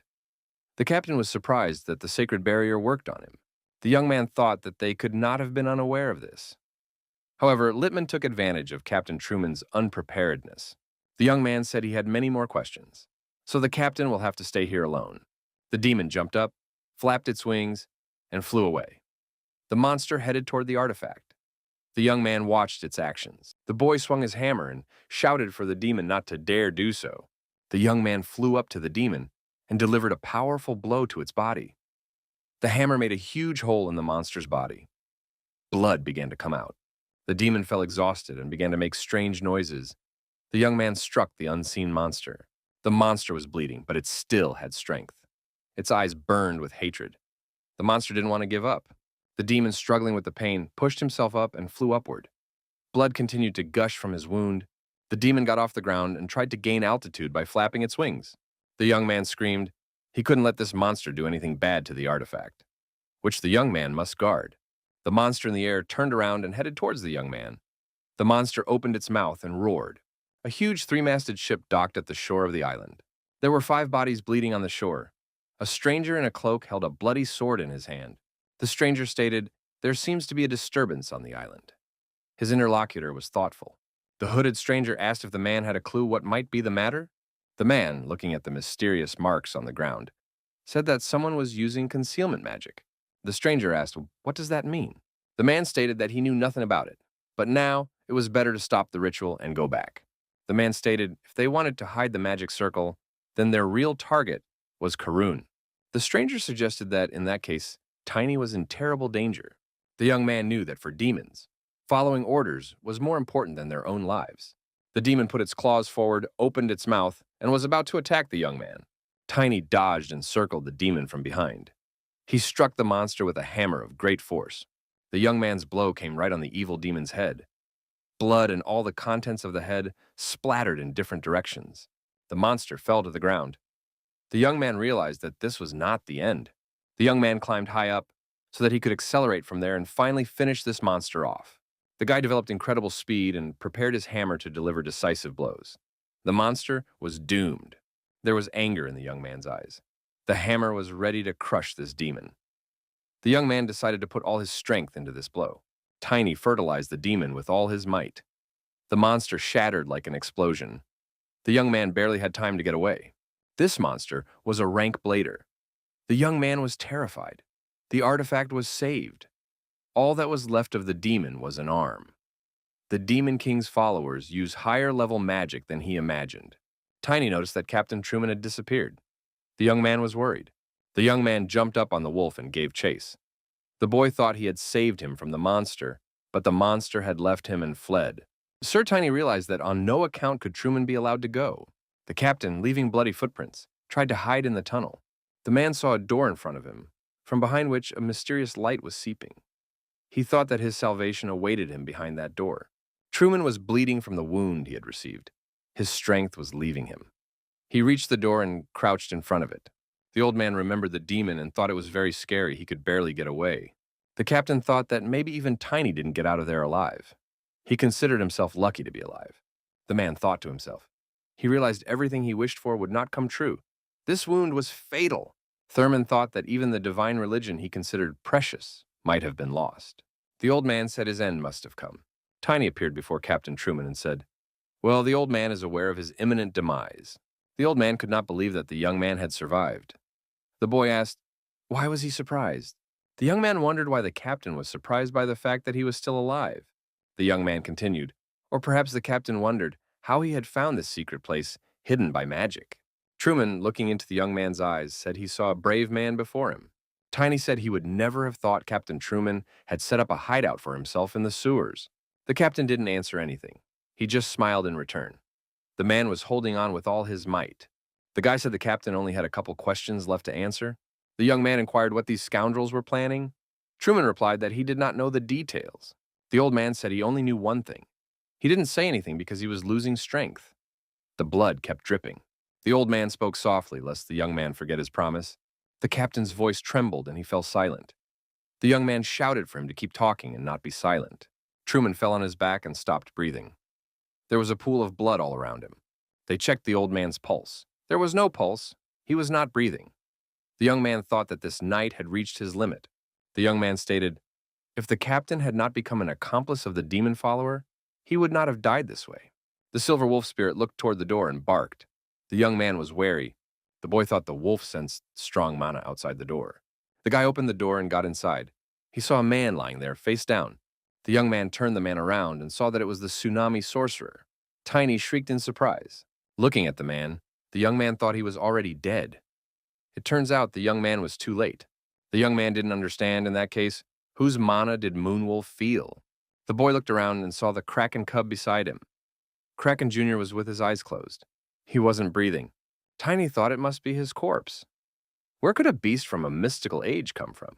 The boy thought that the little Kraken was transmitting information. His memories are being passed on to the young boy. Tiny put his hand on the Kraken and felt the energy it was receiving from the sorcerer. The young man thought, which was to be expected from a tsunami, The young man thought that the sorcerer was protecting the Kraken even after his death. The young man felt a frightening, evil aura. It alarmed him. The young man thought that this aura was of the same level as gluttony. The guy realized that he had absolutely no time right now. He had to act fast. Tiny knew that there were only 2 spells left. We must use them quickly. To begin with, we had to use the mana of the first spell that was suspended. The guy tried to hastily restore the effects of this spell. A huge and powerful beam of light from the sky illuminated the earth. The king, looking from his study, saw this beam and realized what was the matter. The king realized it could be the Kraken. You can tell from the handwriting that Hale is working. The king thought the Kraken was headed this way. The first prince, Henry von Karun, came into the king's office and said they had a big problem. The prince said there's a huge tsunami coming. Evacuation alone is not an option. The prince said the king should declare the highest level of warning. The old man thought, if this is really the Kraken, they can't be safe from it. The king thought that Karun might die. Only a miracle could save him now? The king heard someone ask if His Highness was already surrendering. Everyone looked around. Sir Tiny entered the room, carrying the sorcerer on his shoulders. The king's aide shouted, "How dare this man barge in here?" The king restrained him. The young man placed his burden on the floor, and everyone realized who he had brought with him. The king asked, "Is this the tsunami sorcerer?" The young man nodded affirmatively and said it was Mr. Hale. The young man said Hale fought for Karun until the very end, but he died. The king asked who had done this to one of the 7 sorcerers of the circle. The young man said he had been ruined by the followers of a demon. The man got upset and said they were scoundrels. They defeated one of the pillars of this kingdom. Tiny said there was still hope. Even in this situation, Mr. Hale was concerned about the kingdom and left something behind. Everyone present looked at Old Man Hale as if they were waiting for him to answer. The young man said that the sorcerer had set aside a shield that could save Karun. The man breathed a sigh of relief. Was there still hope? The king waited for further explanation. The king stated, what Hale left behind probably wouldn't be enough to save Karun. The boy asked what the king meant. The old man said he couldn't tell it yet. The king said that holy power always has a limit. The divine artifact should protect them from the beasts. However, it alone will not be enough to protect them from the Kraken. The man asked if this was really the monster from the legends.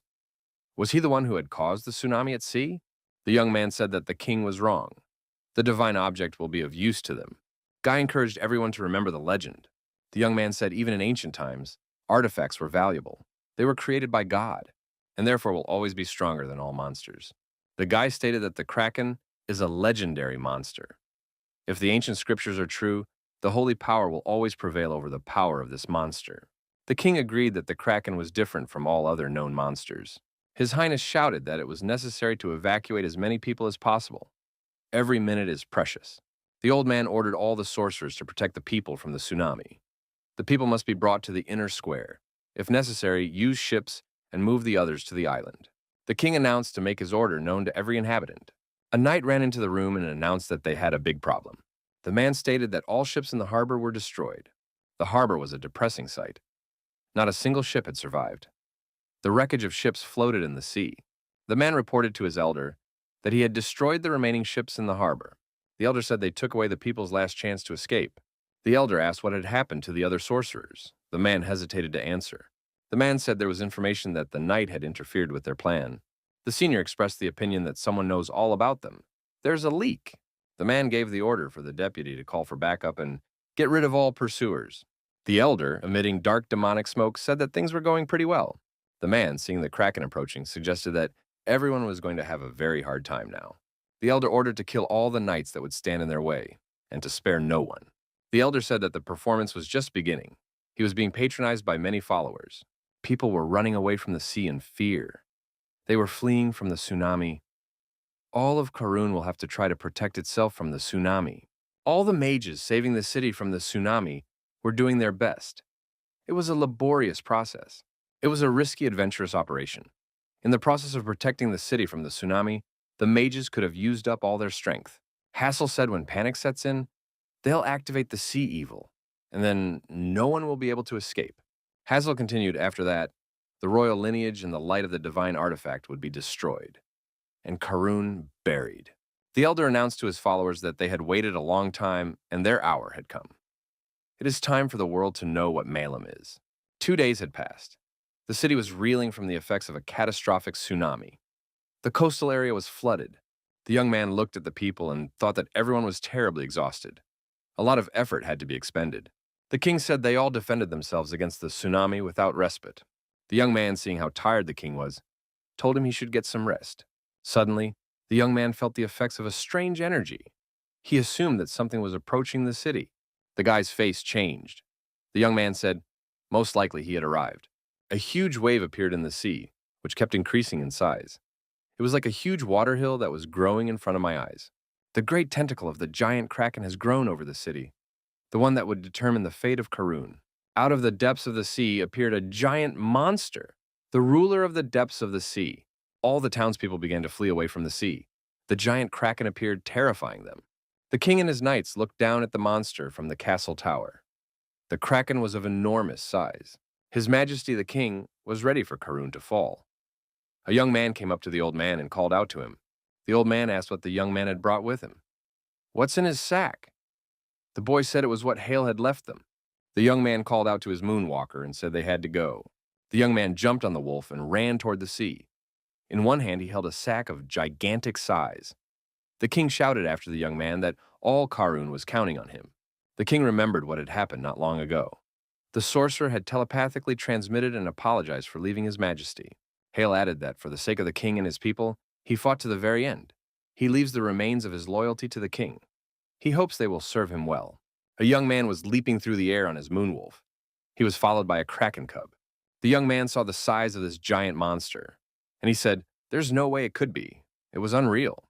The boy felt the power and majesty of this Kraken. Its eyes exuded hatred. The young man assumed that his main body was too far away. The young man nervously searched for a solution. He hadn't yet figured out how to proceed.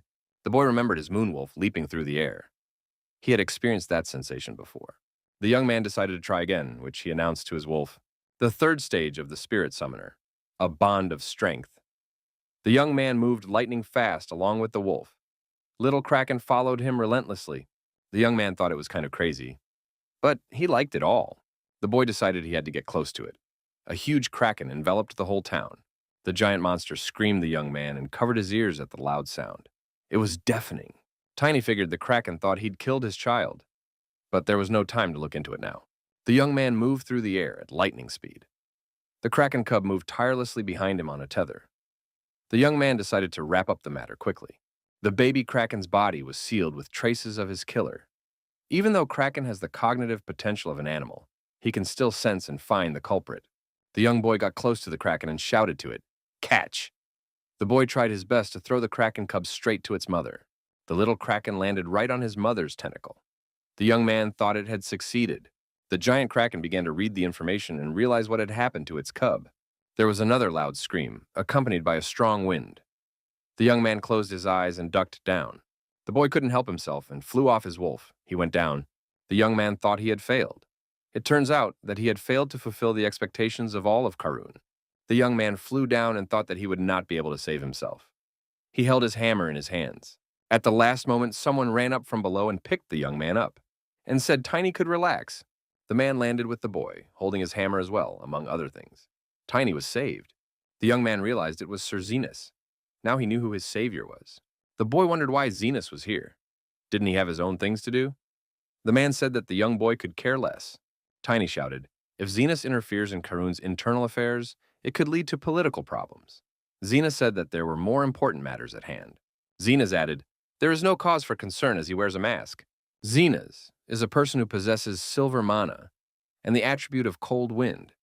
He is a young knight with the level of a challenger. Tiny figured there wasn't a second one like it. Zenas said, "That's very interesting." The Kraken suddenly calmed down. The man thought, what could have happened to this ginormous beast?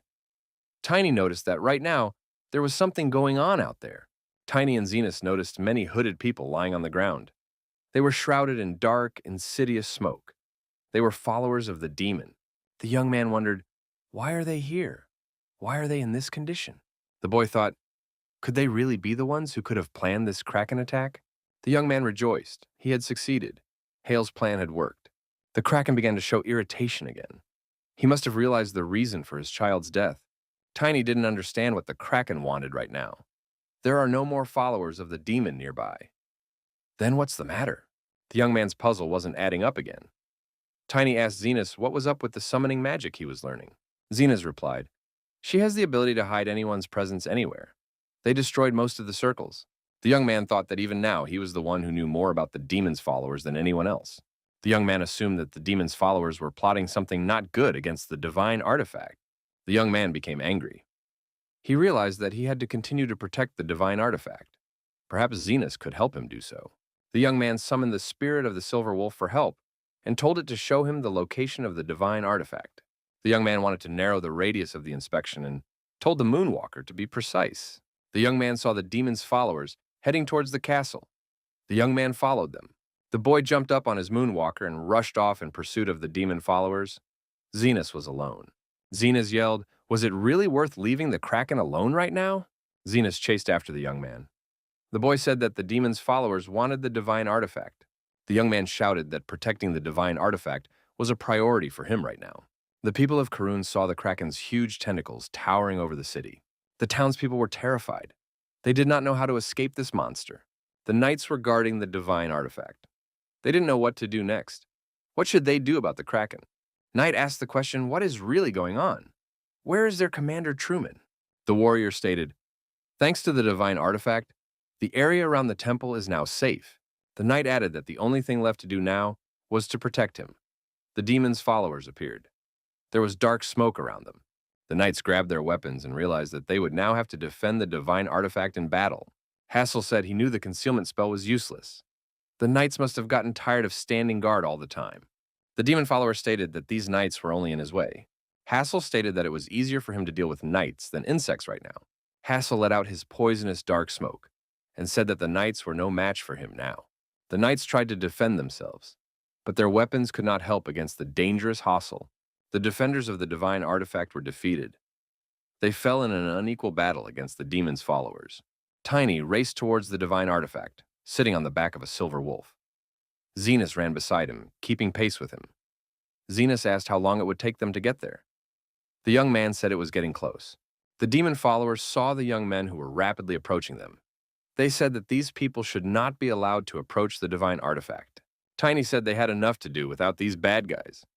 He figured he'd take care of them himself. Zenus was more nimble and quicker to reach the demon followers. He scattered the enemies in an instant and was not even wounded. The young man said he expected that. Zenus is incredibly fast. He's a pleasure to deal with. Zenus asked the young man, would the demon's followers be able to touch the divine object? There must be a strong defense against that installed there after all. The young man said that he had already seen an example of one man almost being able to take an artifact. The young man was referring to Truman. Tiny said he had a bad feeling about it. They need to hurry up. The boy stated that the demon's followers had made a big mess of the Kraken. From here, things could only get worse. Zenus was upset. He didn't want things to get worse from here on out. He hoped that he and the young man would get things in order. Sir Liam appeared on the roof of one of the buildings. He said hello to the young man and told him they hadn't seen each other for a long time. Sir Liam jumped to the ground and asked the young man what had really happened. The young man briefly explained the nature of the matter. Sir Liam decided to join them and defend the divine artifact. The young men continued moving and saw strangers appear in front of them out of the mysterious dark smoke. They were followers of the demon. One of them had a glowing object in his hands. Hassel held the glowing object in his hands. The young man thought that the villain had gotten his way. He was holding the core of a divine artifact. Tiny said they managed to steal the artifact after all. That explains why the Kraken was here. It's a distraction. Because of the theft of a divine artifact, holy vows cannot be kept. Zenus said it was clear to him now what the young man was talking about when he warned that it could be worse. Zenus continued, first the Kraken and now one of the dark sorcerers with the seventh circle. Hassel stated that they came in earlier than he expected. Something would have to change. He decided it would be fun now. The villain stated that the heir to the morsels and 2 challenger-level knights were opposing him. Hassel said he doesn't know who they are, but they look strong enough to thwart their plan. The villain said, so he made the decision to finish them off right now. The man unleashed dark lightning, hoping that it would parasitize his opponents. The lightning was directed towards Tiny. Zenus decided that the young man was now in danger. Zenus stepped between the lightning and the young man and sheathed his sword. The young man shouted that he could handle himself. Sir Liam also came to the rescue and decided to deal with this black lightning. Hassel, smiling, said resistance was futile. All 3 heroes were ready to take the black lightning strike upon themselves and share the responsibility. Tiny thought that they wouldn't last long this way. The artifact must be returned immediately. The guy noticed that the one who had the artifact had disappeared somewhere. Where could he have gone? Hassel decided to skywalk away from this collision and save his theft. The young man, noticing him, rushed in pursuit. The young man shouted for the villain to give him the divine artifact. The villain replied that the boy would never succeed. Hassel decides to use his demonic power and end this fight that is preventing him from doing his job. Xenos noticed that the villain was aiming directly at the young man. This could not be allowed to happen. Sir Liam thought he had fended off a blow from one of the Seventh Circle sorcerers. What a reckless thing to do. Valentia's sword art. This is Xenus's first equinox. Xenus very courageously fought off the attack of the demon's followers. The man was sure of his rightness and stood up for justice. Xenus applied the songs of the frozen blade. For him, protecting Tiny was a priority. Xenus remembered the Duke telling him that it was necessary for the common good and for the safety of the entire world. All men of goodwill would appreciate what he had done. The Duke then said that if Xenus didn't trust the young man, he could at least trust the Duke. Xenus figured he couldn't help but follow the Duke's orders. The man was approaching the enemy. Xenus walked up to the demon follower and told him that his opponent was him. Sir Liam announced that it would be very difficult for them now, because the enemy has demonic power. The villain thought they were trying to provoke him, to make him make some kind of mistake. Xenus realized that he could only rely on his own strength now. He had prepared himself as much as possible for this fight. Tiny on his wolf was approaching the enemy. He bravely swung his hammer. He had a divine artifact to take away. The demon follower assessed his enemies. They were 2 knights of the challenger level. The villain said he was about to see what his opponents were made of. He decided to use his demonic energy in the battle. The demon follower activated his dark lightning again and aimed it at the knights. The knights prepared to repel the attack. They put their weapons forward. Sir Liam said, "Take that," and delivered a mighty blow to his opponent. The knight sent a powerful charge of energy towards the demon follower. The energy, moving towards the enemy, left a visible trail behind it. The villain said it was a good try, but it didn't succeed, and he didn't take any damage. The villain declared that all the actions of his opponents were useless. Their plan will be thwarted, and they will be defeated. The demon minion tensed. He felt an energy that was hostile to him. Where is this energy coming from, the villain thought. Xenus, using the charge of positive energy, decided to strike back at his opponent and swung his sword. A powerful torrent rained down on the villain. There was nothing he could do to counter it. The demon's henchman lost his balance and fell, Sir Liam said. They seem to have pulled it off thanks to Mr. Xenus. Sir Liam ran up satisfied and said he didn't know Sir Tiny had such a wonderful friend. Xenus was the city of being called a friend of Mr. Tiny. The demon follower wasn't going to give up. He was still on his feet. He called his opponent the owner of ice and air attributes. Zalodé said he finally realized what his opponent was, and he's not going to let him win. The villain said that Xenus is a follower of Duke Valentio, and he knows all about him now. Xenus stated he guessed that his disguise wouldn't last long, and someday he would be exposed. The demon follower said, since Xenus himself had shown up, he would get rid of him with his own hands. The villain changed his face and began to concentrate his dark energy to strike. For a moment, the knight thought that he might not be able to handle repelling this attack. A bright flash appeared and a powerful charge of energy rushed towards the knights. The knights realized that they needed to block this kick. Xenus realized that this was very dangerous, and he had to do his best. The blow was repelled and the energy charge was neutralized. The knight thought that before the villain attacked again, he should make a counterattack. Xenus assumed a fighting stance and prepared to close in on the villain to strike him with his sword. The man stopped. Something caught his attention. The knight turned around and saw Tiny on his wolf in close proximity. He shouted, finally the villain was caught. The young man struck the villain who was holding the divine artifact. He lost his balance and began to fall into the water. The villain plunged into the sea and disappeared from the young man's sight. The young man thought that this time the villain had managed to escape. The villain said that this time the young man was not difficult to deceive. The villain was Hassel. He said that only an unintelligent man would fight him in the water. Tiny stated that water is not an obstacle for him, and Hassel is wrong if he thinks water will stop him. The young man declared that this time it would be different. He unleashed his wolf and rushed straight down the hill into the sea. Hassel, looking out of the water, declared that the young man might try to overpower him. The young man swung his hammer. The distance between the opponents was shrinking. The boy prepared to strike. Hassel pumped that the sea would be his grave and swung his swords. The man stood calmly on the water. Tiny was like a hurricane. The young man prepared to deliver a crushing blow. Hassel thought that his opponent was a naive fool. The young man, leaping through the air on his wolf, said that his opponent was deeply mistaken. Hassel, seeing the wolf rushing through the air, was terribly amazed. He could not believe that the young man could fly. The villain thought that the young man's strength had increased significantly since their last encounter. The guy said it was finally his turn and swung the hammer once again. The young man approached his opponent, swinging his hammer. Hassel gripped the swords in his hands tighter. A clash was about to occur. The silver wolf felt confident in the air. He jumped easily and smoothly from place to place, getting closer to his armed opponent with every second. Hassel decided to move on and changed his location. The villain jumped up and dove into the sea. He plunged deeper and deeper. A killer whale was waiting for him at the bottom. Hassel placed the artifact in the orca's mouth and figured he was about to run away. The young man asked where he was going in a hurry. The young man was also sinking to the bottom with his hammer. The guy hit the killer whale very hard with his hammer. The killer whale opened its mouth in pain. The artifact fell out of the orca's mouth and began to sink deeper. A young man was at his side. He said that now the divine artifact would belong to him. Kasatka jumped out of the water and thought that she shouldn't let the young man take the artifact from her. The boy shouted. He almost forgot. He should finish off the killer whale too. The young man swung the hammer. The young man mimed a lightning strike and brought the hammer down on the body of the orca. The Kasatka screamed and, spitting blood from its mouth, began to sink. The young man breathed a sigh of relief and thought that he had almost lost. The young man decided that it was urgent to return to the city. Guy knew that somewhere nearby was a rampaging Kraken that also needed to be dealt with. The monster that appeared began to approach the young man. It was between the young man and the city. Tiny thought that this way he could not save the artifact, and thus Karun might be destroyed. Tiny thought he just had to stop this Kraken. The young man decided to take a set of measures to prevent the Kraken from advancing deep into the city. The young man turned the wolf around and rushed straight towards the sea monster. The evil force was very powerful. It felt like his head was going to split open. The young man pulled out a divine artifact in front of him and illuminated everything around him.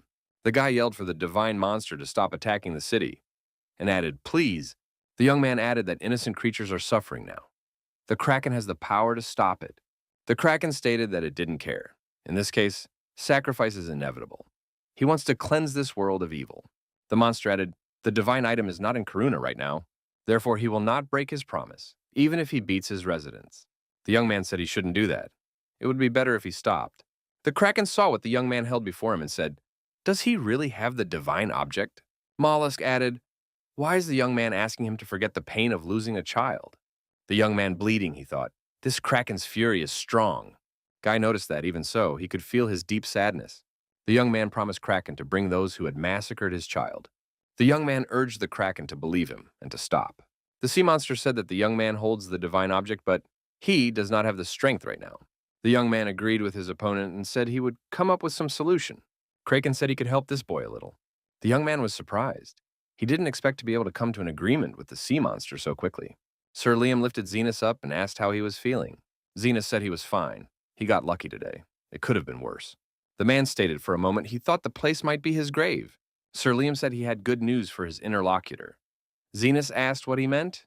Sir Liam suggested he look in that direction and showed him the tentacles of the Kraken, which was not far from them. Beneath the Kraken's tentacle was one of the demon's followers, who was pinned to the ground. The man said it was very bad timing that he was discovered. Seeing the two knights, the demon follower thought that these two were still not giving up. The villain decided that he still had strength and would try to end this battle with a success for himself. The demon minion got ready, accelerated, and decided to finish off two knights at the same time in one go. Zenas shouted that this rogue was spreading his evil power very quickly. The demon follower said he would burn his opponents to the ground in pitch darkness. The villain became incandescent and turned into one solid negative energy. The knights were not frightened and thought that now was the decisive moment. Liam and Zenas decided to move to a safe distance and choose a more favorable position. The villain figured they wouldn't get far.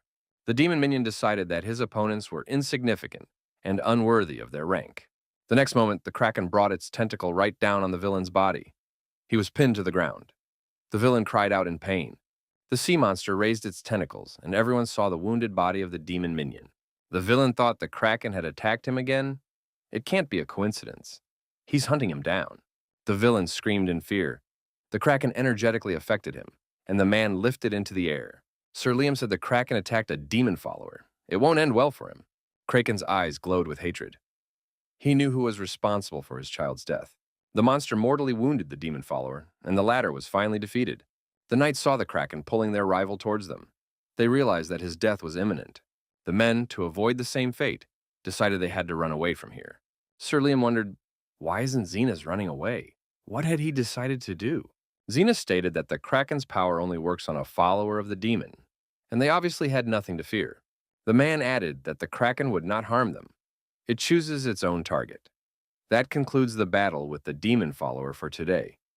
Sir Tiny seems to have succeeded. The villain thought he was in a bad way, but he wasn't going to die without a fight. The villain thrust his hand forward and activated an additional function. Sir Liam asked, "What was that strange sound?" Something unusual appeared in the air, and it began to increase in size. This something turned into a huge red ravenous flower. It increased in size very quickly. The plant grew larger with each passing second, and it began to approach the knights. Liam of Zenas began to fight off the stalks of the plant that wanted to entangle them with their swords. The knights could not escape the consequences, and the plants entangled their arms and legs. The wounded villain began to scream and prepare to hide in this plant. The plant swallowed the demon follower, the petals closed, and the rogue hid inside that monster flower. The knights were surprised. They realized that the demon follower was able to hide from them. The unexpected happened. The plant turned around and sped off towards the city. The knights realized they had been tricked.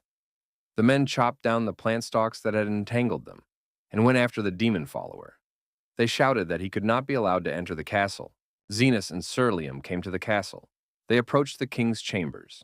The men ran to the king's chambers and were amazed at what they saw. Zenas and Sir Liam noticed that all the knights were afflicted with some dangerous disease.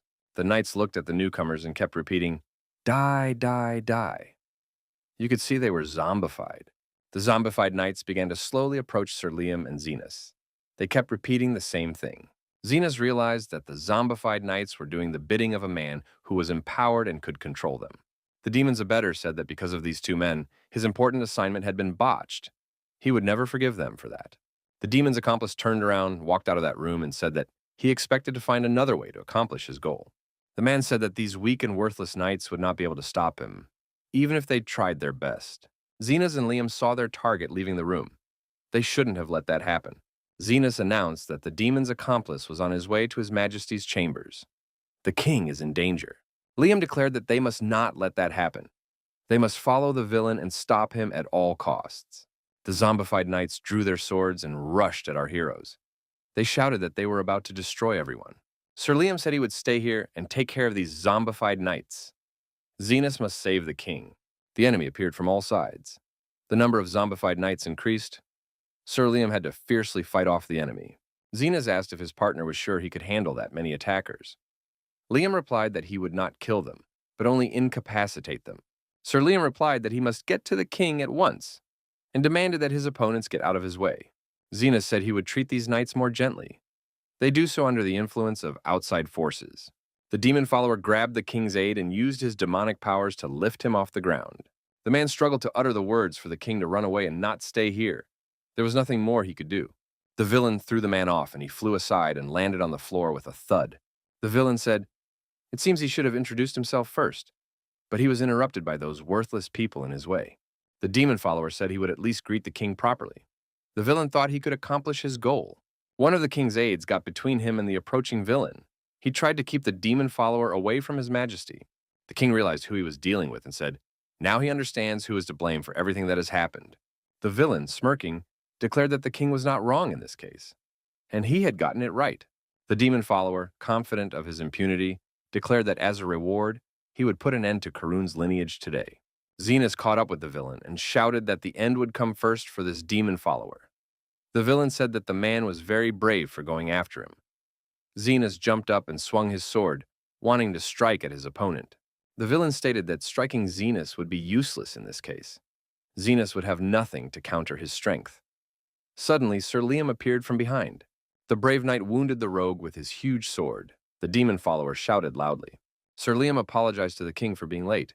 He stated that they had just arrived at the palace. His Majesty said he was glad to see Liam safe and sound. The villain shouted for his opponents to take their time celebrating victory. He could still make a name for himself. The demon follower stated the fact that 2 knights were present here meant that there would be 2 more corpses. The villain stated that he would now create a deadly charge of his dark energy and send it to strike these knights. The man declared that he was the embodiment of their death. Sir Liam wondered where he could have gotten so much strength from. The knight thought that if he dodged this deadly charge, the king would not have time to do so. Liam shouted that he had to do whatever was necessary to protect his king. Zenas couldn't understand what was happening. Sir Liam began to create a protective stone structure that would protect him and Zenas. A dangerous dark energy was approaching. The men had no time to think. The knight remembered the king telling him to serve for the good of Karun, and the king believes in him. The knight hoped that his protective wall would help him resist the dark powers of the demon follower.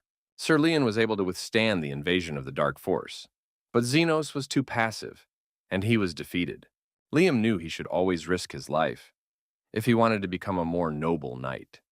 He had to give his life more meaning. An evil force tries to strike the most vulnerable parts of the mind. The king gave advice and said that the lion must not be tempted. He must be in a constant struggle. The old man continued, "Even if a knight commits a thoughtless act, it is important not to give up in the end." The knight turned and told His Highness not to overwork himself. The king said that it was not hard for him. Sir Liam thanked the king and said he felt much better now. Zenas got to his feet and told Liam to stop saying insignificant things. He's only alive because of Zenas.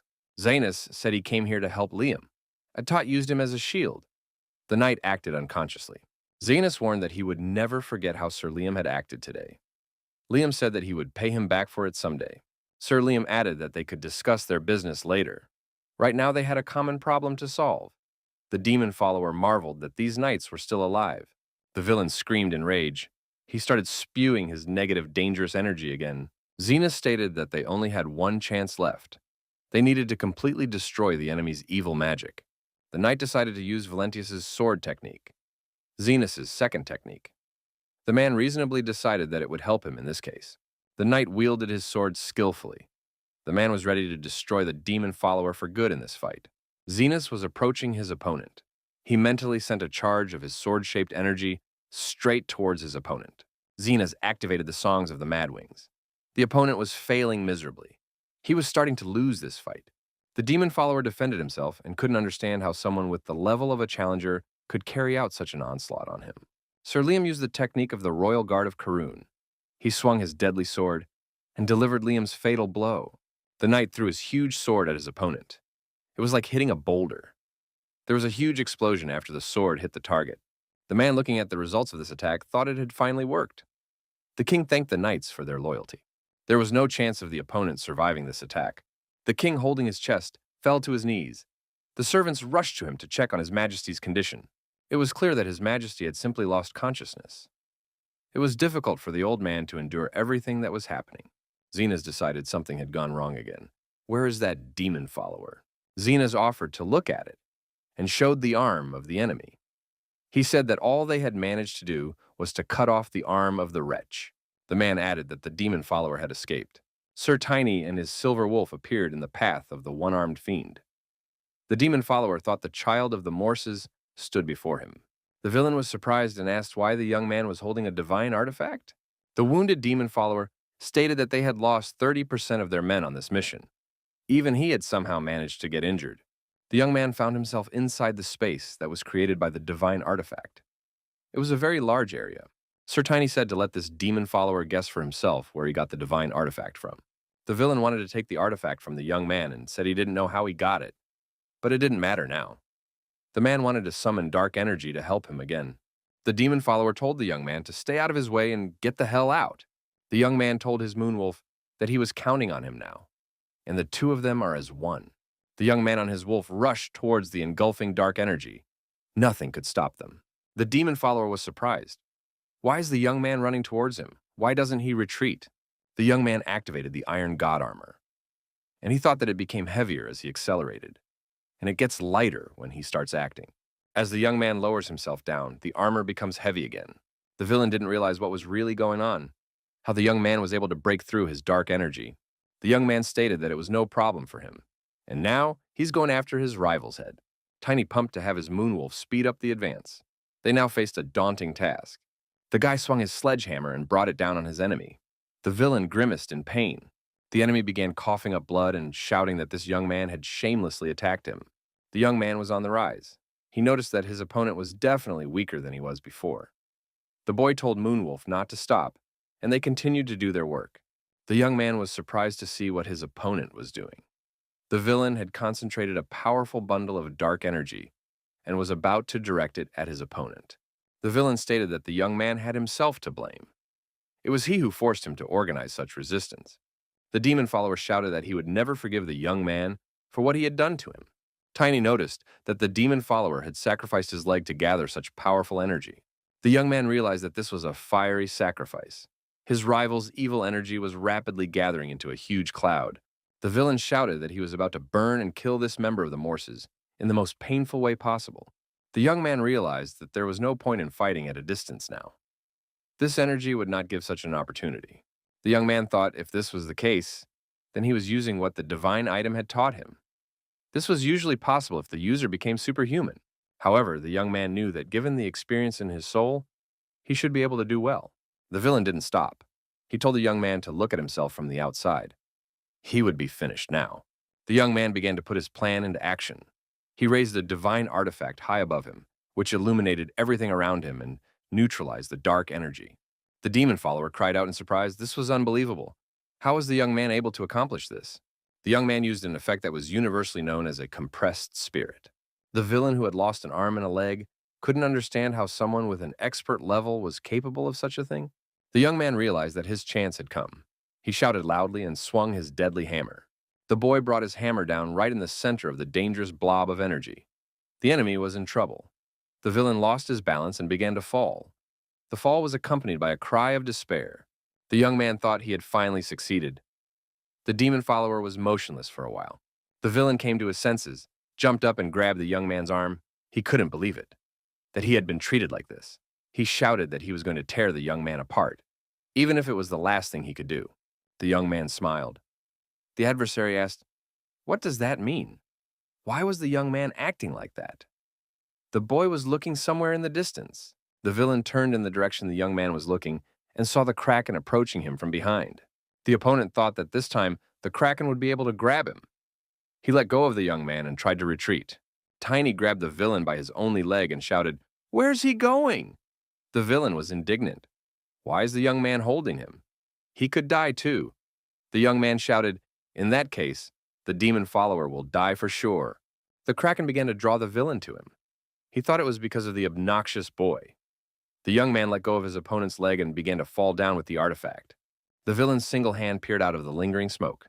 He had no hope of escape. The young man noticed that he had no mana left at all. He wouldn't even be able to summon a moonwalker.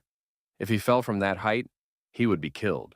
The boy thought that it shouldn't end like this, and he felt the Kraken give him its tentacle and prevent the young man from free-falling to the ground. The young man was surprised by the giant's action.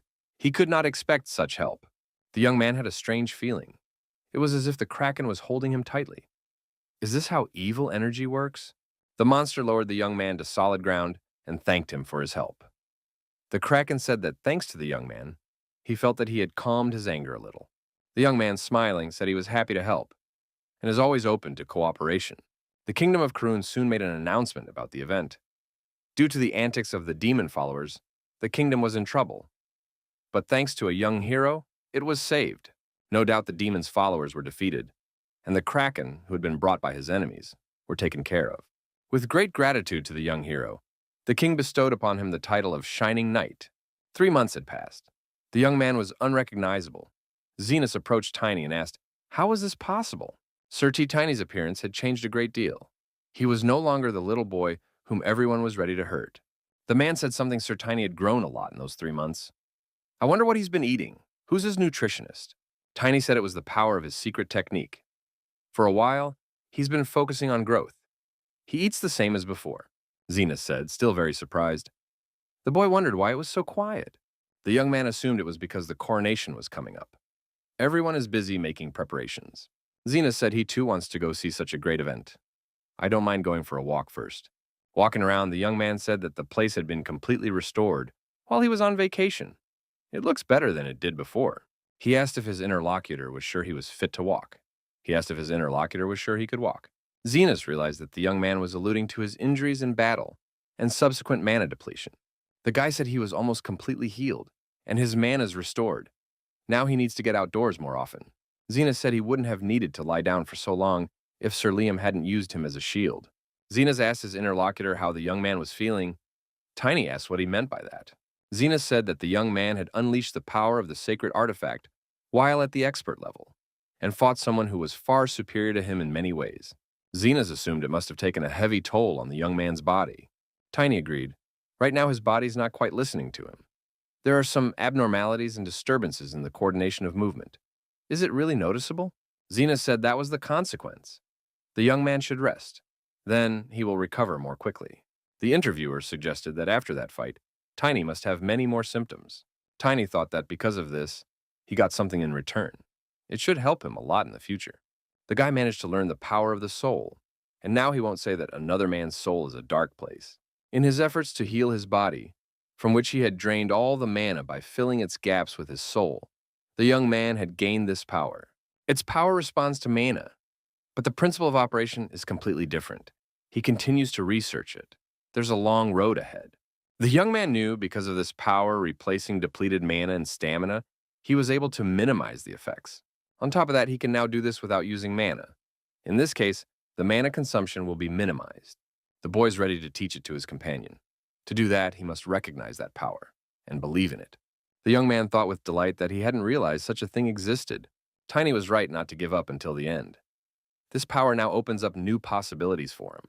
The young man had no doubt now it would be much easier for him to resist the evil forces and stand up for what was right. The young man assumed must be the legend of the Aura Master controlling the soul was true.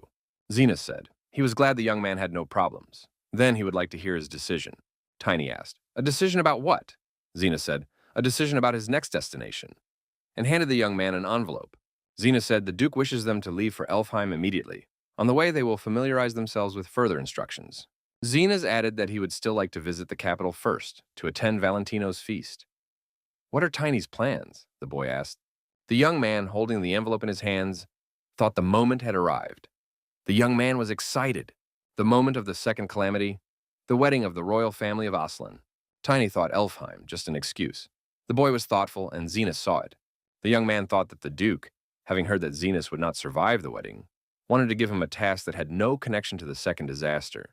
It wouldn't be so bad if he went to Elfheim, where the third calamity would happen. It was only the young man's speculation. The young man thought that it was during the third disaster that he would meet Irina, who would change his life forever. The young man once again remembered Khloe the moment she told him to call her his sister. Tiny thought that Khloe was his savior and family. He wants to help her in any way he can. It's his duty. In a past life when Xenas was in the palace, disaster could not be averted. The boy doubted it could be done without him this time. Xenas asked why the young man was so pensive. After much deliberation, Tiny said he had made his final decision. The boy clutched the envelope with the message tightly in his hand. He said that he had decided to make a trip to the capital with Xenas. The young man smiled and said that they had made a good choice. The two of them would be much more fun and not boring. The men discussed that the reconstruction of the city is going very well. Everything is according to the prepared architectural plan of reconstruction and development. The king announced to all present, following the advice of the Shining Knight, he spread a warning about the divine artifact and the demon follower. The old man thinks this is a good time to wish Karun's safety and prosperity. Next, the king announced that he wished to begin the coronation ceremony for Prince Henry. The king proclaimed in public that Prince Henry, a loyal man. Prince Henry kneeled before the king. The man standing behind the young men declared that the king would be much more at ease now. The young men turned around and saw Sir Liam standing near them. The man said hello to the young men. Sir Liam apologized to Xenas for what happened last time during the battle. It was a forced necessity. Xenas stated that he had a debt to the royal family. Therefore, he would not make a claim. Liam said that thanks to Sir Tiny's certain actions, everything ended safely. Liam continued, he heard, "There is a reason why the North Wind Lion is called the seventh deity." The young man thought he should memorize this information. He was interested in the seventh deity. Sir Liam said the young man in that battle was a role model. His action was heroic. Liam added that people talk about it a lot now. These stories are being passed on by word of mouth. The boy thought that he had never heard of the seventh deity in his past life. This was new information for him, and most likely there were many other people more talented than Xenas. The young man noticed that the king was about to pass the crown to his successor. The old man put the crown on Prince Henry's head and asked him to take care of the kingdom. The prince thanked his father. Prince Henry turned to his subjects and announced that he was honored, and, the pressure of responsibility, he would give it his best effort. The prince said that he would like to take the opportunity to reward the Shining Knight. The young man, upon hearing this, was maximally surprised. The young man was worried. What kind of reward could we talk about? He had already asked for the right to borrow a divine artifact. Sir Tiny went to the king and said he'd already been rewarded. There had been some misunderstanding. Prince Henry stated he doesn't think it was enough. The young man stood in front of the prince with his head down. The prince commanded that he be brought in. The door opened and knights entered the hall. On a red cushion, they carried an award. The prince said he had heard that the young man was growing up very fast. Therefore, it was useless to give him the artifact armor now. Prince stated that the award will be of a slightly different kind. It's an excellent gift. The royal said it was one of the artifacts used by the adventurer King Karuna. The young man looked up and saw that it was a mana necklace. A very welcome gift. The young man was amazed at this generous gift. He asked if the necklace would be given to him. The prince said that he wanted to actually give the young man superior armor, but he considered it a national treasure. So I limited myself to the necklace. The prince added that the necklace, it's a great item too, it has the 6th circle of mana in it now. The young man knew that the prince was very generous, but this was too much. The superior armor of the 7th circle has the power of a superhuman. Even the 10 knights of the continent had touched such treasures once or twice, except for the master of weapons. He was a special case. The old man told the young man not to worry. Even if the Tiny used up all the mana in him, he would be renewed in one day. The young man thanked and said he was honored. The prince took the necklace from the pillow and told the young man not to forget this kingdom and to remember whenever he looked at this necklace. The prince stated that Karun will forever remember the young man's name and what he has done for this kingdom. All the subjects of the kingdom shouted hurrah for the shining knight. People paid tribute to the young man and his heroic deed. Zenas and Tiny were taking a walk in the park. The older comrades said that they were all just wonderful people. The young man looked at the royal gift with interest. Tiny turned to his friend after prolonged thought. He said he had a request to make. The young man said he wanted to give that necklace to Zenas. Tiny said that would be fair. Zenas was surprised and began to protest. He thought it was a clear overreach. The young man legitimately deserved it. Tiny said that he couldn't use a lot of mana at once right now. Even if he could hold it back, it wouldn't do any good. Zenas understood what the young man was getting at. He wanted to contradict him. The young man interrupted him. Zenas agreed, thanked the young man, and said that in that case, he would keep the necklace until the young man was ready. Tiny handed over the necklace and sighed with relief. He had thought his companion would disagree. Zenas noticed that the necklace was much lighter than it looked. The young man felt that Zenas should stay strong. Tiny was very tense. He was leading his friend to the place where he had died in his previous life. The young men approached the sea. Zenas thought it was worth taking a boat from here. There was no other way. Tiny said there was no need to do that. They wouldn't need the boat. The young man offered to save time and money and introduced his friend, the Silver Wolf, to Zenas. Zenas was a little alarmed. The two young men saddled the spirit and rowed across the sea. They were blown by a fair wind. Zenas was scared and tense. He thought it would be better if they swam. The young man said they were almost there. Tiny had forgotten. For a moonwalker master, a trip like this is nothing. But a trip for a common man, it's like hell. The young man asked his traveling companion how he was feeling, still holding up. It was obvious that he was seasick. At the last moment, the young man had time to yell for Zenas to turn his head to the side. The trouble was avoided. The shore soon appeared. The young men reached the shore almost without incident, except that the other passenger was seasick. After such a trip, the young men would come to their senses. The people around them thought, "Who are these vagrants?" Tiny decided he wouldn't experiment like that again. Once was enough. Zenas stated he thought he wouldn't make it, and offered to further rent a horse from here. Zenas grabbed his pockets and was frightened. The young man asked what was the matter. Zenas clutched his head and shouted that his wallet was missing. What would he do now without money? The guy decided that something irreparable had happened. His wallet had fallen into the sea while he was driving, and now it's somewhere on the bottom. Zenas realized it was all his fault. There was no one else to blame. He regretted it very much. Only the young man was not discouraged. He said that it's not a big deal. You can always earn money, you just need a head on your shoulders and muscles in your hands. Tiny told his interlocutor what his plan was. It should work in the big city. Cities usually have money bags. They are set up for situations like this. Having accomplished their business, the young men moved on. They were approaching the town and decided that it must be free. The young men did not walk. Tiny was traveling on a silver wolf. Zenas was already on horseback. Tiny noticed that they were lucky the first time. Those thugs had some money in their pockets. Tiny pulled out a bag of money and shook it. Zenas looked disapprovingly at his traveling companion, but he did not dismount. Zenas said to make the young man more solid. After all, he has the title of Shining Knight. The young man stood in front of the rider. The horse reared up. The young man asked if Zenas wanted to lose the horse. Zenas took offense and galloped on. He shouted that Tiny had not investigated, nor did he appreciate the sins of those men. He had simply used brute force, and added that such behavior could lead society into chaos. Tiny thought that his interlocutor was too studious, but also very great. This is how his descendants will remember him. Tiny rode his silver wolf. Zenas tried to keep up with him, steering his horse. The young man thought that his traveling companion on horseback galloped 3 times faster than any rider. He has an amazing talent. The young man was troubled by vague doubts, but he hoped he had made the right decision in taking Zenas with him. Tiny stopped and approached Zenas. The young man said he wanted his companion to know something before the ceremony began. The young man asked if Zenas knew anything about the second prince. Zenas said his reputation was fine. He had heard that he was close to the crown prince. The young man, on hearing this information, was very much astonished. It was not like that in his previous life. Rumor has it that the second prince staged a coup d'etat and they died. The young man couldn't understand what was going on in the royal family. There was a terrible dragon over the royal castle. The woman said the crown prince almost woke up. "We must be quiet." The woman noticed that their plan didn't work out in the end. Her eyes were full of determination. This was the second queen of Cardia. A woman communicated with a stranger using a telepathic sphere. He said he couldn't give details yet, but he can guarantee the result, and his interlocutor cannot worry. The woman stated she had already heard about what happened in Karuna. It's a nightmare failure.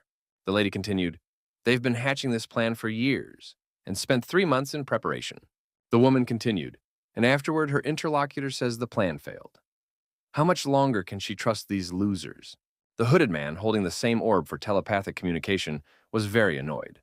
But he realized that in this case, his companion was right. The stranger said that even if his interlocutor didn't believe them, he doubted it would be possible to break the treaty. The woman was surprised. She thought it was blackmail, and the man was trying to pressure her. The stranger portrayed fury in his eyes and said, for otherwise they would be very sad. The man reminded the woman of how she had told him she wanted to kill all the members of the Aslan family she hated. The stranger said that an opportunity like this would be extremely rare for her, and she should think about it carefully. The woman asked her interlocutor if he was sure it would be possible to achieve the desired result. This was more difficult than they had anticipated. The man said he was absolutely sure. The communication session ended. The boy lying on his mother's lap woke up. The woman said her prince was awake. The mother announced that class was about to start. The child asked his mother not to go to this class. I mean, he's only half royalty, and he doesn't even have golden eyes. The woman was discouraged. She didn't want to refuse her son, but she knew he had to study. The mother told her son not to upset her with such words. He will do well. The woman said the young man just needs to grow up, as he has done so far. The child smiled and told his mother that he would. And when he was older, like his brothers, he would put his mother on his back and go around the palace 10 times. The woman laughed and said she had a glorious child. She believes in her prince. The mother and son chatted and joked amicably for a while longer. The telepathic sphere changed color and a hole appeared in it. The unidentified men sitting at the table said the woman finally realized. One of the men told the second elder that there was nothing they could do even if they had prepared more. The first elder is severely crippled and now has to undergo intensive treatment. Many of their people after the failed operation died. But it can't be considered a failure. They'll still be working. The man swore. He said it had all come to this because of that rogue morsel representative. He'd ruined all the plans. The man wondered what the rascal boy was doing now. He needed to know the most about this young man. A colleague replied that it seems this guy went to Assyrian. That's the preliminary information they have. The men began to whisper, "Isn't that where the great thing is going to happen?" It must be an accident. He's connected to Valentino, though. The second elder ordered everyone to be quiet. They're to keep a constant watch on this guy, but do nothing without further instructions. The man added that they should now concentrate on the great cause using the blue fox. The young man listened to the whole report. He told his interlocutor that he had come all this way to report in person. He continued to make life difficult for himself. The young man thanked Lot for this report. Lot von Aslan was the second prince. Lot said that he was now working with a local information group. After all, his interlocutor used to do the same thing. The young man said it doesn't suit Lot. Lot lowered his head. The interlocutor was sure that Lot would lecture everyone and command his subordinates. The brothers looked into each other's eyes and smiled silently. They could have talked like that indefinitely. The young man wondered how the second queen and Tinel were doing.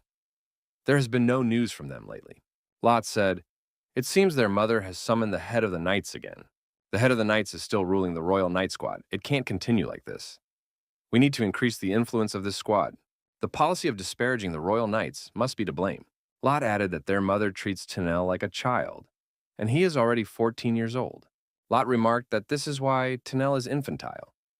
His brother said he remembered someone of the same age. The young man remembered how one boy had punched him in the face. He had even flipped in the air a couple of times. That boy's been the center of gossip lately. A lot of people are talking about him. Lot shouted in anger at his brother. How could he let that ignorant boy go after such an incident? The young man said it was all right. After all, it was his own fault. The young man added that the young man was able to cope that time. A lot of people are talking about this guy now. This young man is now called the Shining Knight who saved Karun. Lot wondered, was this really the man who had stopped the Kraken and caught the demon's minions? This young man is 14 years old. Rumor has it that he is half elf and looks to be in his early 20s. The young man remarked that he would like to meet that boy again. The young man wondered where the Shining Knight might be now. Valentius' second estate in Assyrian. Duke Valencia declared that he was utterly surprised. The old man stroked his beard. The old man added that the young man had grown a lot in the past year. Tiny, who had grown up, sat in front of the Duke. The Duke asked how this happened and what was the young man eating all this time, and who was his nutritionist. The young man was surprised at the large number of questions the first time they met. The young man asked why the Duke was being so mean to him. The young man continued, "It's been so long since they've seen each other, and this is the first thing the Duke wants to tell him." He had just returned from a serious secret mission. The Duke nodded approvingly and said that the young man had done well in this task. He had lived up to his expectations. Tiny thought, in the time he hadn't seen him, the Duke had given up a bit. He needs to rest. The young man said that's not what he wanted to talk about right now. He is interested in the second calamity that will occur in the royal palace during the crown prince's wedding. If no one on the inside interferes with the barrier in place, the second disaster will not happen. This would indicate that there is a traitor among the royal family. The Duke told the young man that they could only trust the elder prince in this case. The old man continued, "It's possible that the criminal is being fooled by the demon's followers, and they're probably using him." Duke said, "But that's only possible if the perpetrator is as stupid as the young man." The Duke said that he had misdescribed a careless rascal who never does what he is asked to do, no matter how many times he explains things. The old man was referring to a young man who doesn't listen when he is explained how to do things. The young man pretended it didn't concern him, the only superhuman in the Royal Alliance, Weapons Master Grid von Sheldon. The Duke said that this man proved to the whole world how strong he was in the battle between the kingdom and the Alliance. He fought without an even number of times with the Swordmaster and kept the Alliance united. He still fights with the Swordmaster even as the war is already ended. Their level is obvious. Grid became the owner of the aura 3 years ago. Swordmaster became one 2 years ago. It was at that time that the world was shaken by the fight between these two men. A lot of people were watching. At this point, he doesn't realize where he belongs. Now he thinks it's the right time to find out who's really stronger. The young man said it could be used with one condition, if it was good for their cause, and it would fit into the plan they had devised. It's been 1 week. The Colosseum is out of town. The audience looks at one of the people present and sees that he has completely black hair. How is that possible? It must be the Shining Knight, but they say he's much younger. Or, if it is him, he looks much older than his years. The young man said that there were a lot of people present. Tiny remarked that the fight would be between superhumans. The spectators were still discussing the young man and his companion, who were quietly standing aside for a while. The spectators wondered, why did the Swordmaster agree to this fight? One man said that he had heard that the wound caused by the aura does not heal. This could lead to a national loss. One interviewee suggested that perhaps the rumor is true, that the Swordmaster is against performing this marriage. The young man said he was a little worried. The young man asked what this warrior thought of the king's decision regarding the battle. The young man was interested in the opinion of a direct participant. The man said if he hadn't given permission, he would have personally asked him to do it. The man stated that the king simply had to trust him. Often actions are more important than words. The young man thought that he was still too young. Compared to the past, the old man has a more heightened sense of loyalty. It was announced that the Crown Prince was here. It was exciting news. The Crown Prince appeared and everyone turned their attention to him. The young man moved at a leisurely pace. The rumor of trouble with Valentius was a lie. The young man thought that the king didn't like him very much. The lad figured the crown prince himself was well aware of that. However, despite that, he did some actions and came here after all. The young man decided that he could definitely be trusted this time. The crown prince said hello and said that he and the duke had not seen each other for a long time. The duke said he was honored to meet his highness in person. The young man said hello and asked, "Did his highness come to watch the fight?" The crown prince said he barely recognized Sir Tiny. The young man said that in fact his fiancée wanted to see the young man's dog. Tiny thought that with his mana sensitivity, he was having a hard time keeping Moonwalker inside the barrier. The young man showed his Moonwalker to the crown prince and asked if this was about him. The prince nodded affirmatively. Tiny gave the puppy to the prince to hold. He told the puppy not to worry too much. The prince added, addressing the pup, that they were in the same boat together. The swordmaster said that he had already informed him that they should put guards in case the demon followers attacked. The man told the young man to be ready if anything strange happened at the palace, especially around Khloe. The spectators were surprised at the change in the weather. It got very cold. There's a reason for that. Grid appeared in the arena. The swordmaster said that he hadn't changed a bit. The opponents stood in a large arena against each other. It was not their first meeting. The young men took their place on the bleachers and watched the situation closely. Grid said, "It looks like Esgard has managed to come to his senses, and that's encouraging." The swordmaster said that his opponent was doing various things in foreign festivals, so his words meant nothing. He should remember where he belongs. Grid stated that he thought his opponent was a bore. The tone of his speeches does not match the title of an aristocrat. The swordmaster stated, if the opponent had time to think about the tone of his voice, why not think about his actions as well? The swordmaster remarked, did his harsh remarks deserve more attention than his opponent's lack of class? Grid took a fighting stance and said, enough of this idle talk. The host has decided to announce the rules of the fight. Superior armor is forbidden for safety reasons. At the request of the Cheese of Esgard, the loser will fulfill the winner's wish. Grid pulled out his sword and said that he wanted to get this over with quickly. The swordmaster asked, is his opponent using his sword against him? He thinks it's time to stop these pointless endeavors. Grid said he realized something when he became an aura master. Grid stated that he intended to teach his opponent a good lesson as a senior. The swordmaster flew up to his opponent, swung his sword, and shouted that he would see who would teach who a lesson. Grid was dodging his opponent's attack and shouting how he could call it fencing. Grid stated that he intended to show his opponent true swordsmanship. The man lunged at his opponent, thrusting his long sword forward. The swordmaster effectively dodged his opponent's weapon. Esgard used the element of parry. His opponent missed and flew further away by inertia. Grid was surprised. His opponent was able to parry the power of aura destruction using a rookie trick. Grid jumped high and prepared to land near his opponent to successfully attack him. The swordmaster said as he showed him a good move. Esgard swung around and said it was his turn to show off his good movement. Grid used his bow and decided to send an energy arrow directly at his opponent. The shot was unexpected, and the arrow struck the swordmaster, who couldn't hold on and collapsed into the arena. Grid yelled for Esgard not to relax, and that's not all. Grid used the vision ability to bloom ice arrows. A lot of these arrows were aimed at the swordmaster. The man said it was a great effort. Esgard repelled all of his opponent's ice arrows with his sword and said that they were all useless against him. Grid shouted as his opponent relaxed. His vision isn't that simple. The swordmaster stopped, kneeled down, and thrust his sword straight into the arena. A powerful stream of energy, sweeping away everything in its path, was directed towards the enemy. Esgard said his rival promised to teach him a lesson. He doesn't understand what that lesson is. Grid said that his opponent can't be defeated with this sword, even though he is his sworn enemy. The swordmaster said that his opponent keeps changing his mind. He should be ashamed of himself. Grid said it was time to start the second round. He doesn't like to waste time. Grid offered to fight until one of them was dead.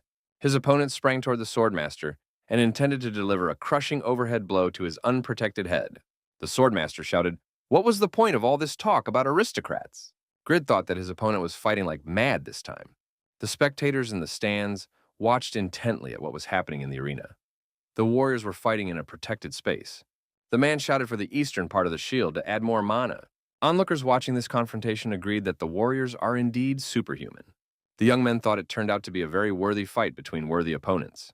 Tiny asked what his interlocutor thought who would win. The young man replied that he was slowly beginning to grasp the essence of the ice element. Xena said he thinks the swordmaster will win, but he doesn't have much of a chance. Both of these warriors have been aura masters for varying amounts of time. Grid shouted that it was time to finish. He drew his spear and moved to attack with it. Tiny thought that the swordmaster would have lost long ago in a normal situation. Zenas asked what the young man meant.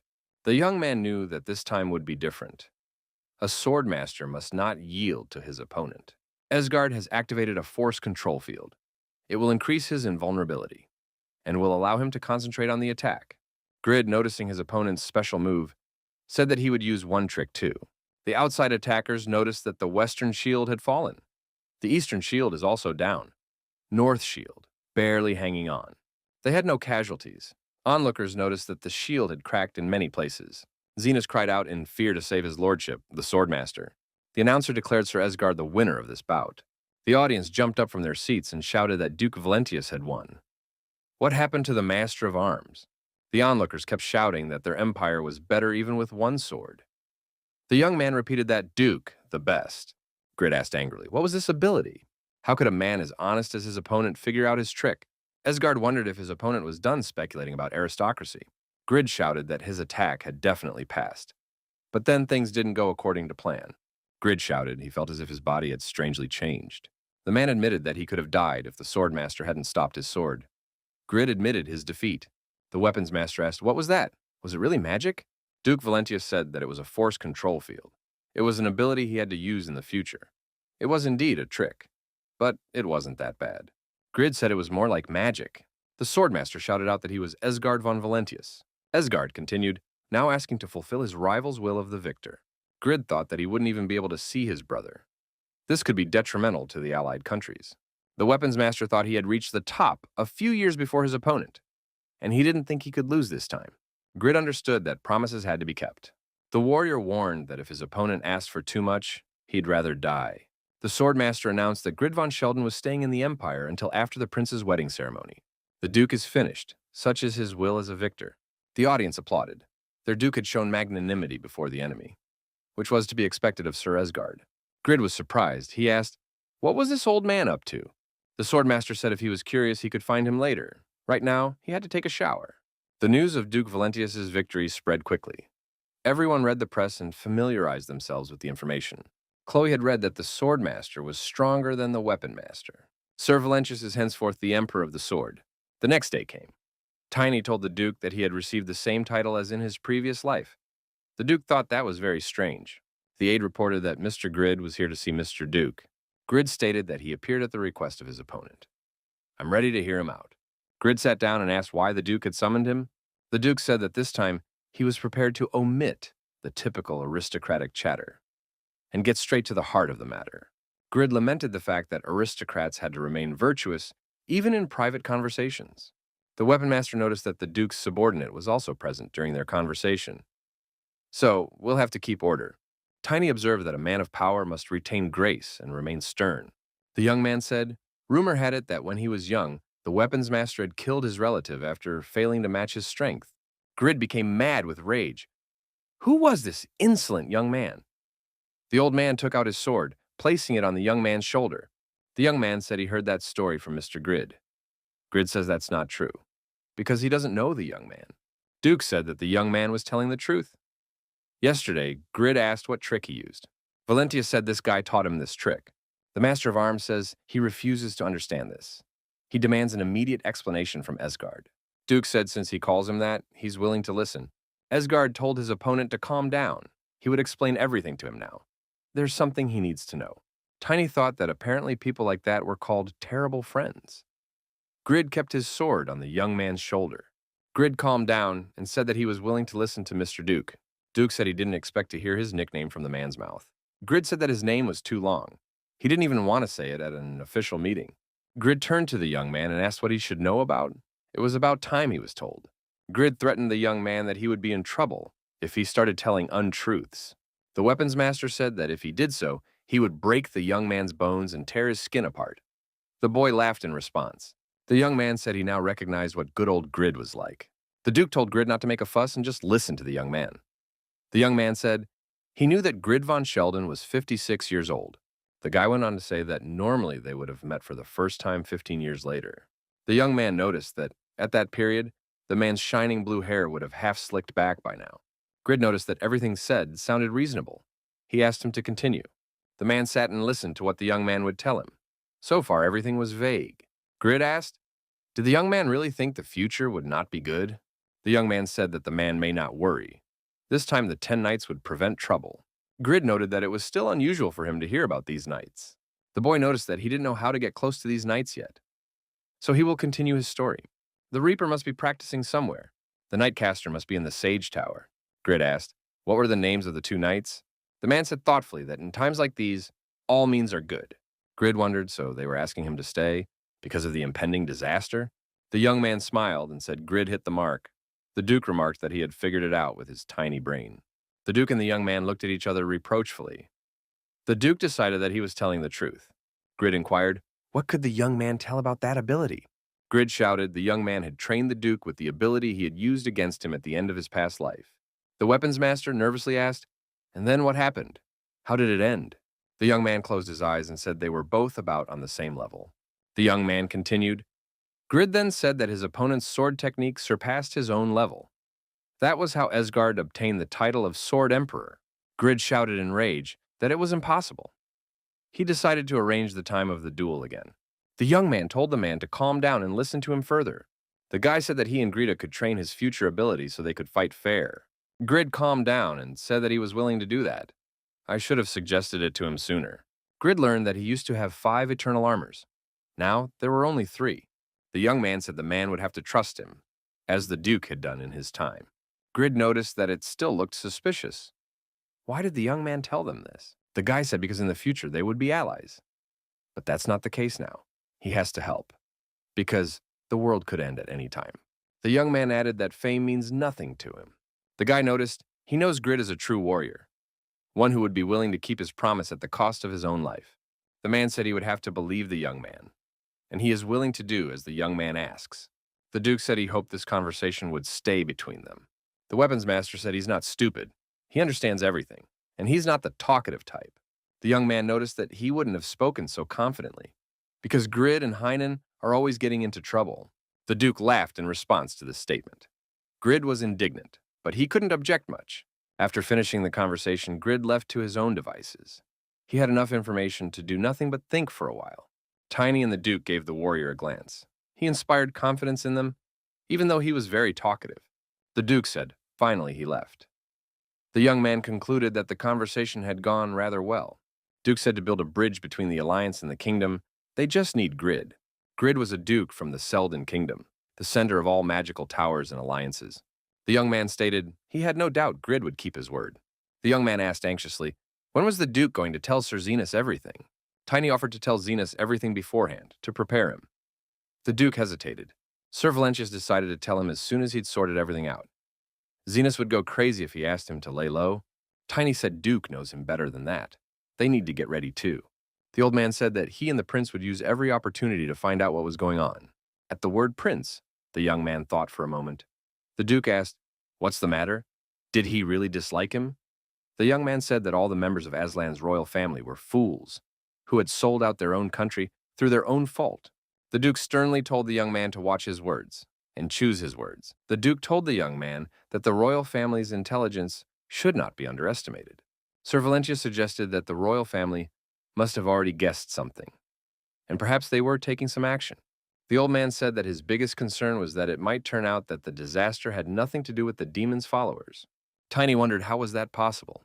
The Duke added, if it happens because of a political war between members of the royal families, then he is powerless here. A servant cannot interfere in the battle of lords. The young man asked if they would just watch from the sidelines even if the capital went up in flames. The elder agreed it was the only thing they would have left in such a case. The old man added that this is just one of the possibilities. He will still explore the options. Thoughts of defending the palace make him increasingly doubtful. The young man nodded understandingly and said that the answer was already obvious to him.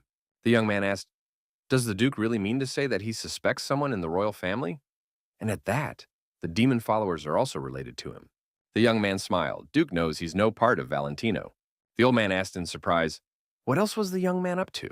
Tiny said, he wants the Duke to tell him who he suspects. Then he can get rid of that person and avoid the consequences. The old man pounced on the young man with his fists. The boy shouted for the Duke to do just that so he would have somewhere to retreat to. The Duke calmed down, said the young man was talking nonsense. Tiny objected, quite serious. After all, there must be some way to solve the problem. The Duke snickered and said that the young man's mana was growing to match his physical development. The young man must be at blader level by now, Sir Valencia concluded ironically.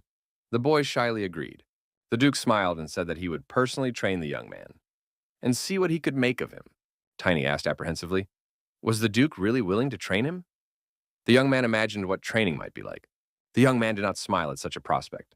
He told the Duke that he need not trouble himself. In another second, the young man was running away from the old man. The Duke, with fiery eyes, asked why the young man was running away from him so fast. It's been a month of intense training. In terms of martial skills, the young man excelled greatly. The young man worked miracles. Tiny's cold weapons had never been so crushing. His hammer was ready to strike any opponent and crush any obstacle. The guy thought that next time he could definitely accomplish his goals. Everyone calls them bladers because they use swords. But the most important thing with a level 4 mana user is the application of mana, which is a common ability that everyone uses at this stage. The guy thought he needed to build physical strength where his body couldn't reach. The young man tried his best. He needed just a little more to reach his goal. The boy lay exhausted. The swordmaster said that this man was going to defeat a member of the imperial family. The young man will be wanted throughout the kingdom. Is that what he wants? The old man said. His manatello absorbed knowledge. The boy grimly replied that he just needed more time. The old man said that it was still better to hurry up with the pumping.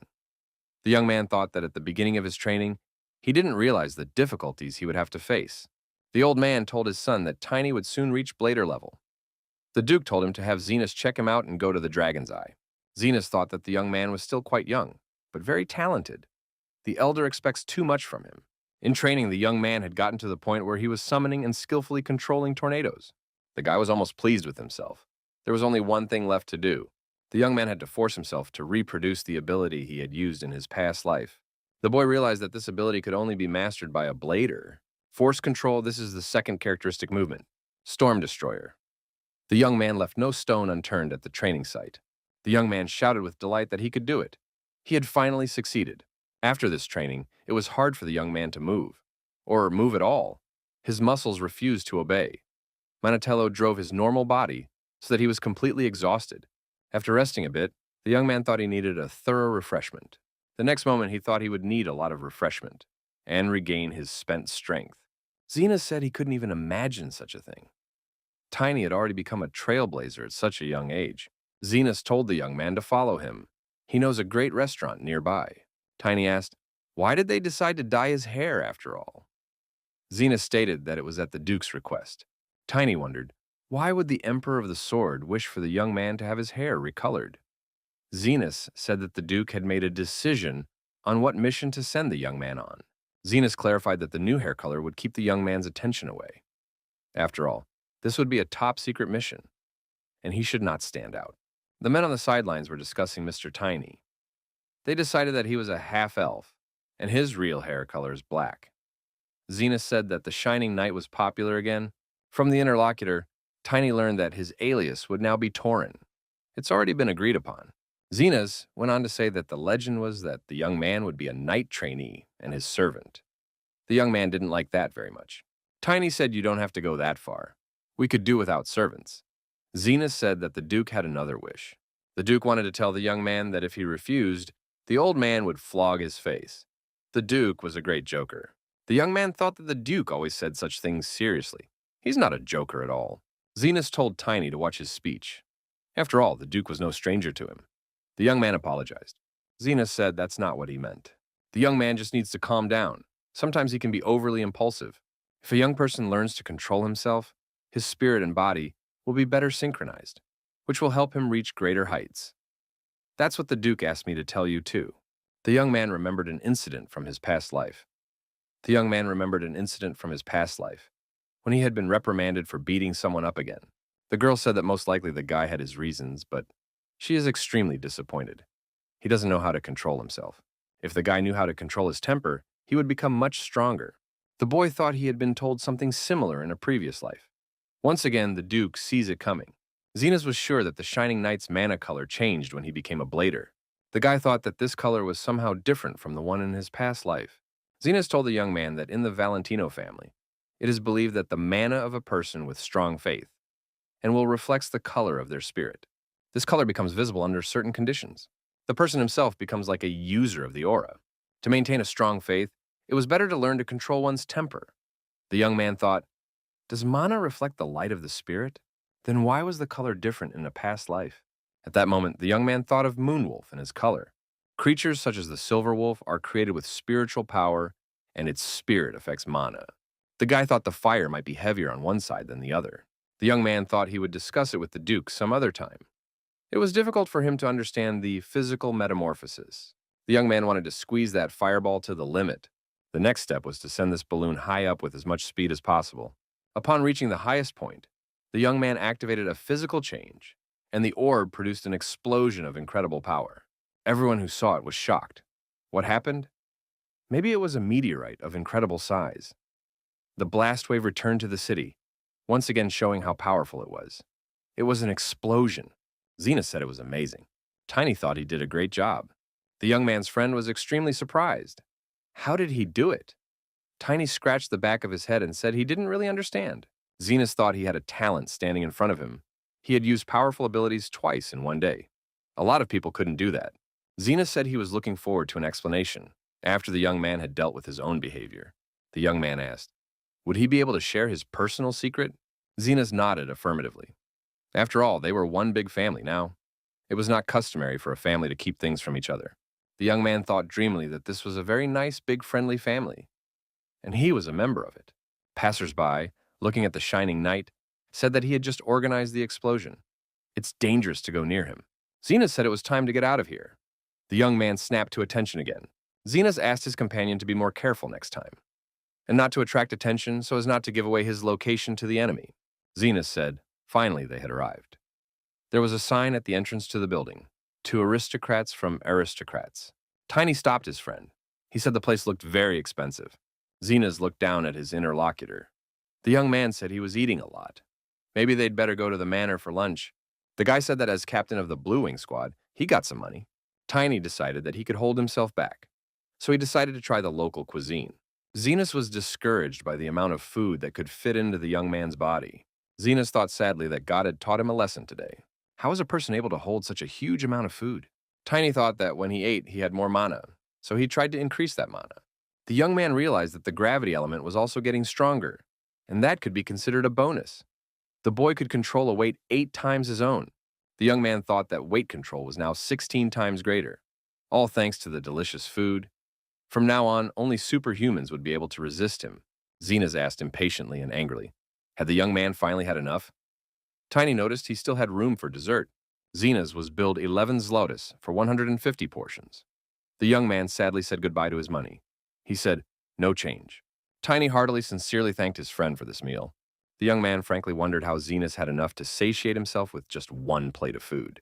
Tiny said that eating at this place was good for increasing mana, and he wouldn't mind if Xenos invited him here regularly.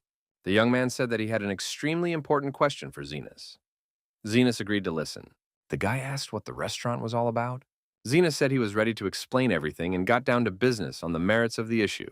The young man, as he listened to his friend's explanation, thought that this room was very good at blocking out sound.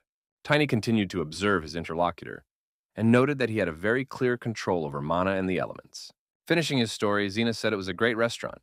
The restaurant also serves as a branch of the royal organization to gather the necessary information of the Dragon's Eye, located in the capital. Xenos continued, the Dragon Eye exists with the support of the prince due to his succession of state. It's the only organization in the palace that Valentino's people can trust. Xenos was deadly serious when he said that phrase. The young man realized how important this information was. Xenos added that the Duke had requested that the young man be brought here, at least once. The Duke believes that Tiny underestimates the influence of royal connections. Xenos remarked that there was another reason he had brought the young man here. The wedding is about 10 days away. Only members of the royal family, royal knights, and direct heirs of Valentius will be able to attend this wedding. However, the knights turned out to be not so good. Xenos told him what the secret was. The Duke wants the young man to pretend to be a servant and infiltrate the ceremony. Tiny asked, why couldn't it have been done sooner? Xenos said not to let the young man underestimate Sir Valentius. They've already found a position for the young man. Xenos said that in an emergency the young man could go here, and showed him the document. The young man asked what was in that scroll. Xena said it contained the location of an artifact. Tiny took good care of the artifact in Karuna, so Xena's expects the same this time. The young man said he wasn't sure. After a little thought, Tiny said that he could do it. He would try to live up to the trust placed in him. The interlocutor told the young man that he was satisfied with the young man's agreement. He told him to study the map thoroughly. He would definitely need it. A restaurant employee asked if the guests enjoyed the menu. Zenas replied that it was very decent and hearty. Something seemed suspicious to the young man. He decided to scan the area with the help of the silver wolf spirit. The boy thought he had just seen a prince. How is that possible? The man told the young man that it was a big coincidence. He didn't expect to see the boy here. Tiny recounted what he had heard from Duke Valentius. He had heard that they were trying their best together to find the demon's minions. The man stated that in any case, it is better to secure oneself. This is a compulsory necessity. The interlocutor told the young man that he was definitely more at ease with him. Karun's savior. The young man said he had a question. He was interested in what was going on between members of the royal family. This information can help protect everyone from potential hazards. The young man faltered. He decided that his question had been too direct. He hoped that his interlocutor would be sincere. Tiny thought the Duke was going to beat him up again. Call him a maniac and beat him. The interlocutor added, he's sure the young man got most of his information from the dragon's eye. The man asked what exactly the young man wanted to know. The guy asked if there was someone among the royal family who wanted to destroy the country. The interlocutor said that he did not understand the young man's intentions, and he asked strange questions. The man stated that there are a couple of these people. There are about 3 of them. The young man asked, who are these people? Is there really such a person? The prince said that, first of all, this is the mother of his favorite brothers, the second queen. The young man thought it might be the second prince. It turns out to be the second queen. Rumor has it around the palace that 10 years ago, when the second queen refused to marry, the king killed her entire family. The young man was terribly surprised. The prince said it's just a rumor, but if it's true, the guy should have an answer to his question. The young man asked who else could be a traitor. The prince said it could be the royal knights. The man explained that they were discriminated against in Aslan. Mages are treated much better there, so maybe they are the ones who want to destroy the country. The prince said the last man was his father. The young man wondered, could it really be the king himself? What is his gain? The prince said that for some reason his father was deeply displeased with Duke Valentius. Valentius had recently made a name for himself in a duel, and the king was furious. The prince added that the young man should also be careful. The young man and the duke. The prince knows that his father has a secret power. It's a big secret, so the young man must keep his mouth shut. Tiny thanked his interlocutor for sharing such important information. Before saying goodbye, the prince said he had to meet his fiancée and his father today, and he said that they would see each other soon. The young man shared the secret information with Duke Valentius tonight and told him not to spread it. The duke was surprised. Had the prince told him all this? Tiny said it turns out the situation could be a lot more complicated than that. The duke said he couldn't believe the prince was thinking such a thing. The old man clutched his head and said that now everything was getting more complicated, and it was necessary to analyze everything very thoroughly.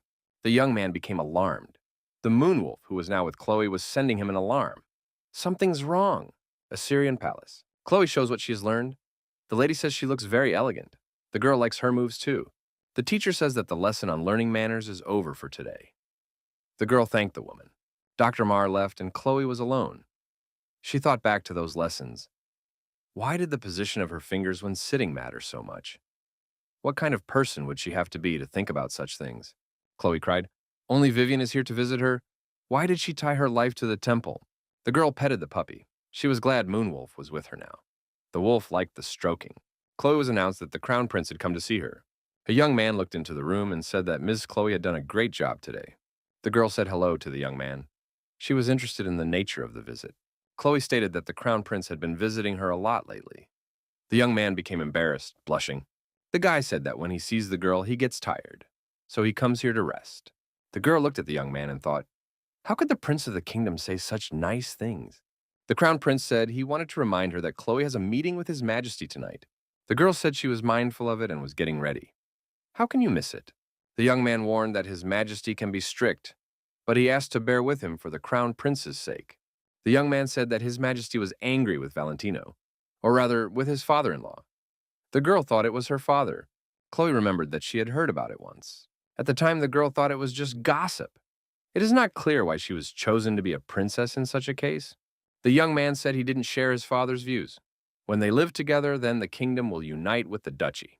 The young man said that he was rushing the marriage a bit, and this might irritate His Majesty even more.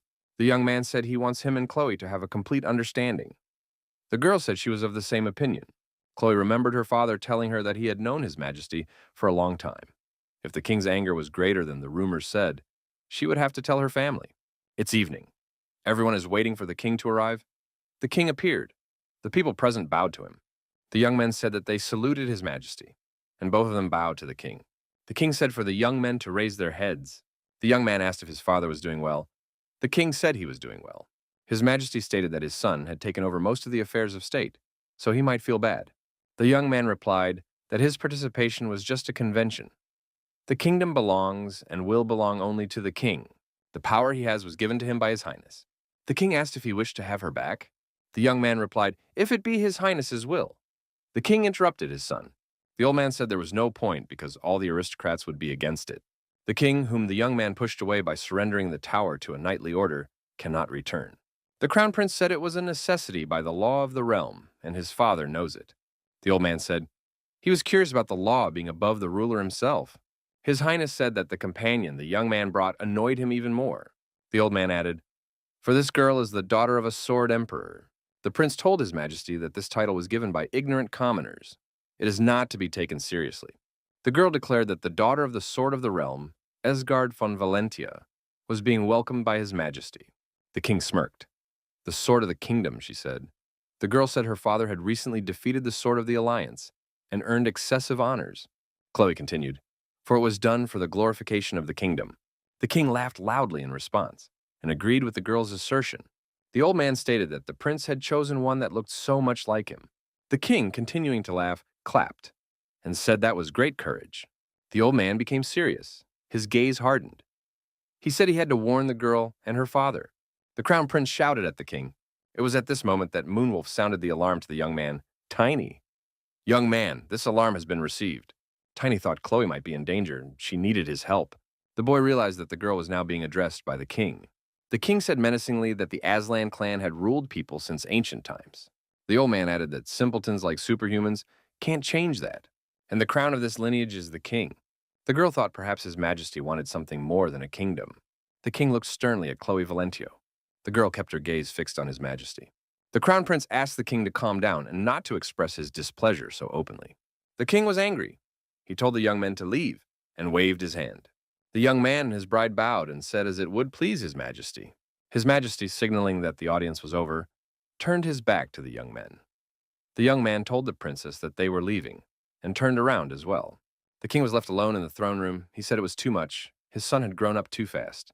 A mysterious interlocutor appeared beside the king. He asked why His Majesty had said this to the princess. The king said he was just delighted. He must be getting old by now. The old man sighed heavily. The stranger asked if the king was really that concerned about Valentius's bloodline. The old man explained, it happened 40 years ago. One boy came up to greet him, introducing himself as the heir to the duke's family. He was about 10 years old. He said that he had just started learning the art of the sword. The king said that he personally began to train this young man. However, at one point, this young man showed that he wielded the sword better than the king. The king was amazed. The boy asked if His Majesty was all right. The young man reached out his hand to the king with frightened eyes. The king said he was incredibly ashamed at the time. And at that moment, the king gave up the idea of becoming a knight.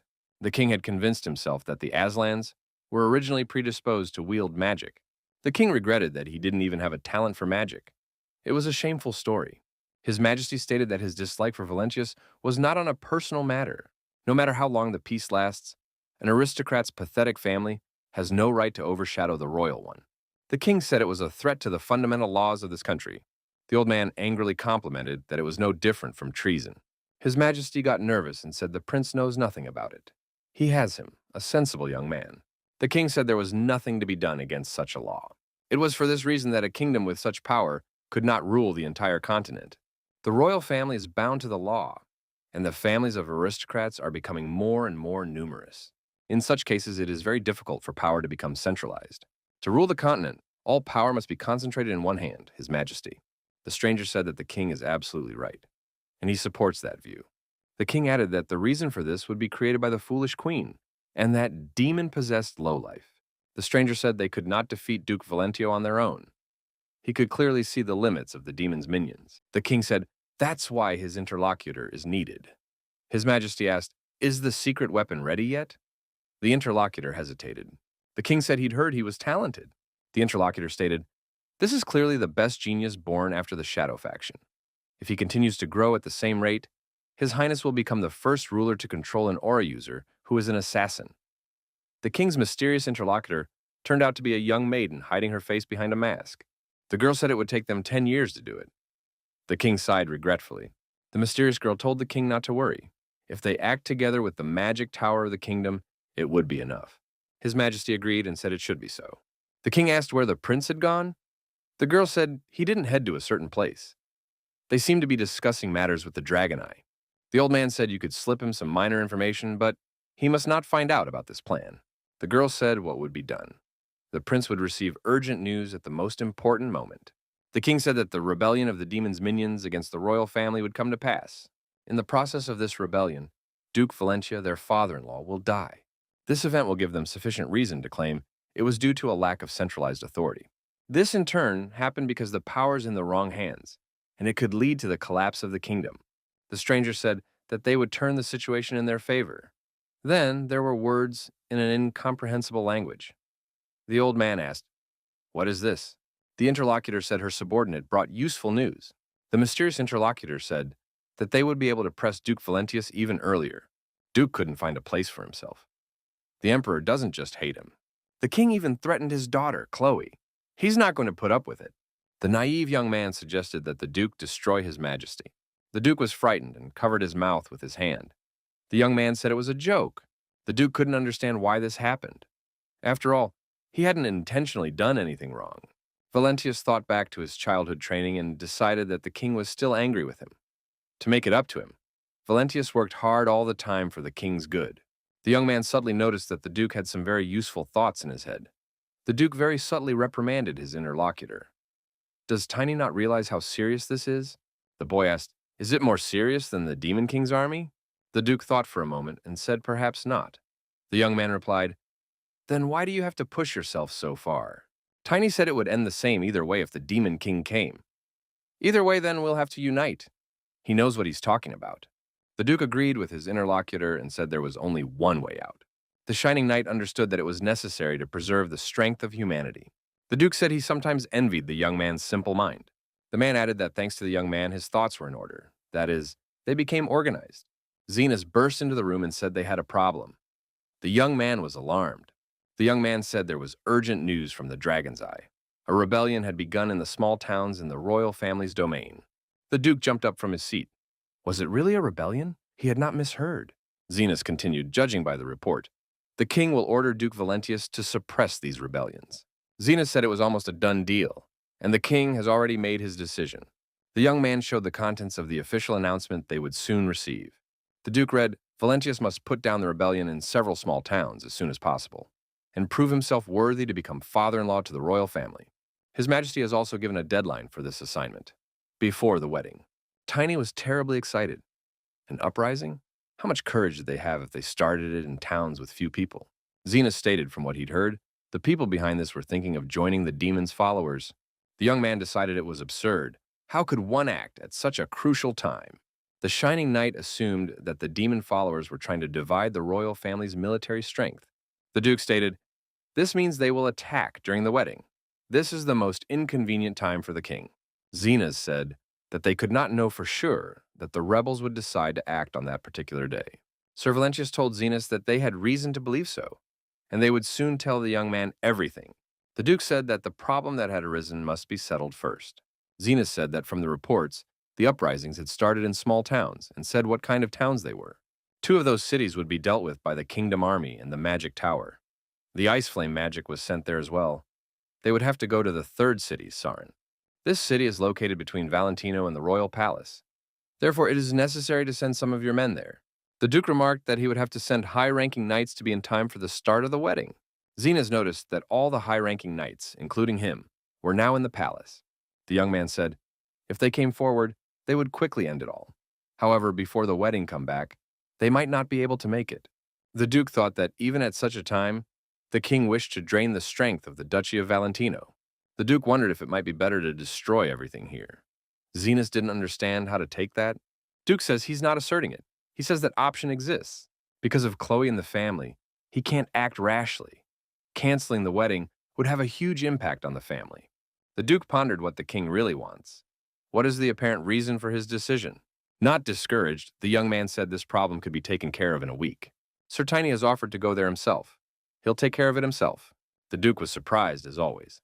Zenas asked, I guess the young man wants to use the spirit of the silver wolf? 3 days to travel one way and the same amount back. 1 day to sort out all the problems there. The guy decided it was entirely possible. Zenas said, he understands, but it's dangerous. The duke shouted that it was rebellion, rebellion. The old man explained that even if the city was small, there were at least a couple hundred knights, and there was no telling what the demon's followers might be up to. Sir Valencia stated that he would not risk a shining knight for such a trifle. Tiny said if it's a test, you have to pass it. The young man said that in principle he was used to living like that. That's why he's asking for some holy object for himself. I wonder if he can borrow it from the royal family. The young man shouted that they wanted to borrow the armor. The young man added, it is after all a valuable holy object. His interlocutor said that the fellow had used its kernel in Karuna. The young man concluded that this was a very amazing kid. The young man asked me to tell him that he would get it. The crown prince added, there must be some way to help this guy. It bothered the crown prince that there was no way to stop his majesty. The stranger reported to the king that the holy object was missing. The king was very surprised. The stranger assumed that the prince needed the item. It had gone missing after a Valentino knight named Torin came to the palace. The king logically assumed that the armor was just a symbol. The king's interlocutor said that he might be wrong, but that this knight had gone to Tsarin instead of Valentius. The stranger continued, if the young man uses the sacred object, the demon's followers will melt from the light, without even being able to get close to him, and people blinded by dark magic will wake up. His Majesty became alarmed. In that case, Valentius would do without casualties. That was not part of his plans. The king said he didn't like it. Can't let that guy come back alive. The stranger stated that he would definitely take care of it. They sent a secret weapon that had been nurtured long and reverently. This weapon is enough to kill one knight. The king's mysterious interlocutor observed the young man from up in the tree, suggested that the young man was moving unusually. The boy seems to be moving on Ludovolca. The mysterious stranger thought the young man was heading straight for Tsarin. The girl noticed that the young man was too fast. She couldn't keep up with him. She suggested that the boy might take the same route back. The girl decided in that case to just wait for him here, and she began to fade away, like a ghost. Tiny, moving on his Ludowolf, had already been on the road for an extended period of time. He was very hungry. The boy thought with regret that he had already been eating wild boar meat for 3 days. But he had no choice. Moonwolf dreamed of wild boar meat the whole way. The young man asked his wolf if he sensed some characteristic of a stage 4 element in him. The wolf only growled in response. The young man was overcome with various thoughts. He thought it would be difficult for him to reach the 4th stage. The guy thought that his soul had already experienced the superhuman level. But only leveling up with him now wouldn't change anything. The young man thought that he had already gotten something new by becoming an elementalist. Tiny figured that the higher the quality of soul, the easier it was to become an aura user. Even if he's far from stage 4 now, he's bound to come up with something. The young man continued uninterruptedly to the appointed point. He thought he could always turn to Estina. The shining knight stopped on the shore of a lake. Beyond that lake, he could see a city. That's where he was headed. The boy decided that now he would deal with them all. Tsarin, the facade of the outer palace. There was indeed an uprising of the discontented masses in the city. The young man saw the embittered faces and realized he wasn't wrong. One of the rebels said that several generations of his family had worshipped the Tsarin landowner. Even when the despicable villains played with him like a toy, he just tolerated it. The man thought he had done the right thing. Someone patted him on the shoulder and said they approved of what he had done. The stranger said that was why the man had no need to worry. The man turned around, seeing Jaron standing behind him. Jaron said that this man is now the owner of the city. I must prepare myself for what awaits him. The man asked, is it really about that knight with the sacred object? Jaron stated that the young man had left the royal palace 4 days ago.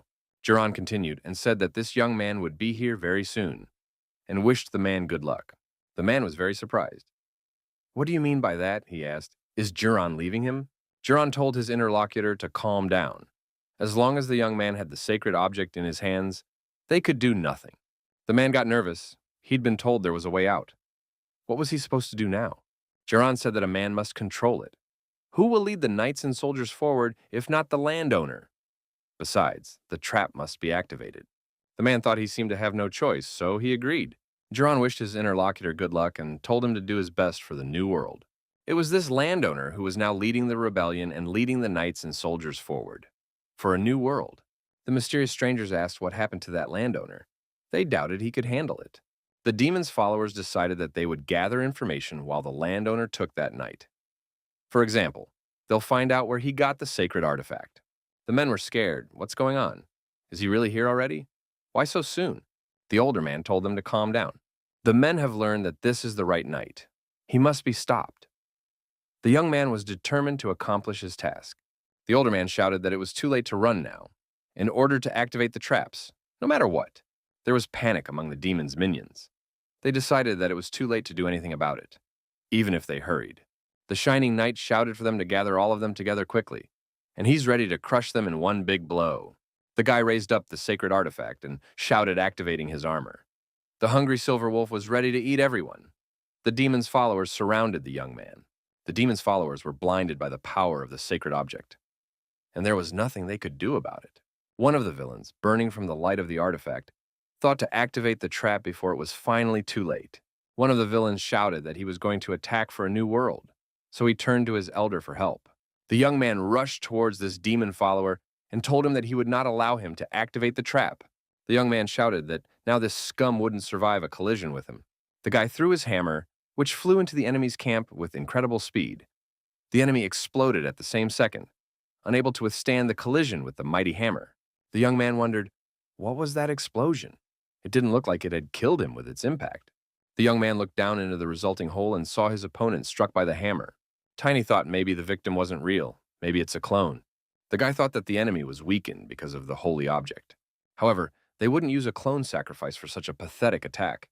The young man realized that powerful magic, more destructive magic, was contained here. This magic is greater than in most artifacts used by demon followers. If they start glowing, they will explode. The boy thought it was dangerous. Silverwolf was of the same opinion. The young man had only used this ability that time in the royal palace, but he didn't have a stronger one right now. He decided that this would be enough for the explosion for now. The boy swung and threw. He thought that the property of destruction in doing so would become widespread. There was a powerful explosion, and the demon's followers scattered in different directions. The young man decided that next time, the explosion would have to be weakened. The explosion was so devastating that the blast wave hit its creator as well. The young man toppled off the silver wolf and flew downward. The young man survived, but he thought it was a very absurd force. It sweeps everything in its path. As he landed, the guy thought he had weakened as much as he could of that power. But Moonwolf was gone after all. He can't even feel the response of his mana. The boy was frightened. He remembered the royal palace. The Shining Knight thought they cared about the artifact alone. The young man rushed off, eager to tell them about it. The young man burst through the landowner's door, smashing everything in his path, and shouted for a communication device. Any operator would do. The man started begging for mercy, and said he was doing as he was told. Tiny told the man to shut up and do as he was asked. The landowner said there was nothing like this in the village. There was no connection here yet. The Shining Knight jumped onto the silver wolf and rushed forward. He couldn't understand how he could do without a communication device even in the village. The silver wolf agreed with him. The young man knew that his friend had only just recovered, but he asked that Moonwolf be patient for a while. The guy stated to just run without stopping. Tiny noticed they were being attacked and shouted for Moonwolf to dodge immediately. The young man was covered in cold sweat. He noticed that it was very close. He would have dropped dead if he hadn't expanded the range of his senses. Who would it be to him? The young man ducked again. A spear with a sharp tip flew past, scratching the young man on the cheek. The boy thought that not everyone had that ability. Only a select few could attack like that. The young man decided it was the Reaper, but why is he here? The boy thought that this was not the Reaper he had known in his past life. It was a different person now. The Shining Knight shouted that he would not let his opponent overpower him, and repelled the attack with his hammer. Tiny asked the Silver Wolf to activate the illusory walk. It was hard on the young man. They had fled Siren without respite, and now he had little mana left. Tiny decided it was time to activate the iron barrier. The scratch from the enemy's spear was bleeding. The spear had been poisoned. His body could barely handle its shadow poison. The young man's face turned blue. The young man felt sick, but he knew he couldn't die here. But at the same time, one cannot kill one of the 10 future knights. That's how the young man thought of the Reaper. The young man shouted, "Why did the shadow of the king's family come after him?" The young man heard the answer. He was asked, "How could he know?" The boy realized that the Reaper had been caught. She was still inexperienced. The Reaper he knew would not have answered. The young man realized that this was his only chance left. The young man said that he doesn't only know that, he also knows the magic circle technique she learned from the Shadow Law. The stranger was surprised. How does he know this? She was the only one who knew this information. The young man thought she had told him about it herself, or rather her future version of it. Tiny said that he actually had a similar technique too, so he quickly identified it. The young man decided that he needed to use as much of his remaining mana as possible. The opponent decided not to listen to her opponent, and continued to launch spears at him. The young man continued to dodge the deadly weapons. The stranger saw that her opponent was using illusionary footsteps, so it's not going to be easy to defeat him. The Shining Knight noticed that his technique worked, even if his rival had guessed it. The young man realized that he was unlikely to use it again, but he was sure to think of something else. The young man told his rival that he came from the same place as her. The Reaper replied, "Then there must be a Shining Knight before her? Is he Tiny Morse? The one everyone's been talking about so much?" "I didn't expect to find him here," the girl said. The stranger said, "She thought the rumors weren't true, and he really is the heir to their family." Tiny said the stranger was not mistaken, and it was him in person. The stranger cautiously stepped out of hiding. She thought all the rumors about him were lies. The girl lowered her hood. The young woman said she didn't know anyone other than her had survived. The young man saw her face. The young man was surprised at who he saw in front of him. He had certainly not counted on such an encounter. The boy thought it was Luna, the heiress of the Morse family. But she had never told him about it then in the future. The girl repeated she believed there was no one else left. She was told that if she worked for the royal family, she could return to her homeland. Luna stated she was doing all this for her home, but she wouldn't kill a relative. The girl asked, how did the Shining Knight know she was working for them? Tiny noticed that the girl had failed the task. She wasn't a master at talking, but she was smart enough. The young man said that only the king's family in Valencia knew he was going to Tsarin. If someone would try to kill him, there was a good chance that the royal family was behind it. The young lady said she now understood the young man's train of thought. Tiny asked, why did the girl have such a reaction to him? Why did she attack him? Luna replied that she was merely following the king's orders. Her orders were to dispose of him before arriving in Tsarin, if she could. Otherwise, to destroy him on the way back. The reason for all this, she does not know. The Shining Knight was frankly surprised by his companion's confession. Did the king have something to do with it? The young man thought the reason was obvious to him. King Valentius' real target, not him. The demon's followers are everywhere. They almost destroyed Karun, and now they're going to fight each other for power. The young man remembered the words of the Duke, who said that they would have to defend the king. The guy said he had to get back as soon as possible, and asked what the big sister would do. The girl's eyes rounded. The young man called her his older sister. Tiny explained he was 14 years old, and the girl was probably older.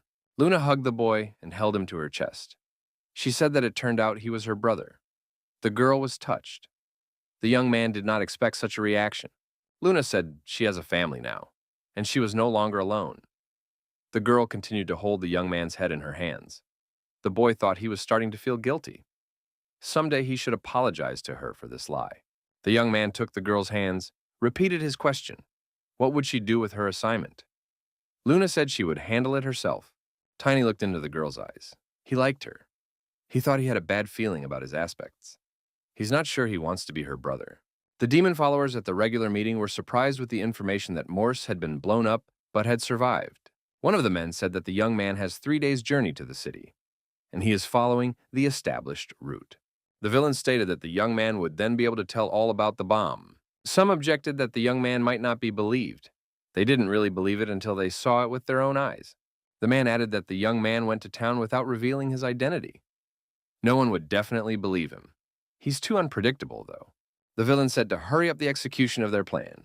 Some of the followers said it could affect him, and there's no need to rush into it yet. After all, there's no telling when else the royal family will be able to gather in full. The leader stated that the wedding is not the only reason for the general gathering of the royal family. The villain said there would be a rehearsal the day before the wedding, as required by etiquette. All the members of the royal family will gather there, except the king. The sect leader of the demon followers sect suggested targeting this particular time. One of the men asked, what about the king in such a case? The sect leader said to tell the blue fox to take care of the king. The second queen noticed that the plan had changed again. The woman was directly involved. The queen asked, "Why so suddenly?" She was now unsure if they could be trusted at all.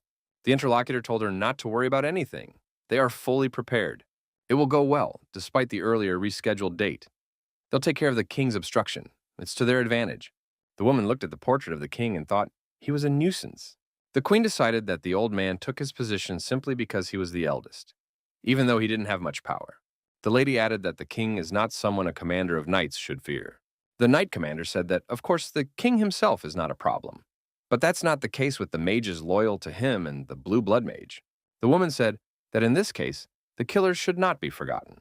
The interlocutor wondered, wasn't that just a rumor?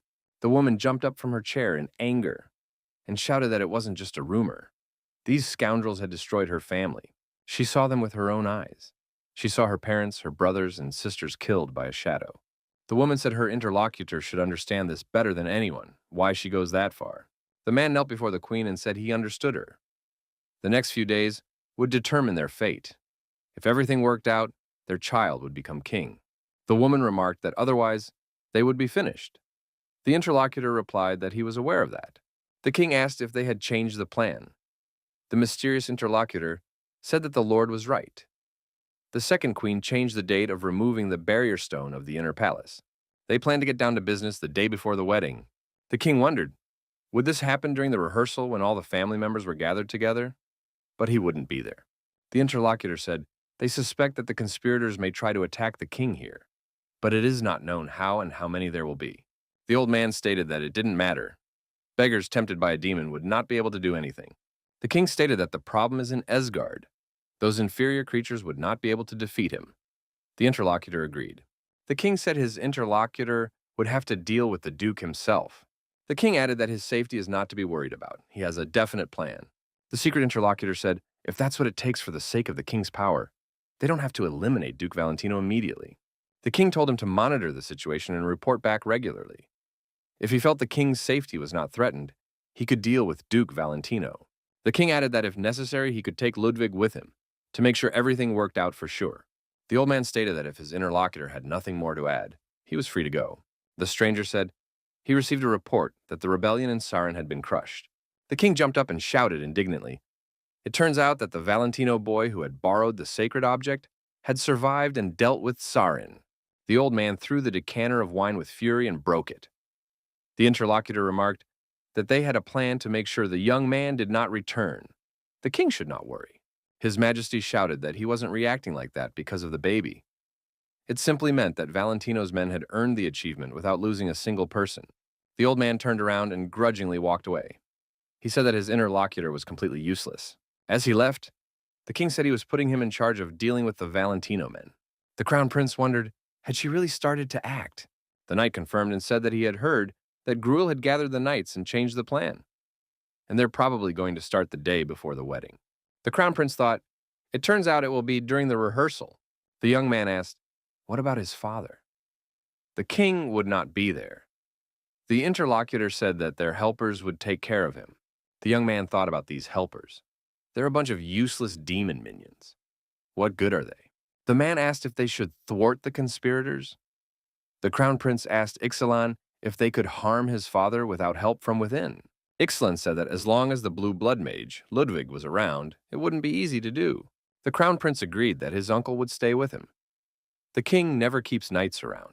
Several decades had passed since the king began to despise the knights because of Valentius. The fuel that his father had gathered had gotten so heated that the queen, along with the commander of the knights, had taken part in treason against the homeland. The king had learned of their plan and was preparing to ruin it. The young man was very sorry that the king had allowed such a situation to develop. The crown prince turned to Ixalan with a suggestion. The young man decided that in such a situation, cutting off the corrupt parts of the royal family was not a bad idea. Ixalan said he didn't know what the young man was talking about. The prince added, especially if he didn't have to get his hands dirty himself. The young man, leaving the room, said they would proceed according to plan. The crown prince said for Ixalan to ask Valentia's family to come to Cram Palace, where the ceremony will be held. The young man stated that he would personally tell his father-in-law about their plan. Khloe, lying on her bed, said she felt better when she had to attend bridal classes without interruption. Vivian noticed that her landlady was always complaining about how busy she was. She asked Luna to come back to her. That was before, but now Luna wasn't with her and Tiny had disappeared. Vivian said it was weird for her to realize that Khloe looked like a child getting married. Khloe said, "Why shouldn't Vivian confess her feelings to Xena's?" Vivian wondered what her mistress was talking about. The girl, blushing, replied that she respected Xenas as her commander. Khloe winked playfully at her companion. Vivian blushed even more. Vivian agreed that Xenas is of course a genius, having reached the level of a challenger at only 30 years old. And he looked pretty good. Khloe suggested that she could talk to him herself.